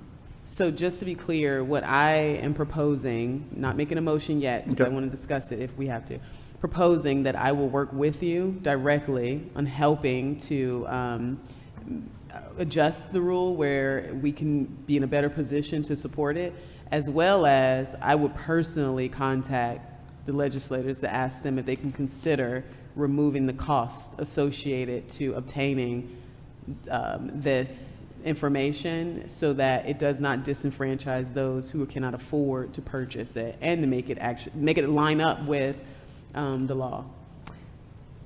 Can I make one more suggestion? I don't know if this will help, but if you just were to remove the word freely, it's too significant of a change to just take the rule as is? Well, in my opinion, I don't think we can make any changes to rules being voted on. We make changes during the petition period, we make changes during, beforehand, but when a rule comes before us, we need to vote on the rule as submitted. We made some changes to various rules when we were considering them for rule-making procedures, but at this point, we need to vote an up or down or a deferral on this existing rule. So, and I think if we remove freely, it's right back to where it is anyway. Yes, it's true, but I didn't know if we could just, when you're taking away versus adding.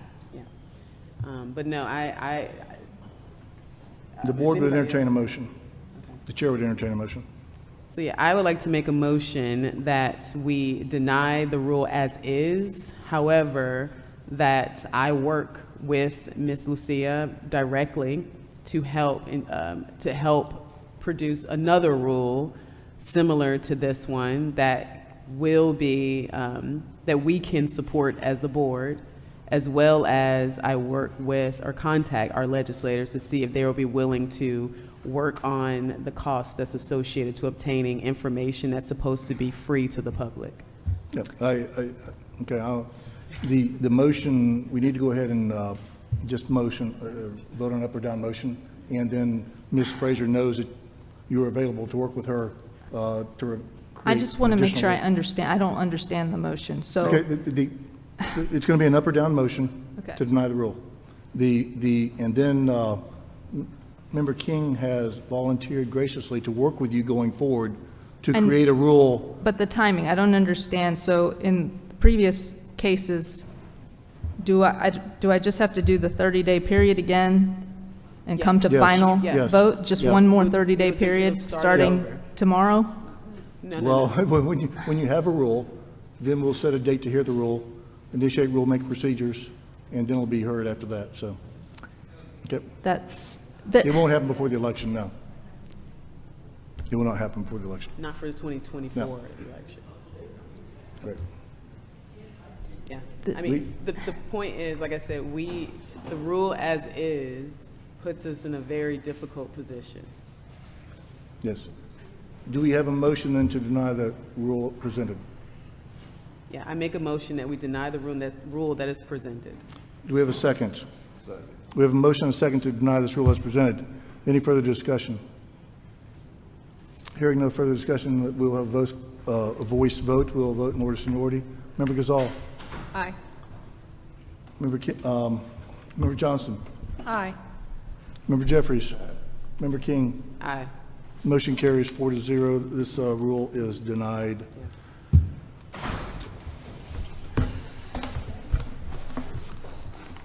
Y'all are in a rare treat today. You're going to get to hear Member Jeffries speak because he does have a voice, and the next rule to be considered by this board is discussion and voting on proposed rule amendment to SEB Rule 183-1-12-.21, county participation and totals reporting. Subject of the rule is daily reporting presentation by Member Rick Jeffries, and it is tab number 9 in the board's book. You know how to turn my mic on? Oh, you want to speak? You want to speak? I don't have to. Please. You have the floor, and we're going to hold you to 10 minutes. Yeah, don't worry. This rule is pretty simple. A lot of counties already do this. At the end of each day, once the votes start coming in, early voting, if you have a website, you will post how many people voted that day, how many absentee ballots came in that day. And if you don't have a website, you just got to post it and put it in the election center for people to see. And that's all it does. Mr. Jerry? Do you have anybody else that you would like to speak on your behalf? Is there anybody out there that wants to oppose Member Jeffries? Anybody? No. They're ready to go. Okay. We have a proposed rule before us. Any comments or questions from members of the board? Member Johnston? My comment is that this is consistent with the statute as it is. It just, the posting allows it to be readily available to people that would be interested in the tracking the numbers. Thank you. Any other comments from the board? Member Gazal? Reviewing the Gavrio comments, I think that it would behoove us in a future meeting to make sure that the reporting requirements are consistent across primaries and elections. But as they have no real objection to this, and I think the data is important, I think that it will be a step that we should take in a future meeting. That it should include primaries? We make sure it's consistent reporting requirements for primaries and general elections. I'm just shocked that Member Jeffries didn't put that in his original rule, but I thought it was in there. any further comments from the board? Any questions? The chair will entertain a motion. When did they say primaries? Mr. Chair, I move that we adopt this rule. We have a motion from Member Johnson to adopt the rule as presented. Is there a second? Second. We have a motion and second from Member King to adopt the rule as presented. Any discussion? Hearing no discussion, we will vote in rank order, voice vote. Member Gazal? How do you vote? Aye. Member Johnston? Aye. Member Jeffries abstains. Member King, how do you vote? Aye. The motion passes 3-0. Congratulations. Thank you. Good job, Rick. Work hard on that. We got 10 minutes, right? Now, Yeah. We have a request for we have a motion made for a 10-minute comfort break. Do we have a second? We have a motion and a second. All those in favor signify by saying aye. Motion carries 4-0. So moved. 10 minutes. We will begin back at 2:53 with or without you. Thank you.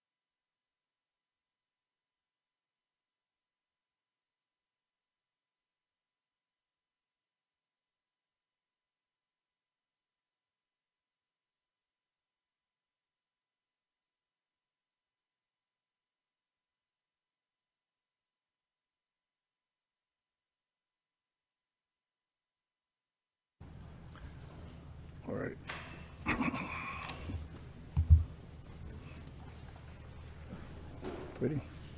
Ready?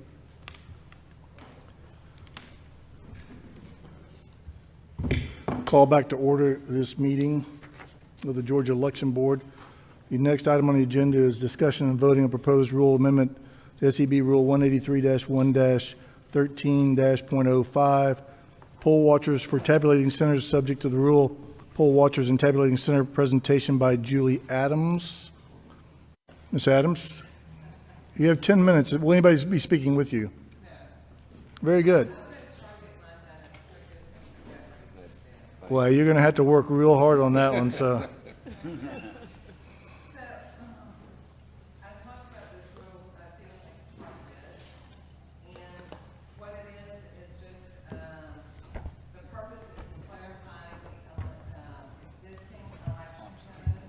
And ensure that poll watchers have meaningful observation in the tabulation center so they can fairly observe the processes.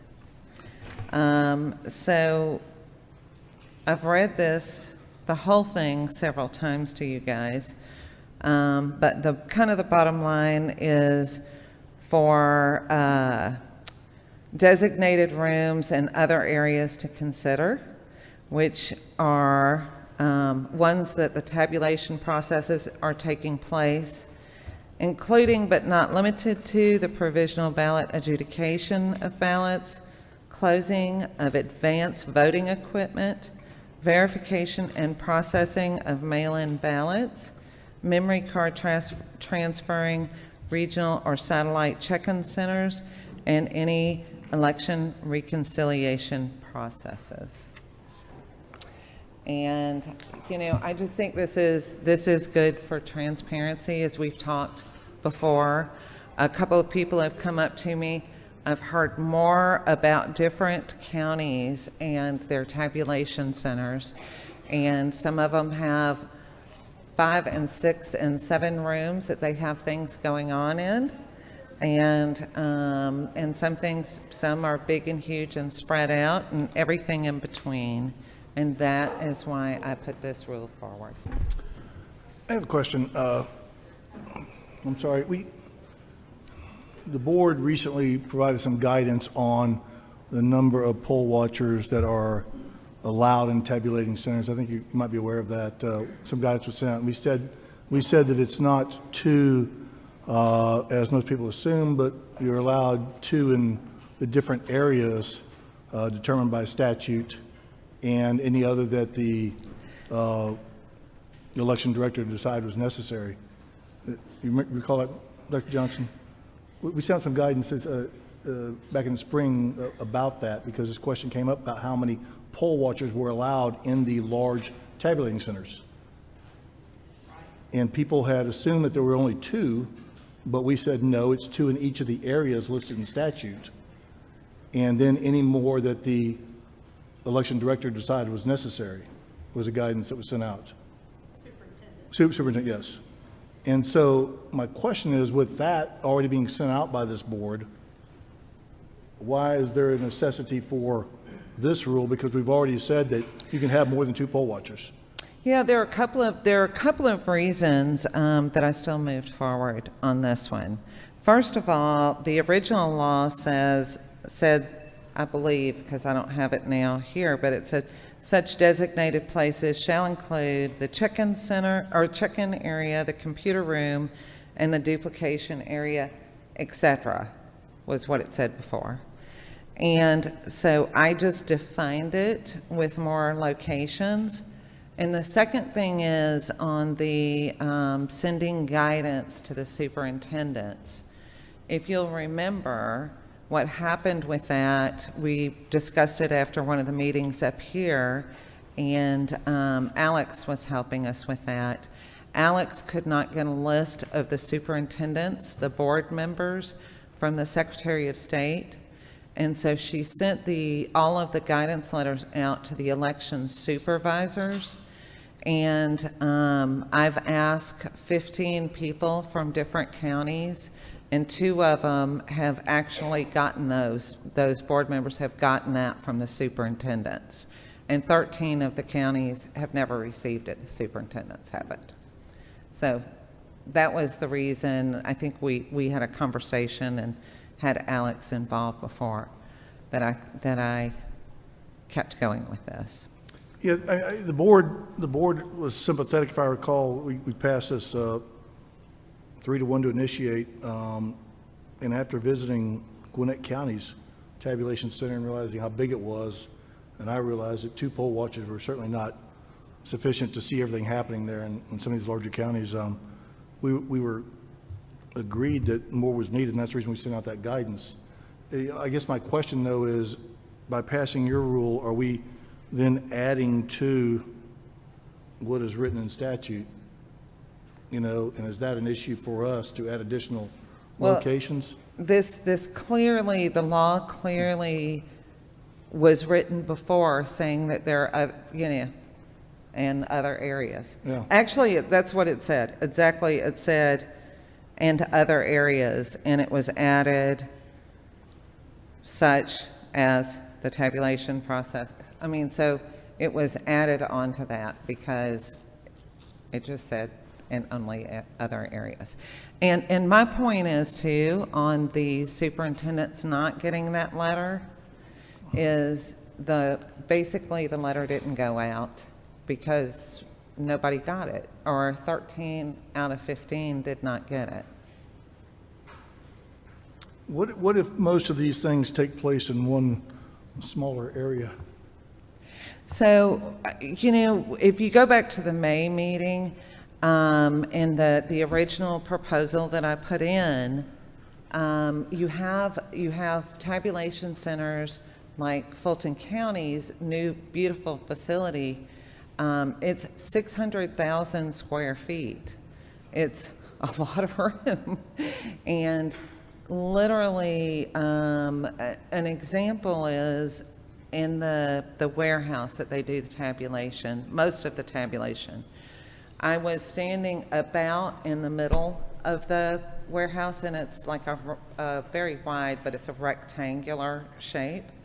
And I was standing in the middle, and nothing was going on in there. There were a couple of people at one end, and I was trying to get their attention. And the 3 of us were the only people in there.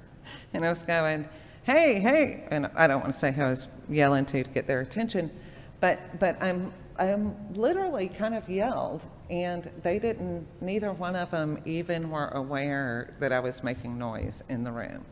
So it's just to give you a frame of reference.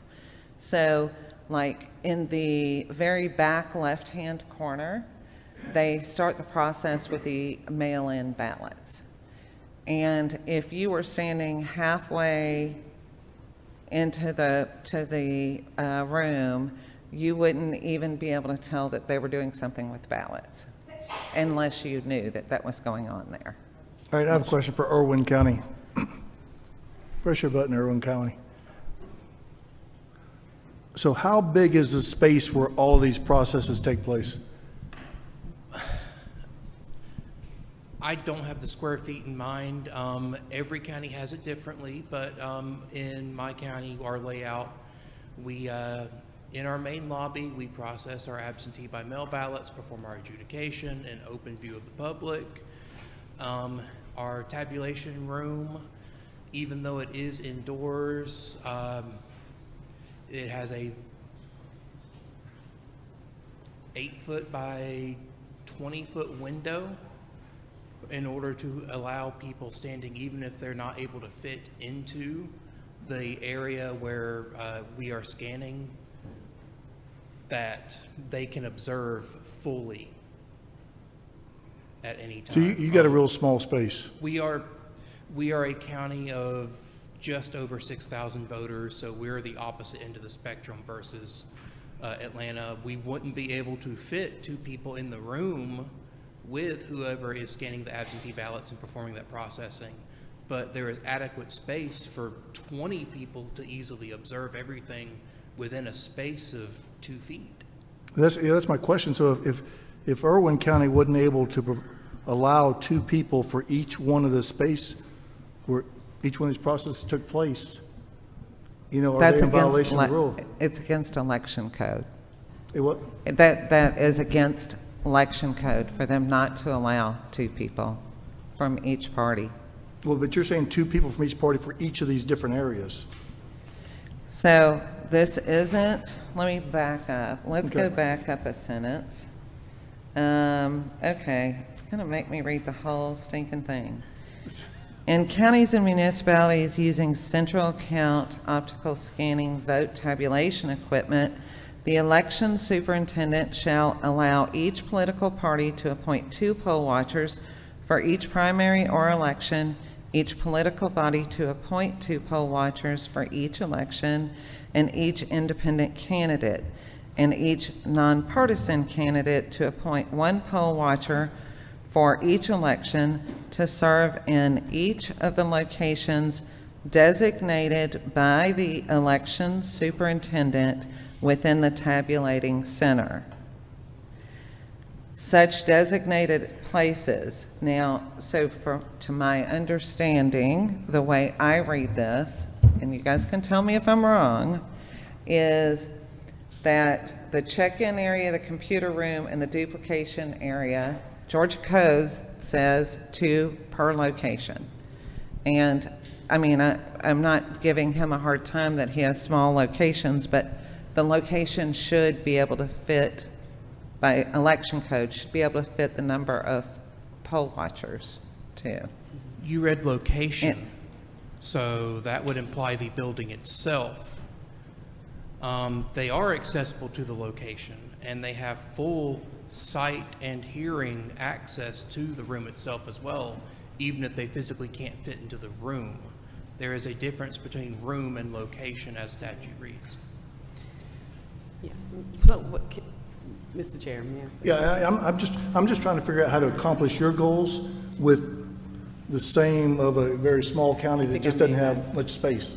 So, yeah. So let me ask you a question. So wouldn't the fire code trump all of this? I mean, if there's not enough people, if there's too many people in the room because it's too small, that would be in violation of the fire code, correct?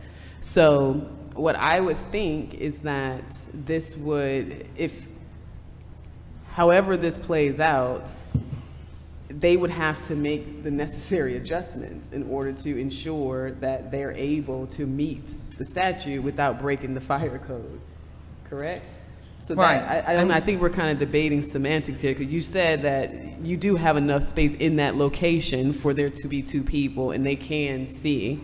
They're within 2 feet of the room. There's just the Yeah. difference of there being a glass window. That's the only thing, and they can still see and hear everything occurring. Okay. So you wouldn't have an issue implementing this. It's just that they won't necessarily be inside the room, but they'll be behind the glass. That's the point of contention there. I'm all for this as long as we're not getting into semantics that they're having to be standing directly beside me due to space concerns, but we have provided access to allow for full observation by that many observers. And you could, considering how you have it set up right now, it is possible for there to be full observation in each of the steps that she's providing. Correct. Okay, so I Mr. think Chair. we're fine. Member Gazal was next. Go ahead. Member Gazal. So my concern is that we're replacing our judgment with that, with the discretion that the legislature has given to the superintendent. The way the statute reads is such other areas as the superintendent may deem necessary to assure the fair and honest procedures in the tabulating center. That is a delegation of authority directly to the superintendent. By writing this rule and defining what the superintendents must do, we are replacing our judgment with the discretion that has been given by the legislature to the superintendent. And that, to me, is an illegal or an unlawful assertion of authority that the legislature has not given to us. They've given the authority to determine which locations to allow observers directly to the superintendents by statute, clear law. that means that there is no room for us to regulate here. Well, I mean, I agree with what you're saying, but it said, and such other areas As the before. superintendent may deem. We are not superintendents. You are a member of the board, so it is up to your board to determine for your county what's appropriate, just like it's up to the superintendents in Irwin County and Greene County and Bartow County to determine what's appropriate and necessary in those counties. And this gives them guidance to do that. This doesn't This say they have to. mandates. This No, it is a doesn't. mandate. No, it doesn't. Mr. Chair. Member Johnson? I think we're all overthinking this, and what we need to do is focus on the intent or the goal of poll watchers in the tabulating center, which is really to assure fair, honest procedures in the tabulating center. That is the goal. It is just a matter of providing meaningful observation as to the conduct of tabulation and the counting of the votes. So that involves visual and auditory meaningful observation. If it's a one-room schoolhouse that two people can see every process that's going on by turning a 360 circle, so be it. That's all you need. If it's a 600,000 square foot warehouse that takes 10 or 12 poll watchers, so be it. If it's an election office that has 10 separate rooms, such that you need many poll watchers to be available in 10 separate rooms to provide meaningful observation while tabulating is occurring, that's the way it should be. So the goal here, it's not the goal of how many square feet or how many human beings. The goal is to provide assurance of fair and honest procedures, and the tabulating center is basically just poll watching. So I really think we're overthinking this, and I think this is consistent with what the intent is from the tabulating and poll watcher statutes that we have. I just think that the guidance that we had, I realize it may not have gotten out widespread, but I think the guidance that we gave earlier in the year. It literally It's was. complicated, because we have a complicated system. Yeah. Okay, if we just had a few scanners and Yeah. a bunch of ballots, it wouldn't take very much. But we have a very complicated voting system with lots of different tasks and devices and things to watch. Plus, we have different methods of voting. So we have a whole absentee ballot processing, tabulating area. We have duplication areas. We have vote review areas. We have election management server areas. So it's complicated. And this board agrees. I mean, Yeah. we agreed in the guidance that we gave out that more than two poll Right. watchers was necessary in some areas. But, So we agreed to that. it may take more than what's in here, as the election superintendent may deem necessary. So I don't think this is restrictive or onerous. No, I do not think Irwin County needs to have, 18 poll watchers crowded in front of their, the window or whatever it is. But DeKalb County might. Or Gwinnett County might. So I think we're overthinking what the goal of poll watchers for tabulating center means. Any further comments from the board? And one other thing, since we're using Gavrio as such a guiding force for us today, their ruling on this was neutral. They didn't even care enough about it to oppose it, so they just had nothing. It was neutral. So some of my friends are for it, and some of my friends are against it. I'm with my friends. Any other comments by the board? The chair will entertain a motion. Mr. Chair, I move that we adopt this Rule 183-1-13-.05, poll watchers for tabulating center. We have a motion to adopt Rule SEB 183-1-13-.05. Is there a second? Second. We have a motion and a second. Any further discussion? Hearing no further discussion, we will vote by voice vote. Seniority first up. I Members all. wanted to actually support what Member Johnston said, that poll watchers are critically important. Poll watchers and tabulation centers are critically important. Ballot monitors, which are separate and under actually a separate provision, separate statute, critically important members of the public that help reinforce the sanctity of our elections. I'm simply can't support this because I think it exceeds our legal authority. Any further questions from the board? Comments from the board? We'll now vote by voice vote in order of seniority. Member Gazal? Nay. Member Johnston? Aye. Member Jeffries? Aye. Member King? Aye. Motion carries 3-1. Thank you. You're in third place now for the shortest. Okay. No, you're in third place. The next item on the agenda is discussion and voting on proposed rule amendment to SEB Rule 183-1-14-.02. Advanced voting, subject to the rule reconciliation presentation from Mr. Garland Favorito. It is tab number 11 in the board book.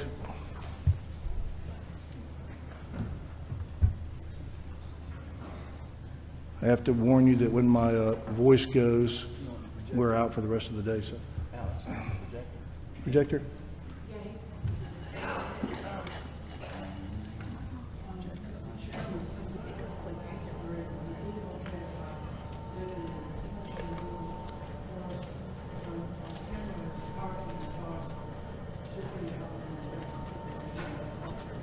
Which one's the retention? Is that the? Hold on, just a minute. Oh, you got to be at the podium. You want to do the storage of returns rule first? Storage of Yes, sir, if that would be okay. While Tamara's going to help me on the reconciliation rule, and she's parking the car right now. Without dissent from the board, we will move that up to next on the agenda. So we will discussion and voting proposed rule amendment to SEB Rule 183-1-12-.13, storage of returns. Subject of rule is a storage of returns presentation from Mr. Favorito. Thank you. And that is tab number 13.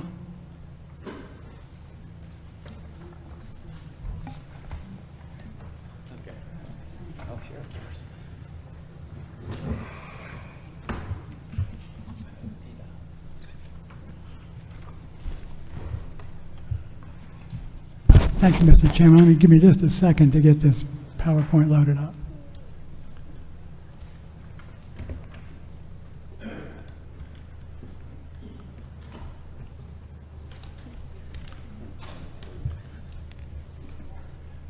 While I'm doing that, I have good news for you.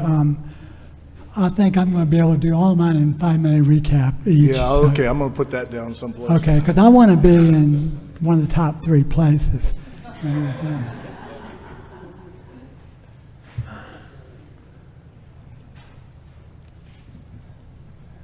Yeah, so, okay, great.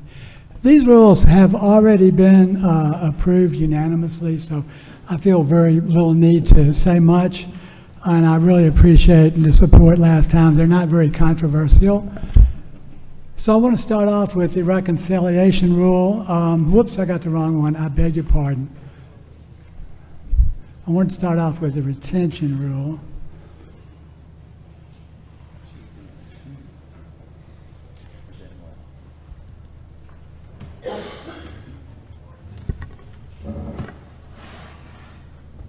I'm not sure if this will display correctly. It displays a little bit differently than what you have, but you've got it. So I'm just going to run through this real quick in about 5 minutes. If y'all recall that the problem that we explained was that the memory card retention rule doesn't retain the ballot images, cast vote records, and audit logs that are on the memory cards long enough to comply with federal and state law. And the simple suggestion was to modify the rule to comply with the clear plain text of federal and state law. I want to thank Member Gonzalez for recognizing that this was a potential legal issue at our last meeting. And the simple thing that we have proposed is just simply to change the text of 183-112, where it says the election superintendent may use the memory cards for programming ballot scanner units for the next primary election or runoff, which could be 60 days or less. We are just recommending that the election superintendent shall retain the memory cards for a period of 24 months in accordance with Georgia law. We went through the federal and state law last time. State law says all primary election documents shall be preserved therein for a period of at least 24 months. And federal law says that every officer of election shall retain and preserve for a period of 22 months all records and papers which come into his possession relating to any act requisite to voting. Any act requisite to voting, I think, is the key there. We talked a little bit about what was on the ballot images, on the memory cards. That's all the key election data in its original format when it was scanned. It's got the in-person ballot images, raw cast vote records, and the audit logs, and these records are created automatically when the ballots are scanned to tabulate votes. So the way we left it last time was simply the issue of cost and who is going to pay for it. And I understand that's something that y'all have got to decide. And we talked about, there were some suggestions in which that we reviewed. I think one came from Gavrio that we may only need to back up one, given that there are redundant cards in the scanner, we may only need one of them and not two to comply with the law, and we think that's fine. We're up here. And there was some question about bulk. We can't get bulk pricing, so we can't tell you how much these are cost. So I think maybe Executive Director Cohn may have done some research on that. But this is a one-time cost. Once you get enough cards in the system to rotate in a 2-year cycle, there's no further expense. And just in regards to cost, I would just leave you with two questions or 2 points. It's interesting to know, why weren't the costs to comply with the law included in the $100 million Secretary of State budget for the system? And regardless of who pays for the cards, we really believe that the rule has to be changed to comply with federal and state law. And that's all I have. It's pretty clear cut. Are there any comments from the board on this? Member King? Yeah, I would love it if, Mike, if you can share, I know you've been working with the team as it relates to getting additional memory cards. Can you share an update on where we are on that? Thank you, Member King.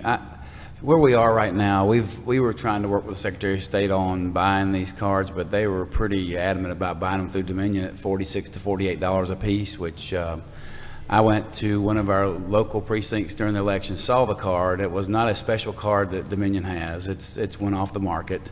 This had a Secretary of State's logo slapped on it, so it wasn't anything special. So I said we need to go on the open market and bid it out and find the cheapest price so we can buy more of them to do what you're trying to do. And quite frankly, I was looking at trying to buy 3 of them with the monies that we have left over from the ballot auditing tool that you heard about. 3 for each. Yeah, 3 for each precinct. And so I think it was 40-something thousand memory cards. Well, so basically it got wrapped around the axle because they keep wanting to hold the line that we need to go through Dominion, and I refuse to do so. So it's pretty much come down to this. We're not going to buy them right now until the session starts, and we're going to look to put that in the supplemental budget as a redirect from the monies left over and do it that way. And we'll go through a bidding process, which, to your point, yes, we will be able to get cheaper pricing, and we'll buy it in bulk, and we'll save taxpayer money. And so we'll be a good steward of the money. And that's really where my heart is on all of it, is we should always be looking after your money. Thank you. So, and if I could just address one point, I'd like Mr. Parikh to come up for a second since he is an expert on this. But the memory cards are not specific to Dominion. They're generic cards, just like I have a generic USB stick. It goes in the machine. It's interchangeable. So the concept that you've got to use a Dominion card is superficial, but I'd like Mr. Parikh, since he is familiar with 7 different voting systems, would you come up just for 1 minute and address that for the board, because they're going to be hearing this again and again.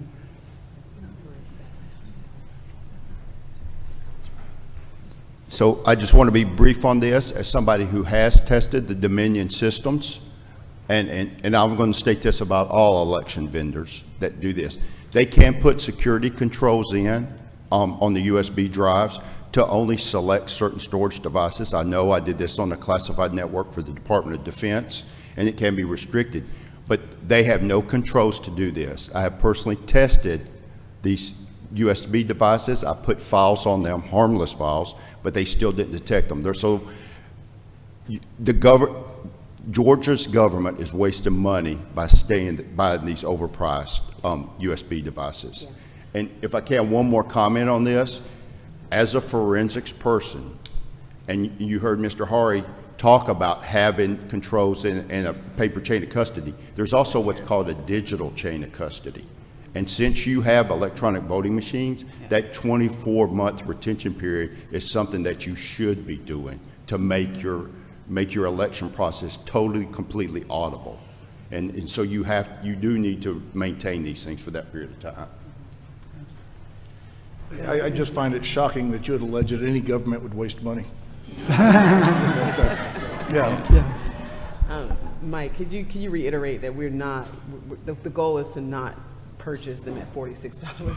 Absolutely. I think for the public's confidence as well, when you have Dominion feeding its own system, I think that breeds no confidence. So I think if you are out here buying them separate from them, you know they're independent, you're going to get a better confidence level out of the public as well. And so that's why we're steadfast in what we're doing. One question I would like to have you guys answer, though, you are looking at a 2-year period here, and I think with the number of cards, we bought 3, and we got 1 already in the system. That's 4. That probably gets us through 1 year. So we actually need probably double that if you're gonna get through 2 years. Am I wrong? I'm not even sure it gets us through 1 year. That depends. Here's the thing. Come back up. Well, you can sit there and we'll just turn on Yeah, your we mic. can turn your microphone. Yeah, you're there. Yeah. You're on. So that depends on how You got to push your button. Technology, I'm lost with that stuff. He's your technological expert. Hit it again. Wow, okay.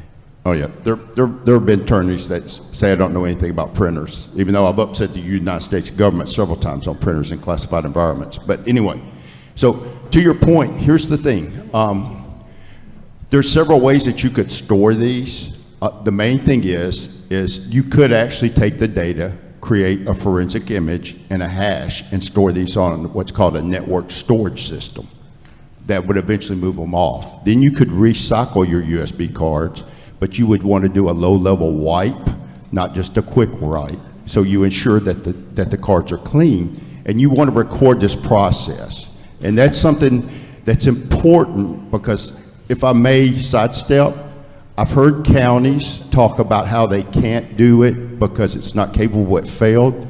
Did they have somebody from the outside audit their process? And that's an important thing when you do it. And that's why I'm saying, when you save the money, there's several ways you could save it. You could still reuse those cards, but you want to make sure that you keep the integrity of the data and it's stored securely, and that you track your process so you have a solid chain of custody. Would you yield further? I have another question for you. So on these memory cards, if you've got all these ballots on there, the images, does it have some sort of time stamp on there that would go when you go to store it? How does that work? All right. For their help. So there are timestamps that are created for those files, and those will stay.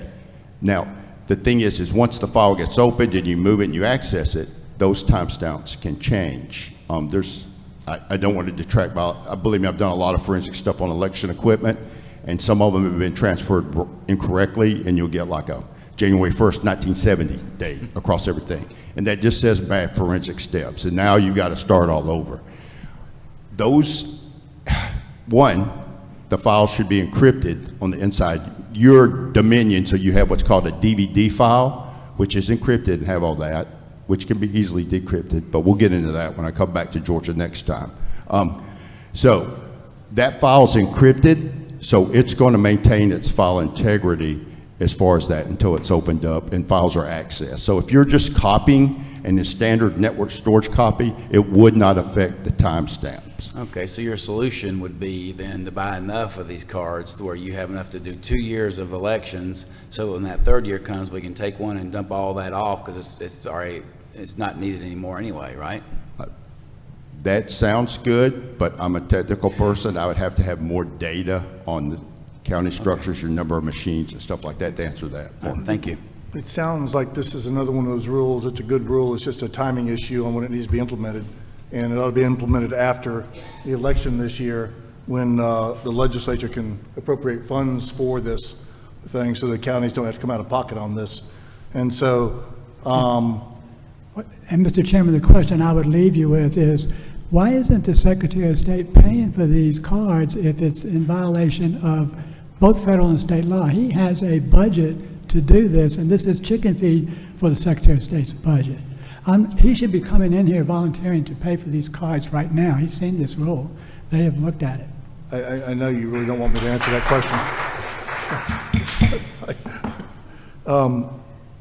As I said, it sounds to me like this is another one of those timing issues that needs to be considered after the election when we have confirmation from the legislature that they're going to pay for, which they apparently, Executive Director Cohn's had some conversations with them, are willing to discuss over there. So, Yeah, I think what to answer your question, you were trying to get them to pay for it, but they want to pay $46 a memory card, and we would rather save money.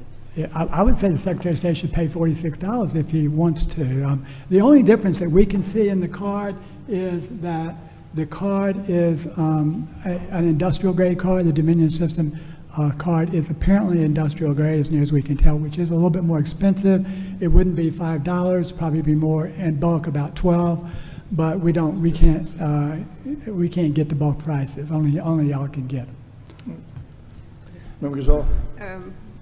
There's a lot of security implications in sourcing something like this that's going into our election systems. I think like folks in Lebanon might have a word or two to say about sourcing where you get your things. But that's neither here nor there. I think at this point I agreed to this because I think it is not a bad idea. I would like to see it restructured a little bit, but I agreed on the basis that I thought at the time we would be able to pay for it, and it's now clear that we cannot.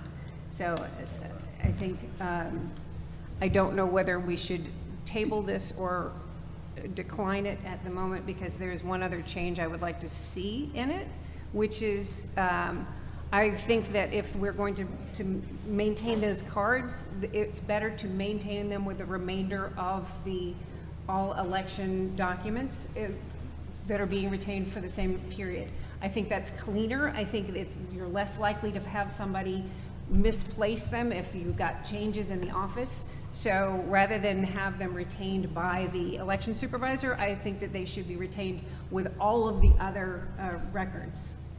I think we would be very amenable to that. Excellent. Just to clear up something, I just want to make sure it's clear. Mike, can you speak to if we were to purchase outside of Dominion, the security and all that? I just want to make sure. Yeah, I'm just to be very clear for the public, everybody, we're not going for a bargain basement at the flea market, okay? We're going to go there's reputable companies out there that are sourced here in America, and we'd be looking to buy from them. And by the way, these memory cards I've seen at the local precinct have a brand name on it, so we'll probably go for that same brand if we can get it, and then nobody can argue. And by the way, if you have those specs on that, the speed and the gigs, I know it's 16 gig, but I don't remember the speeds. If you could have that, pass that to me, I'd love to have that as well, so we can make sure we got it. And just because you're stating, it's like with any of the major companies, they usually have what's called a VIP or a Gold Star agreement. So they get a discount anyway because you're gonna buy in bulk. Yes. So you can, like Rob said, the state of Georgia should be able to get. DOAS. You can get those industrial grade at a really good price. That's right. That's right. That's what we will do. Right. That's the plan. So thank you. I appreciate your point. And the fact that it's industrial grade, that ensures you that it's not a bargain basement memory card. Any more questions from the board? Any comments? Is there a, Member Johnston? Yes. So my concern about this is that these documents are the metadata, or the complete electronic file is required currently with the statute. And I'm not confident that that is being retained today. And in fact, I think there are many counties that still do not produce ballot images or retain ballot images as required by law. So I really would urge this board to adopt this rule and require this for the upcoming election. And I think we have good information that this will be funded in the next session with the discounts that we're talking about right now. Is it possible to, if we were to adopt it, how would it go into effect if we don't have the memory cards? Because the bidding process doesn't start till January, so if we adopt it, will it just sit until we have the memory cards and then it'll go into effect? How would that work? No, if it's adopted today, it will go into effect prior to the election. So how would they be able to carry it out? It needs to be deferred. If you want it to pass this again next year, it needs to be deferred until after the election, and I would suggest until we have confirmation that the legislature will fund this and pay for it, or we end up with a situation where we've created a mandate that the counties has to pay for, and that with no funding. So.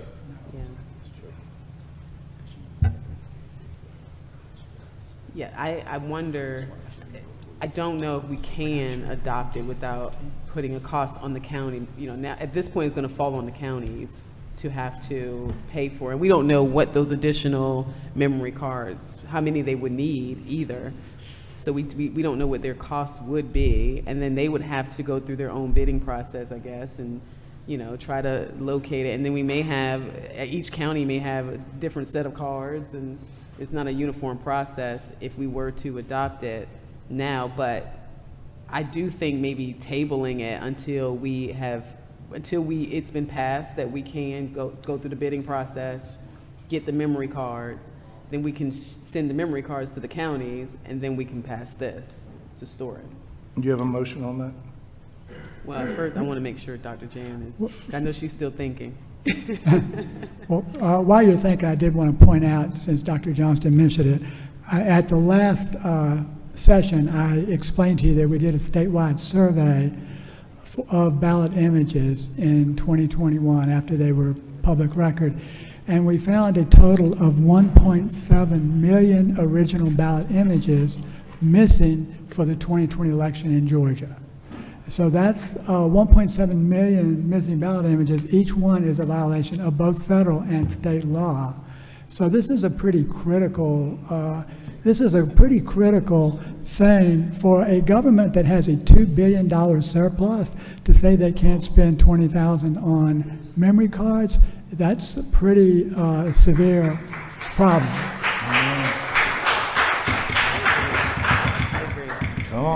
Come on. I guess we're in a position where if we were to go that route, then we will end up with the Dominion cards. That's what they are saying. They will not purchase anything outside of Dominion, and it's at $46 a card. I would prefer we table it until we can get this passed and we can go through a bidding process, so that at least we won't be stuck with having Dominion cards with Dominion machines. It's the Dominion machines that we're more worried about than the Dominion cards. So my concern is that this complete electronic file is required to be retained, and I do not have confidence at this time that it is, and as the rule stands right now, these memory cards can be erased not long after an election. And if they have not retained the complete set of data that are on these memory cards, there's nothing you can do about it. And we all know of 380,761 missing ballot images from Election Day that created a big problem. So if I could be assured that the Secretary of State would make sure that 159 counties are retaining the data off of these memory cards, all of the data, not just the ballot images, but the tabulation and the log files, I would totally support your recommendation. And we are taking the risk that come January, the General Assembly may not see fit to fund memory cards. If I could just add to Dr. Johnston's point, the only thing that you can do, as Dr. Johnston's saying, is to go back to the original paper ballot. And we spent 4 years in court trying to see the Fulton County 2020 ballots. We have not met resistance not only from Fulton County, but from the Secretary of State and the Attorney General, who filed an amicus brief in our case. So the ballots, even though we've tried to make them open record, the Secretary of State fought that, and we will not be able to have that available until January 1 of 2025. So that raises the question, what do you do to comply with the law for the November 2024 election and any runoff that might occur? I think that's a really serious question that the voters of the state of Georgia would like an answer to. Mr. Chairman. Member Gazal. Have you examined the ballot image library that is on the Secretary of State's website right now that is supposed to contain all of the ballot images from every election we've had so far in 2024? We have surveyed and collected all of the ballot images, and what he has on his website are the recount ballot images. This is 2024, from every election of 2024. No, we have not surveyed 2024, and one of the problems we had, and that's important, I'm glad you asked the question. We produced a study on March 7th, 2022, after we got the original ballot images. We found out through the metadata, a very complex study, that Fulton County had electronically altered those ballot images before they certified the 2020 election results. So this is a problem. You can't really rely on ballot images. This is why you really have to go back to the actual paper. That's the only independent audit trail of the votes cast in the state of Georgia. I think we're getting far afield from from this rule, and I want to get back to the rule. Are there any further questions pertaining to this rule from the board? If not, the chair will entertain a motion on this rule. I'd like to make one more point, that the memory card is an original election document. It is required, this is a document that is to be retained for 24 months. So if we're not retaining original election documents, then we're not following Georgia law. Mr. Chairman. Member Gazal. The data is the original document. The storage device is not. But if the data is not retained. If the data is not retained, but the storage device is not. So there are many methods of retaining the data that would be compliant with state and federal law. I do not oppose this method of retaining the memory cards, but it is not the only way to comply with it. So if the data itself is being stored, the counties and the state are compliant with federal law. But that would be a copy of the data. That would not be the original data. And I'm sure Mr. Parikh can explain to you how during a copy, the data can be corrupted. So that's why you have to have the original scanned ballot images to ensure the integrity of the election.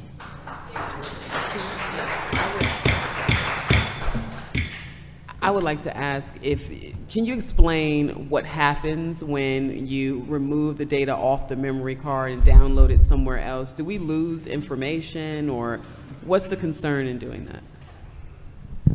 Well, one, I would like to state that if you post a library and you run it off a web server, the data has been manipulated.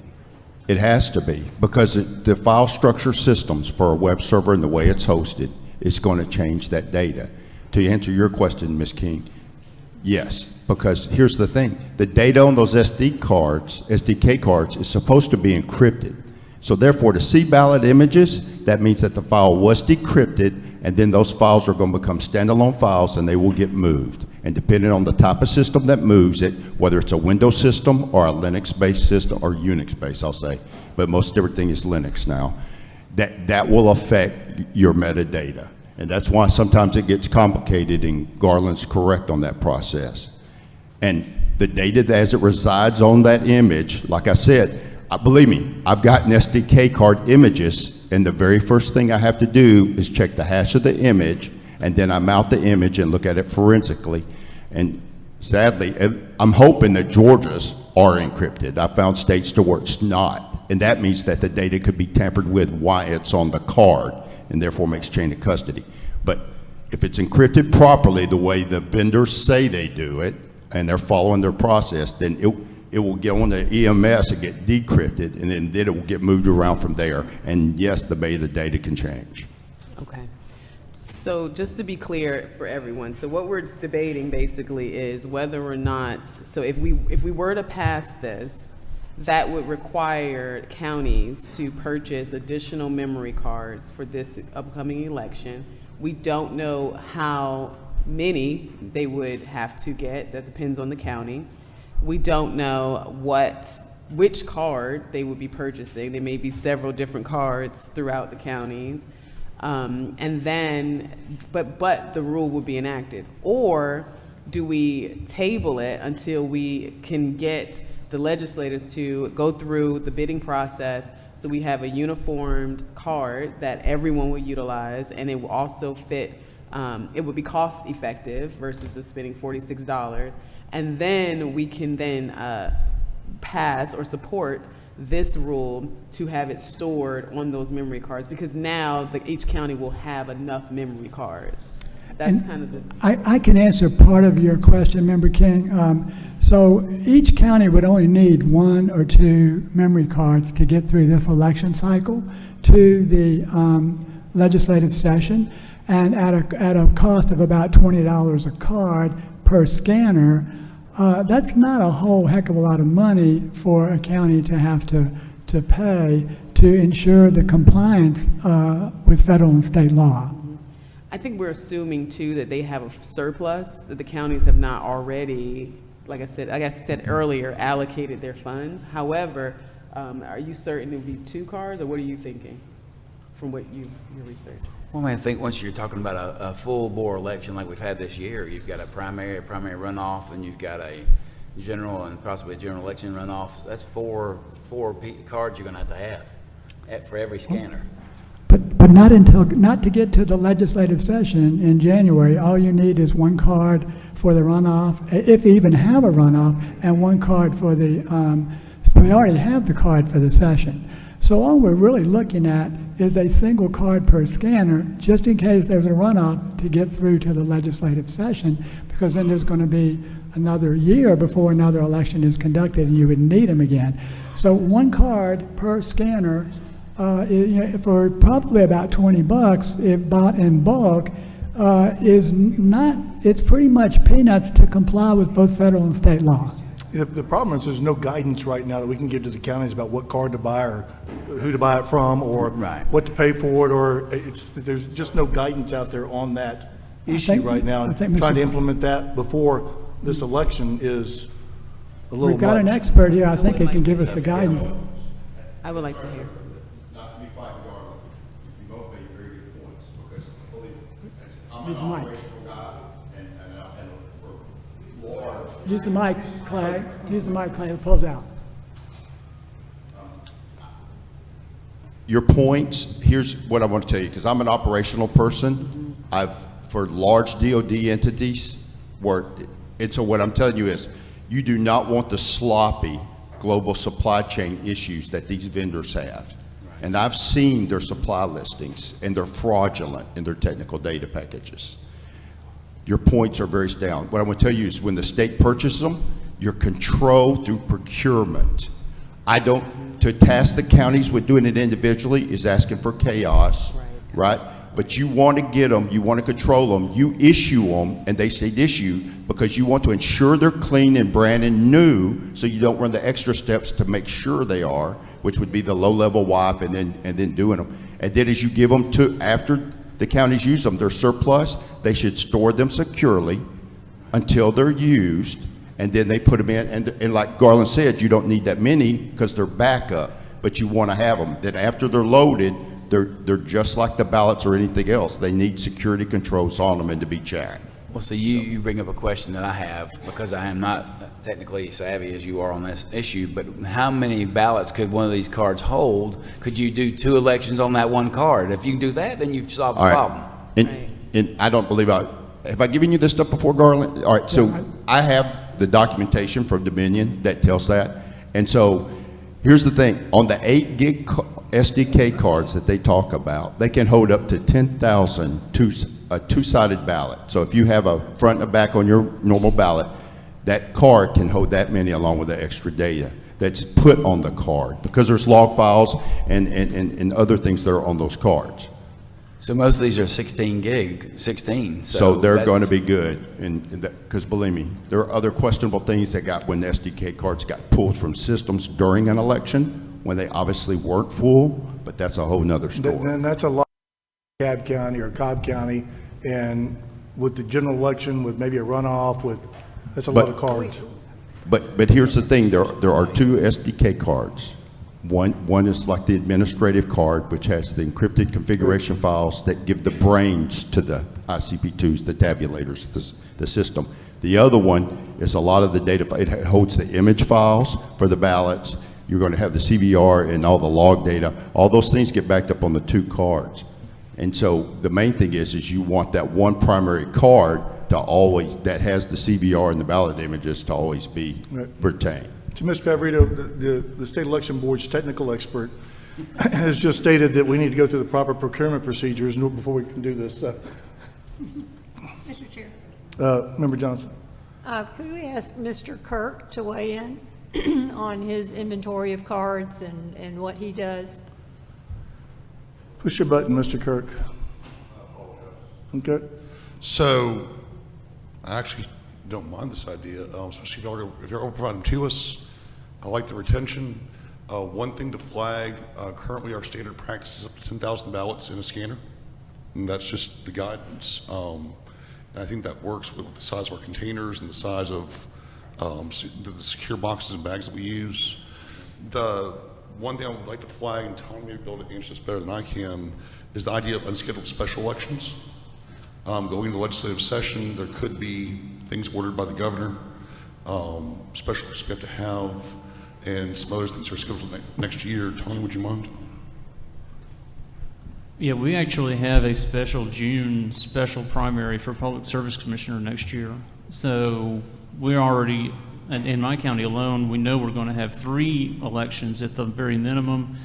That primary in June could have a runoff in July, and if a third party qualified for Public Service Commissioner, we could even have a special general runoff.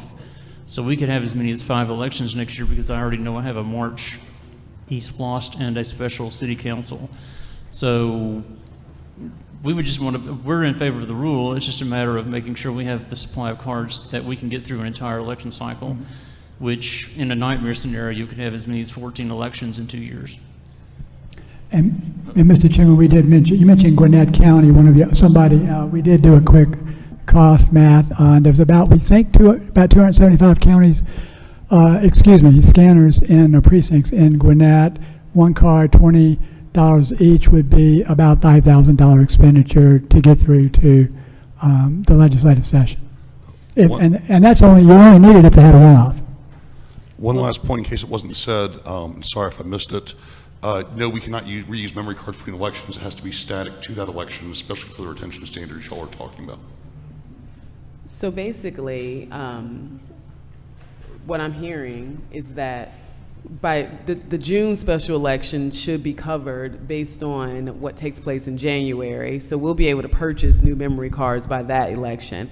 The question is, the memory cards we currently have, is it possible to store those for to use them for this election that's coming up and any election that will take place before session, which I think is just this presidential? And the is runoff. It enough space in the runoff and a runoff? Yes. Is it enough space on the cards that we currently have where the counties would not have to purchase any new cards?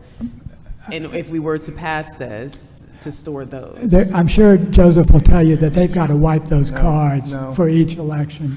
We do need to keep They have to have a this clean to the card for each election. Yeah. Hold on, guys. So we do need to keep the cards specific to the election.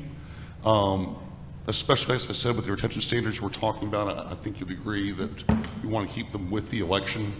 There will be a small number of counties who have runoffs in December. There's a potential for unscheduled special elections for legislative seats. It's not really a high number, but it's greater than zero, and it's really hard to predict what the needs for that would be.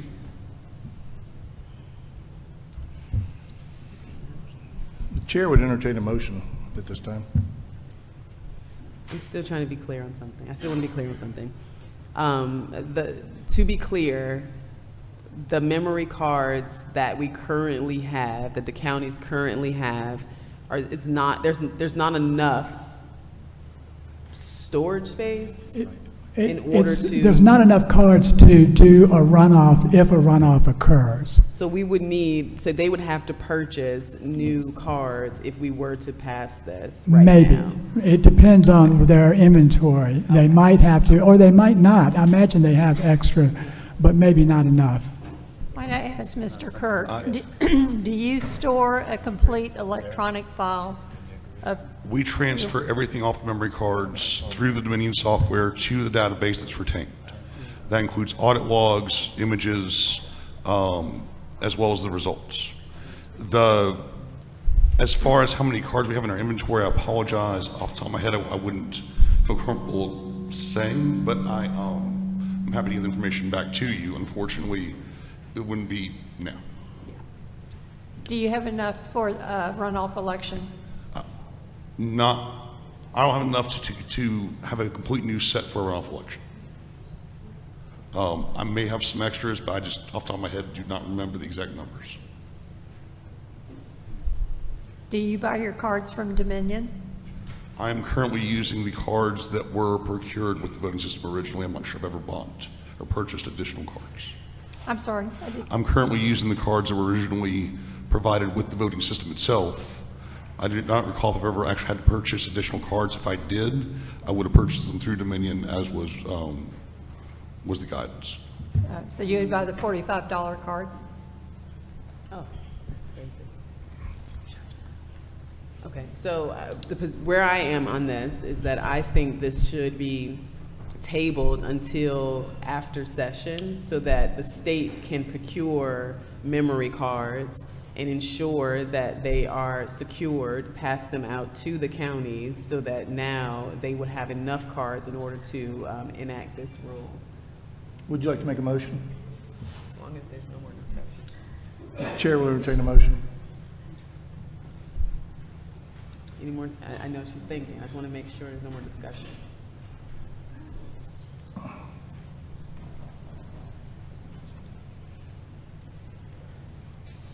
Jane, you got anything? Are you thinking? You have any more questions? No more No more questions? Okay. Yeah, so I'll make a motion that we table this until after session so that we can ensure that we have a uniform approach to handing out additional memory cards to every county so that we will be able to store this. We have a motion to defer this rule for further consideration. We have a second? Second. We have a motion and a second to defer SCB Rule 183-1-12-.13 for further consideration. We will, any discussion, hearing no discussion, we will vote via voice vote by seniority. Member Gazal? Aye. Member Johnston? Nay. Member Jeffries? Aye. Member King? Aye. The motion passes 3-0. Now he's getting angry with the gavel. You promised us 5 minutes on that. I want you to know you're about 40 past that. I stuck to my 5 minutes. It was y'all that asked all the questions. But they were good questions, and seriously, I want to thank the board for that. Was a very serious discussion, and I could tell that every one of you were trying to, accommodate the need, and it just sends a bad optics to voters, not for you, but for the governor and the Secretary of State in not funding this board properly, and I know as the legislature intended. Okay, how long is your next one going to take? We're going to write this down. Okay, so I've got 2 that are combined, and I can do both of them in about 10 minutes, but you'll have to vote on them separately. We have to vote on them separately, yes. Yeah, and it's up to you. If you want to come back on Monday, we'll come back, or we can continue. We're going to go through it. I'm easy. I'm just holding you to your 5 minutes here. Well, the next item on the agenda is discussion and voting on proposed rule amendment. You ever seen that thing where they bring out the hook, and drag you off stage? Hey. Okay. The next item on the agenda is discussion and voting on proposed rule, SEB Rule 183-1-14-.02, advanced voting subject to rule reconciliation. Presentation from Garland Favorito. It is number 11 in the board book, tab number 11. And Mr. Chairman, Tamara is going to help me with this, and she's got another handout for you. Is she quicker than you are? Maybe. I don't know. She's a little bit slow today, so you better. This handout's thicker than the last one. It is, but I'll go as fast. I need about 10 minutes. I can get through this. All right. Since we have shorted Executive Director Kahn, we've got 3 handouts that are for the record that I'm going to be referencing that's for Executive Director Cohn. Since he hasn't been getting our copies, I apologize for not copying you in on these, Mike.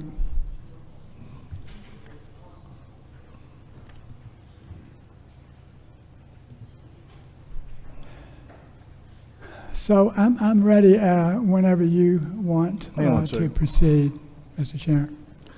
Let me ask the board, because the board considered this for rulemaking procedures, and it passed 4-0 to initiate rulemaking procedures on this. It seems to be a fairly simplistic rule. Is the board going to have any questions on this one in particular? Member Gazal, do you have any issues or questions with this one? I would ask that the petitioner address the concerns that Gavrio had articulated with this, because their concerns were that it appeared that this gave a very short amount of time for the counties to reconcile any sort of discrepancies, when right now under current practice they have close to a week, and this would give it would create a much abbreviated timescale. So if you could address their concerns. Okay. Before we start, Member King, do you have any questions? Member Johnson, do you have any questions ahead of right now? I know that Member Jeffries doesn't. All right, if you will address Member Gazal's, I'm not trying to speed this up or anything. Well, I need to give you, I can address the questions absolutely, but they're kind of addressed in the presentation. So I just need 10 minutes to recap where we were, and I'll do that as fast as possible. Didn't you give everybody else 10 minutes? Yeah, but you said 5. Okay, so I've got two rules here, so I'm trying to address both of the rules in as fast as I can. I know you don't want me to talk much, though. No, seriously. So I'm going to go ahead and flip to the problem. The reason that we had this rule And this is why it's important that time is not, it's really, we need to implement it timely, is because the evidence indicates that the Georgia Dominion Democracy 5.5 system has an intermittent QR code defect that causes in-person ballots accepted by the scanners to not be tabulated. There's no current procedure to detect this, and we proposed simple reconciliation that I think everybody pretty much agreed with for the most part. Reconcile the total ballots accepted by each in-person scanner with the tabulation tape total ballots cast. That will detect a failure in the tabulation to tabulate the ballot. This was discovered. As you recall, a QR code signature mismatch was first found in Dominion on the same system, Democracy Suite 5.5 in Williamson County, Tennessee. They confirmed that the ballots were not tabulated, and not just the Williamson County, but the Tennessee Secretary of State, the Election Assistance Commission, and Dominion Voting Systems all confirmed that that was a legitimate error that caused the ballots not to be tabulated. As a result, the Tennessee Secretary of State discontinued the use of the Dominion system and recommended that in Williamson County replace that Dominion Democracy Suite 5.5, which is the same system we have here, 5.5. Now, there is the Secretary of State's letter. I have it in your package there. I won't talk about it, but he says that due to the urgency of the pending election, we wanted to inform you that it is our recommendation that Dominion voting machines not be used in Williamson County. Dominion has not provided suitable service to the Williamson County Election Commission, and that's all because of this error that we're concerned about. So the question that you want, I'm sure is next on your mind, and Mr. Chairman, you asked me this last time. I wanted to give you a little bit more evidence to show you the urgency of this need. State Election Board 2022-348 showed that the same QR code signature mismatch error was found in 65 of 67 counties that they surveyed. But now the question is, did that mean that the votes were not tabulated? Georgia audits showed that the ballots were not tabulated in sample counties surveyed. I'm going to give you 3 examples. 1,642 ballots were not tabulated in the Gwinnett 2020 election results. 1,805 were not tabulated in DeKalb 2022 District 2 Commission Democratic primary, and then 225 were not tabulated in Coffee County 2020 general elections. I have given you the documents to show this for the record. I'm just going to quickly mention all 3 of those. Here is an affidavit that can be confirmed by the Secretary of State's own summary, and this affidavit in the U.S. District Court, sworn under penalty of perjury, says that according to the audit summary published by the Secretary of State, attached hereto as Exhibit 1, during the audit, Gwinnett County discovered 1,642 more ballots than what were counted, and this is in regards to the 2020 election. Moving on to the second one, and this would be, I'm not sure which page this is, but on your hand here, but the DeKalb County primary. This is a story that most of you remember, but you don't know all the details. So a candidate named Michelle Long Spears came in 3rd in the DeKalb District 2 Commission primary, but she had gotten no votes in the precinct where she and her family lived and voted. She reported that problem to DeKalb Elections, and they tried to rerun the machine count and got the same results. So they postponed certification to do a hand count. This was the only race that was hand count audited in the 2022 election, including the Secretary of State's race. So the results of this are shown in the document that I'm leaving you, but let me just illustrate it for which page is that? Page 8 that you've got the illustration. So this shows that Michelle Long Spears was shorted 3,000 of her 4,000 votes, 75% of her votes. 1,400 were given to an opponent, and 1,800 were not counted at all. So that is, now this can be attributed to a ballot alignment problem. And that is what the DeKalb report does. However, it does not, the report never accounted for the 1,805 votes that were never tabulated. So we know that 1,805 votes were never tabulated. We know 1,642 were not tabulated. This one was in 22. Gwinnett County is 2020. These are just samples that we have. Here's a third one that's very illustrative. This is the actual Coffee County November 2020 election results spreadsheet that they did. This is on page, is that 10, 9? Page 9. And it says here that we reviewed the results and there were no change in the vote count despite 185 ballots counted. So 185 ballots were counted, were not counted even though they were cast. And then if you look up on the original count, you'll see that the hand count confirmed that another 40 ballots were not counted, not tabulated. So that's a total of 225 ballots not tabulated, and that was also in the 2020 election. So that was the evidence, Mr. Chairman, I wanted to give you because you had asked for that last time, and I did not have that. So I apologize for that, but I do appreciate the fact that you were concerned and you wanted to see some more. That said, in order to solve this as a stopgap measure, we proposed two simple reconciliations. I'll probably talk about the first one, the election day first, if that's okay. And the election day simply was to change the recap form to add one column where you reconcile the poll books and the scanner ballot counts. You also reconcile the tabulator tape ballot counts. So instead of a three-way reconciliation, you have a four-way reconciliation.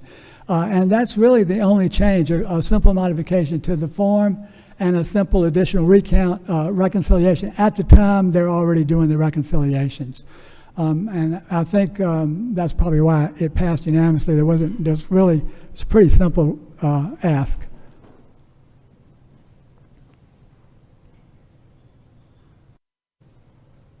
Now, I was going to stop there because I know you need to vote on the election day and the early voting separate. There's a couple more things we could talk about in the early voting.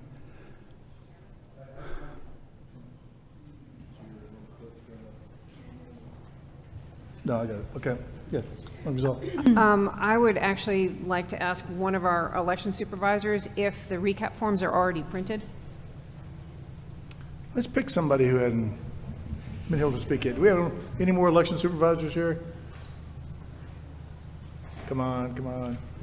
Two over there. Yeah. All right, Mr. Kirk, you're back up again. So, yes and no. They're printed, we have them in our offices, but some of us print them on demand as well.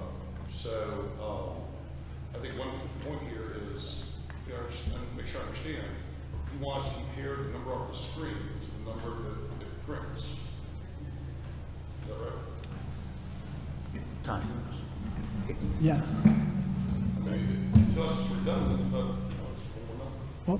Well, I've just given you the evidence that it's not redundant.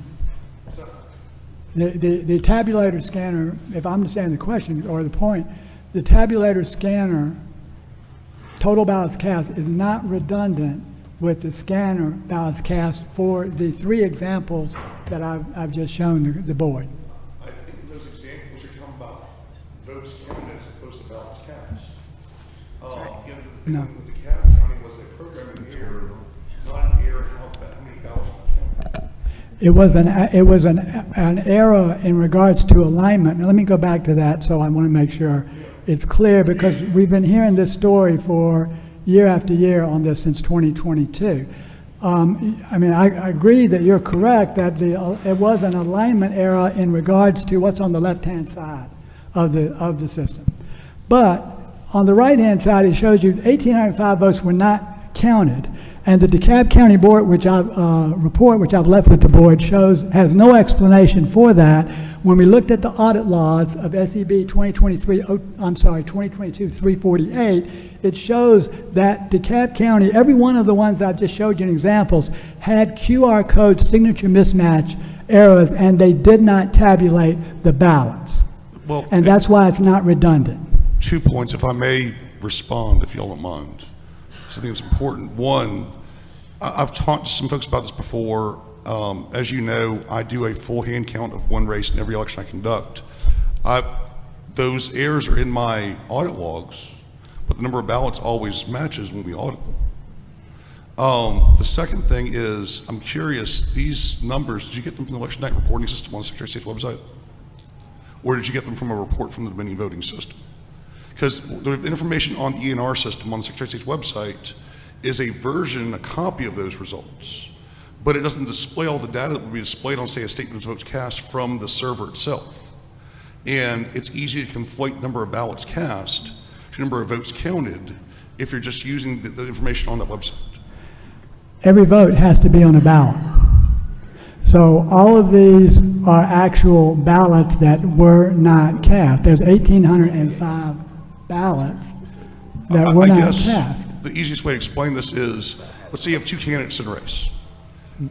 Candidate A gets 10 votes, candidate B gets 5 votes, and then there's 5 more ballots cast with no votes on them.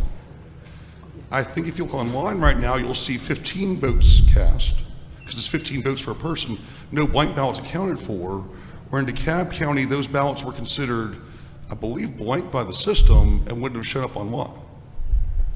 Let me give you an illustration, I think, that will clarify this. I'm going to go to the Coffee County in 2020. And again, where's this data from? Is it from the website or from the voting system? I'm sorry, from what site? Is it from the election night reporting website where the results are on the This Secretary of State's website? this is the official documentation that the Coffee County Election Board gave to the House Government Affairs Committee on December 10th of 2020, if I'm not mistaken. And the board member testified immediately before me. So we've been researching this for years. And what happened there, you can see 40 ballots were not tabulated. The hand count found that there were 40 ballots were not tabulated. Now, to your point, this gives the illusion of an undervote, but it's not an undervote. And that's why there's no conflation of ballots and votes. This was 40 ballots that were not cast. You can see the hand count found that the machine rejected 40 ballots, and the hand count found that every one of those ballots had a presidential vote on it. So the machine it failed to tabulate 40 ballots, and that's just one simple example. I just pulled 3 for the board. We could have pulled probably dozens, but I didn't want to, since I only have 5 minutes, that's... And I know I'm cutting into it, I apologize. That's what it is. Okay, let me, I think that we don't want to go too far afield again. So, Member Gazal, do you have any more comments? Questions? My only other question is literally, I'm just asking about the forms themselves. Are they in triplicate, or are they just like a single piece of paper? Do you use carbonless copies for that sort of thing? I'm trying to figure out if it would be. It depends on the county. We're still using those triplicate forms because it's just what we've always done. But a lot of counties have their own forms that they basically what counties have been doing is when they're doing their logic and accuracy testing, they have an entire workbook so that when they type one seal number on a screen, it populates all of the fields, the necessary fields in their recap sheets, so that they're just printing off a recap sheet rather than using the states. It makes it a lot easier to get everything done. And it depends on the county, but we're still using the triplicates. A lot of the smaller counties still are. Mm-hmm. Some of the larger counties have their own form. So in order to recreate a form at this point in the process would create a burden? We would leave it up to SOS. I mean, they would have to give us the new form, the counties that don't already have their own, and the counties that have their own would probably do their own, adjustment to their spreadsheet. But yes, a new form would need to be made. Would we have to recreate a form, or could we just write it on the form that exists and notate where the data is coming from? I mean, you could theoretically write on the form the number from those tapes, but you'd have to, that would be part of the poll workers' instructions, that would have to be added. You just add that. Easier if it's on the form and push them and fill it out so that they get them. Exactly. Okay. Well, either way. Could I ask a question? Absolutely. Thank you very much. Aren't these forms required to be handwritten? Are you referring to the seal numbers themselves or at the poll? At the poll? Yes, ma'am. Those are, the totals themselves are, as are the seal numbers that the poll workers write in on election night. But the seal numbers that the poll workers are expected to see in the morning when they get there, the counties are using their spreadsheets to print those as a way of making it easier to generate all the forms. Because when you're doing, in Fulton County alone, you have over 400 different precincts, and you're generating these forms to make it a more seamless procedure. Okay. Easier to read, easier not to have to It is easy, but there, Right. at the poll, there's a handwritten confirmation of the counts that are seen. So simply, it is, the Secretary of State, I'm sure, could generate a form quickly. And you just need one more column for the number on the tabulator tape. Right. That would just require another column. Right, no problem. Any further questions from the board? The chair will entertain a motion on this SEB Rule 183-1-14-.02. Mr. Chair, I move that we adopt Rule 183-1-14-.02. We have a motion to adopt the rule. Is there a second? Second. We have a motion and a second. Any discussion? Any no discussion? All those in favor of adopting Rule SEB Rule 183-1-14-.02, we will vote via voice by seniority. Member Gazal? Nay, simply because I think the administrative burden this late in the game is not worth the benefit. Member Johnston? Aye. Member Jeffries? Aye. Member King? Aye. Motion carries 3-1.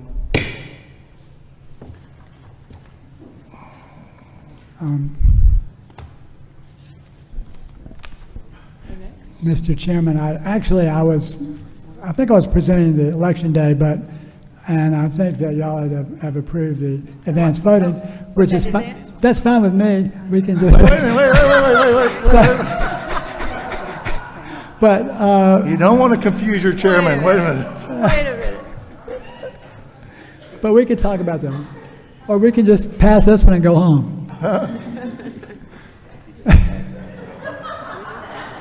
Did you say you want to pass on the next rule? No, I said, I think that y'all passed the advanced voting reconciliation versus the election day, which I think we were actually talking, but Wrong page. it's, since you're probably going to pass it anyway, let's just move on. We just passed 183-1-14-.02. Yeah, technically, that's the, What? This is the wrong one. that's the advanced voting. We can, Correction to the record, Mr. Chair. well, we can talk about it, and then you may not have to revote it. Wait.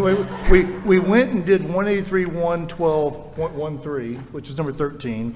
Then we went back to number 11, which was 183-114.02. And now we should be on 12, which is 183-112.12. Yeah, actually, the recap form in question was on the election day form. Yeah. So I don't know how you want to proceed. You could probably just adopt 183-112.12, and then we can go home. Well, hang on a second here.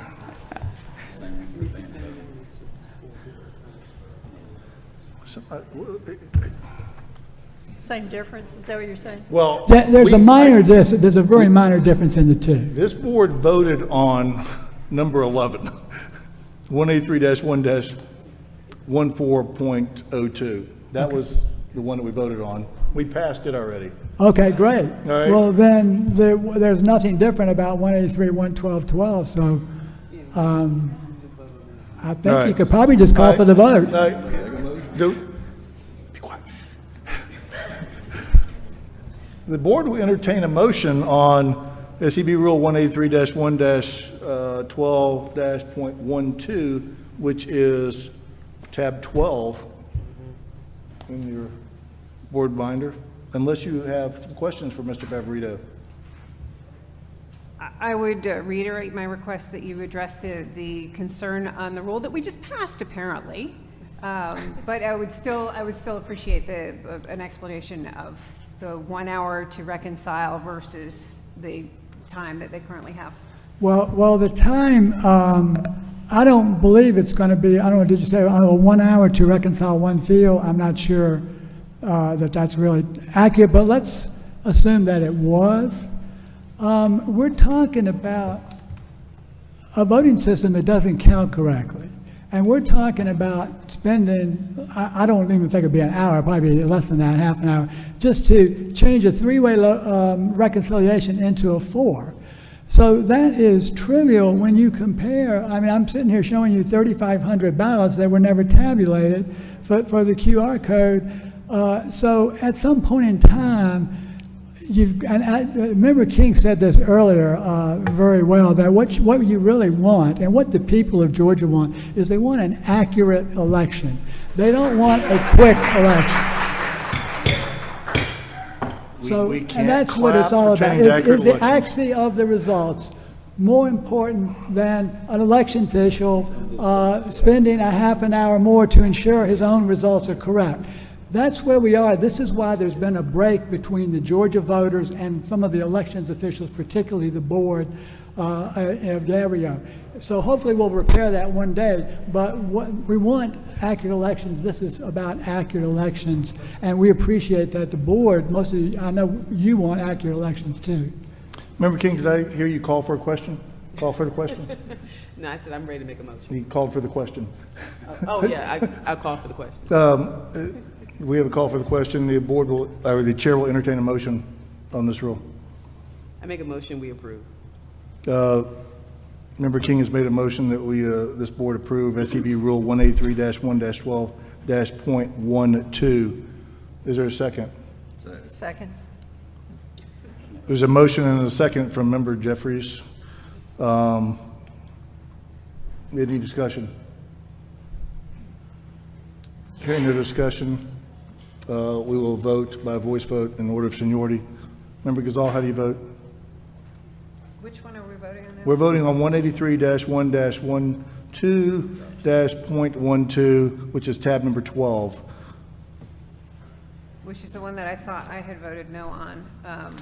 So this is the one I thought I was voting on before. So I am going to vote no, simply to be consistent. We'll vote nay on it. Nay. Before there's a nay. Member Johnson? Aye. Aye. Member Jeffries? Aye. Member King? Aye. It's passed 3-1.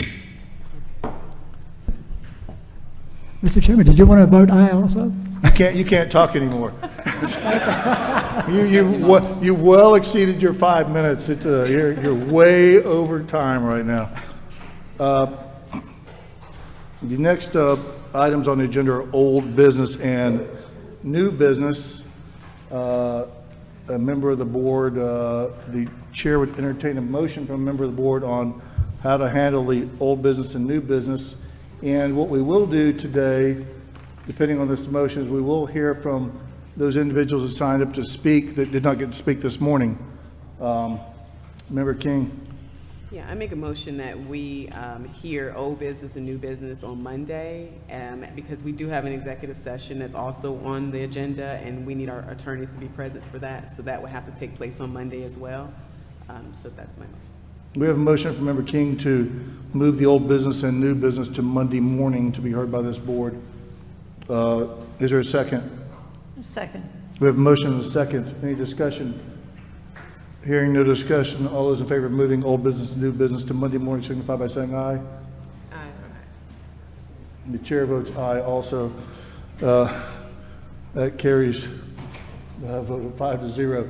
The last thing on the agenda is to hear from those members of the public that signed up to speak this morning. Mr. Chair, Yes. point of order. We amended you'll hear the petition by morning. Ms. Grubbs on Monday. Yes. All right, and Ms. Frazier has to. Ms. Frazier's already been, we've already discussed it with Ms. Frazier. Oh. She's good Yes. to go for Monday. Yes. Sorry. Yes. Pardon me? So anybody who's signed up to speak this morning will now get to speak for public comment section. And so Executive Director Cohen will call out the names of those people that are still here, and this board will listen to the remainder of the public comment. Okay, everybody, if you would, please listen for your name if you're still here, so you can go ahead and just get up, raise your hand, and come get in line, please. Carter Augustine. Okay, Maria Galdo. Sally Grubbs is here in the house. Jennifer Moore.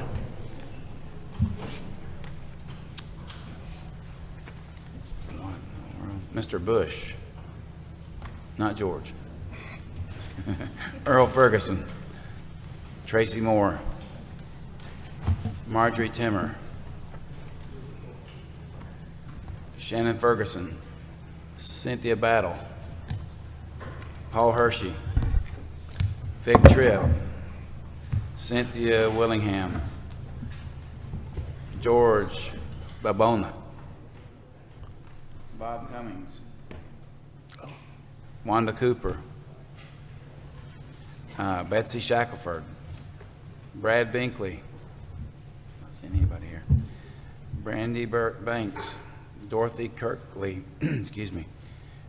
Joey McKinnon. Michael Kincaid. That list got very short.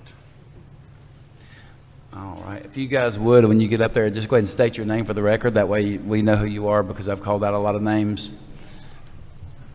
Sally, would you like to lead us off? Sure. You've got the floor. Thank you so much. My name is Sally Grubbs, and I'm the Cobb County Republican Party Chairwoman. And so I am on the agenda for new business on Monday, correct? Yes. Before I say what I have to say, I just want to be sure. The one thing that I wanted to address in public comment today was the Atlanta Press Club event that I went to last week. I really wanted to hear what former Governor Roy Barnes and Nathan Deal and Senator Saxby Chambliss and Mayor Shirley Franklin had to say about this Project Democracy initiative that they are doing. And I was really sad to hear some of the things that were said. I was kind of sad about the whole event. But I talked to a lot of press, and I have a lot of questions from press, particularly with the rules. And number one, I think it's very unfair that there's this narrative that unfortunately Gavrio seems to be going along with, and some of the election directors, about this board is so radical because there's MAGA Republicans. And I can tell you, looking at each and every one of the people sitting on this board, I would never say, oh, they're MAGA. You know, it's just, I mean, Ms. King knows exactly what I mean. It's not that, and there's this narrative that is a very dangerous narrative that the press is putting out there, and they're not being held to account. And I would say it's incumbent upon this board to hold them to account when they're not, like, for instance, in the rule proposal that I presented back in July, the big narrative is that we're trying to delay certification, and it's anything but that. And in fact, at the end of the paragraph of that rule, it says, and shall certify by 5:00 p.m. on the Monday following the election. So there are a lot of lies, the just out and out lies that people have put out, and I could name the reporters, but it is a very dangerous game that people in this room that come to report on these topics are putting out there, and the election directors are not holding them to account, and I've shared with the chairman some of the things that I've gotten in the mail, he's gotten in the mail that shut down in-person board meetings, and the press that is given preference in this room with reserved seating needs to stop. Because this is about the people of Georgia. This is not about the press. And so I would just ask that you guys stop giving preference to the press, because all you're doing is ginning up more hatred, more disinformation, and that kind of thing. So thank you for giving me the opportunity to speak, and I'll see you Monday. Thank you, Ms. Grubbs. I always appreciate your comments. Who do we have next? Hello. I state your name. Earl Ferguson, and Thank I you. challenge voters in Fulton County, registered individuals who have moved outside of the state of Georgia and registered or have voted elsewhere. Last fall, I told the chairman of the Registration and Election Board that it looked like we had more people than we had adults in the county, and she said that's not right. So I challenged in December, challenged about 1,800 people that had moved to North Carolina, registered to vote there, and all of my challenges were denied. And later this year, I challenged 2,000 who had moved to Florida and had already voted down there, and those challenges were denied. In 2020, I did the same thing. In North Carolina, all of my challenges were approved. There's a reason for that, and we need to think about what that reason is. Why does the system not want to remove ineligible voters? And these are ineligible if they've moved out of the state and they've done something like register or vote. They are ineligible to vote in Georgia.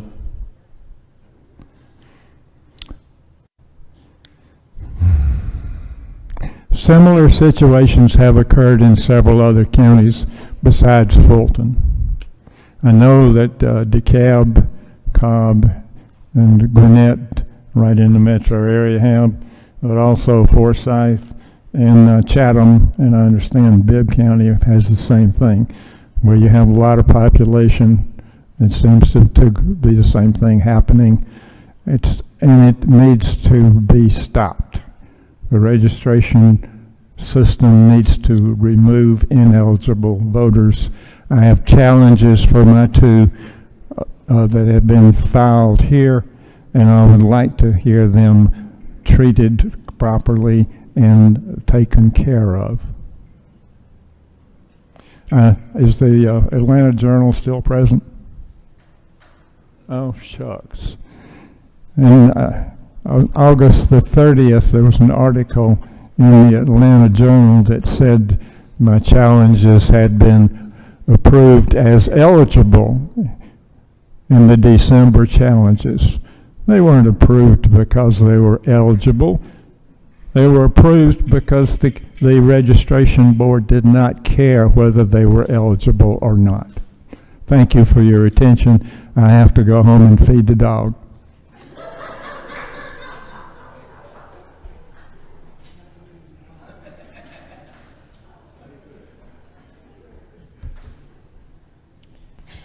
Good afternoon. My name is Joey McKinnon. I'm Director of Georgia Values Action, and I appreciate the opportunity to get some thoughts in here just under the buzzer.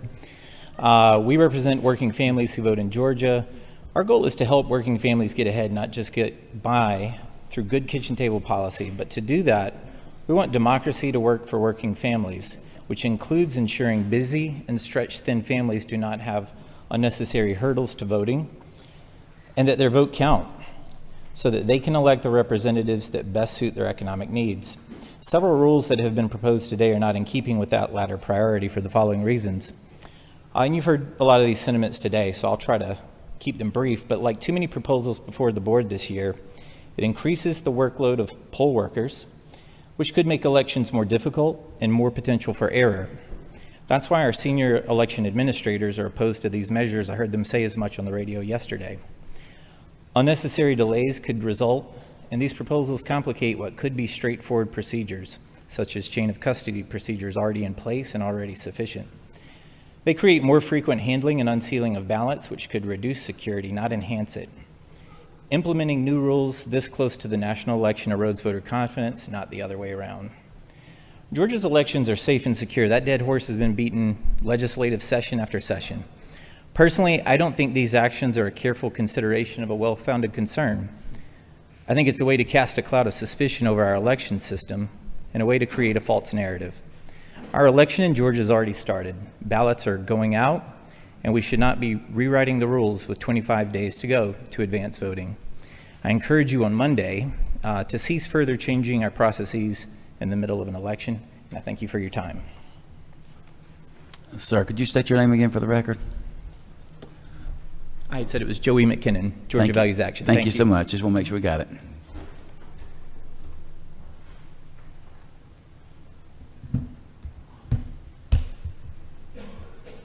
Short. Good afternoon. My name is Tracy Moore. Tracy Moore. Thank you for listening to public comments today. As I mentioned, my name is Tracy Moore, and I'm simply a concerned citizen of DeKalb County. I'm also trained as a mechanical engineer, and I volunteer with the American Bar Association Democracy Task Force. This is my first time speaking here, and I've gotten such an education in the last few months about election board, but it's complex. That's one thing I've learned. I wanted to share one correction because I started my training yesterday in DeKalb County as a poll worker. And one thing I learned that is different than what I heard today is that the discrepancy between a voter that votes on the machine and the number that comes from the ballot after it scans, there are valid reasons to be different. And I was actually coached about that. And what that is if somebody votes and changes their mind or says, I don't want to put my ballot in, I'm pissed, or I couldn't write in, Mickey Mouse, then I don't want to put my ballot in. So there are valid reasons. And my job as a poll worker will be to make sure they know their vote does not get counted. It's not counted if it's not scanned. So there are valid reasons for discrepancies. That's just one example, but I think overall my frustration with all this is that it's very anecdotal. As an engineer, I hear bits of pieces of this, and what about that? And if the purpose of this group is to find uniformity, why isn't it coming from the bottoms up with data? How are you doing it today? What are the best practices? How do we share them as opposed to top down with rules that somebody thought this was a good idea and then we ignore the people that are making it? So I'm just really disappointed as a voter and a citizen that this is the way we behave.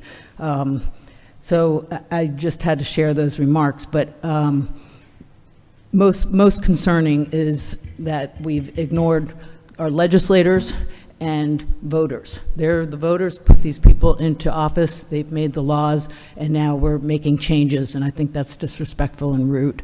And I look forward to changes in the future. I don't know how it's going to happen, because surely it doesn't happen by us standing up here and speaking. Thank you. Thank you, Tracy. I appreciate your comments. Next up, you state your name, please. Good afternoon. Thanks for the opportunity. My name is Michael Kincaid. I am a Fulton County resident. I was also a poll worker and a poll manager in the 2020 and 22 cycles. I will keep this very brief since it's the end of the day. Serving in the capacity of poll manager in Fulton County, I was really impressed by the seriousness and the commitment to the democratic process that I saw both from my team of poll workers at my location, from the other poll managers that I worked with at nearby locations. I would say that also goes for the full-time county staff, with the officials that we worked with those that did our training, that wrote up our materials. The rules are complex. The election law is complex. I would say everybody who chose to participate in the process, we certainly don't do it for the money or the fame or the glory.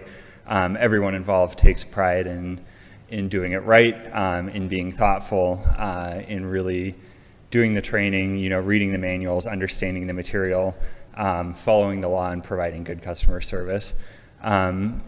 to that end, I would say the training process, the instructions, the manuals, the training, really clear understanding for everybody involved, for our assistant managers, was really, really important. And so because of that, I would say I oppose making these kinds of rule changes so late in the cycle when everyone has already started to do the training and to learn how to do things as they stand today. I think that many of these rules, kind of on their own merits, with enough time to think through them, are good and are things that I would support. But when we're already training people and learning how to do things, it's just too late in the process. And so I know that some of those actions have already been taken today, but I would say going forward, I would really be supportive of something like maybe a 90-day quiet period. I think it's really a lot easier for our teams to execute correctly, to understand the rules, and to be really consistent when those rules are, stated in writing, and there's not something new kind of coming overnight when they arrive at the poll site on election day. Thank you.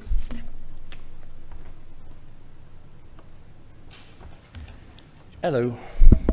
On October 3rd, 2023, SEB Acting Chair Matt Mashburn made a monumental declaration. The board has adopted a policy recently, since last December last year, that we're trying to clear cases off the calendar and move through them quickly. And one of the hard choices that the board was forced to make is the decision of whether or not to continue a policy of allowing the complainants to present on the case or not. And so that's just one of the tough choices that the board had to make, was that the complainants do not traditionally speak on the matters. And so it's the board's investigation that's being heard. So what he's referring to is a statement that was made on December 13th, 2022 by SEB Chairman Judge Duffy. And let me get you that there real quick.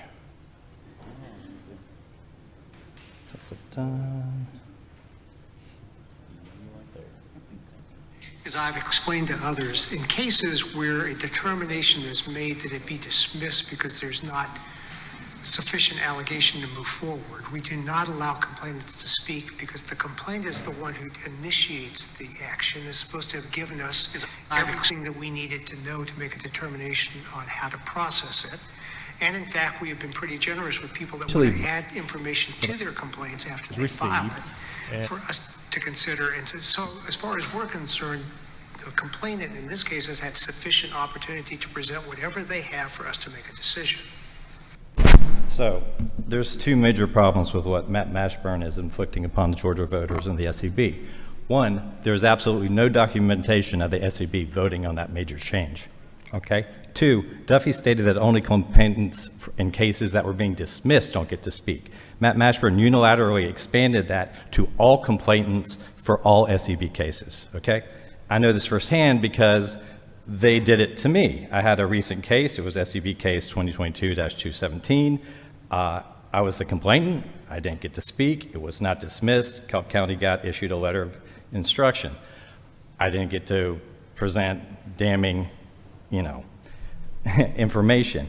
And this unconstitutional SEB rule cannot stand. Now let's get out of here. Thank you, George. We appreciate your comments and your work you do every time. Well, that concludes all our speakers, unless the GSP wants to speak. He said, no, thank you. Well, happy Friday evening to you guys. John, you're...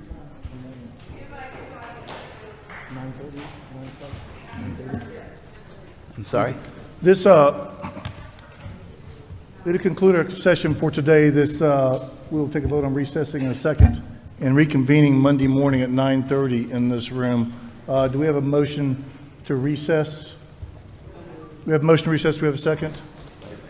All those in favor signify by saying aye. The motion carries. This board is recessed until 9:30 Monday morning. Thank you. 9:30. I agree with you.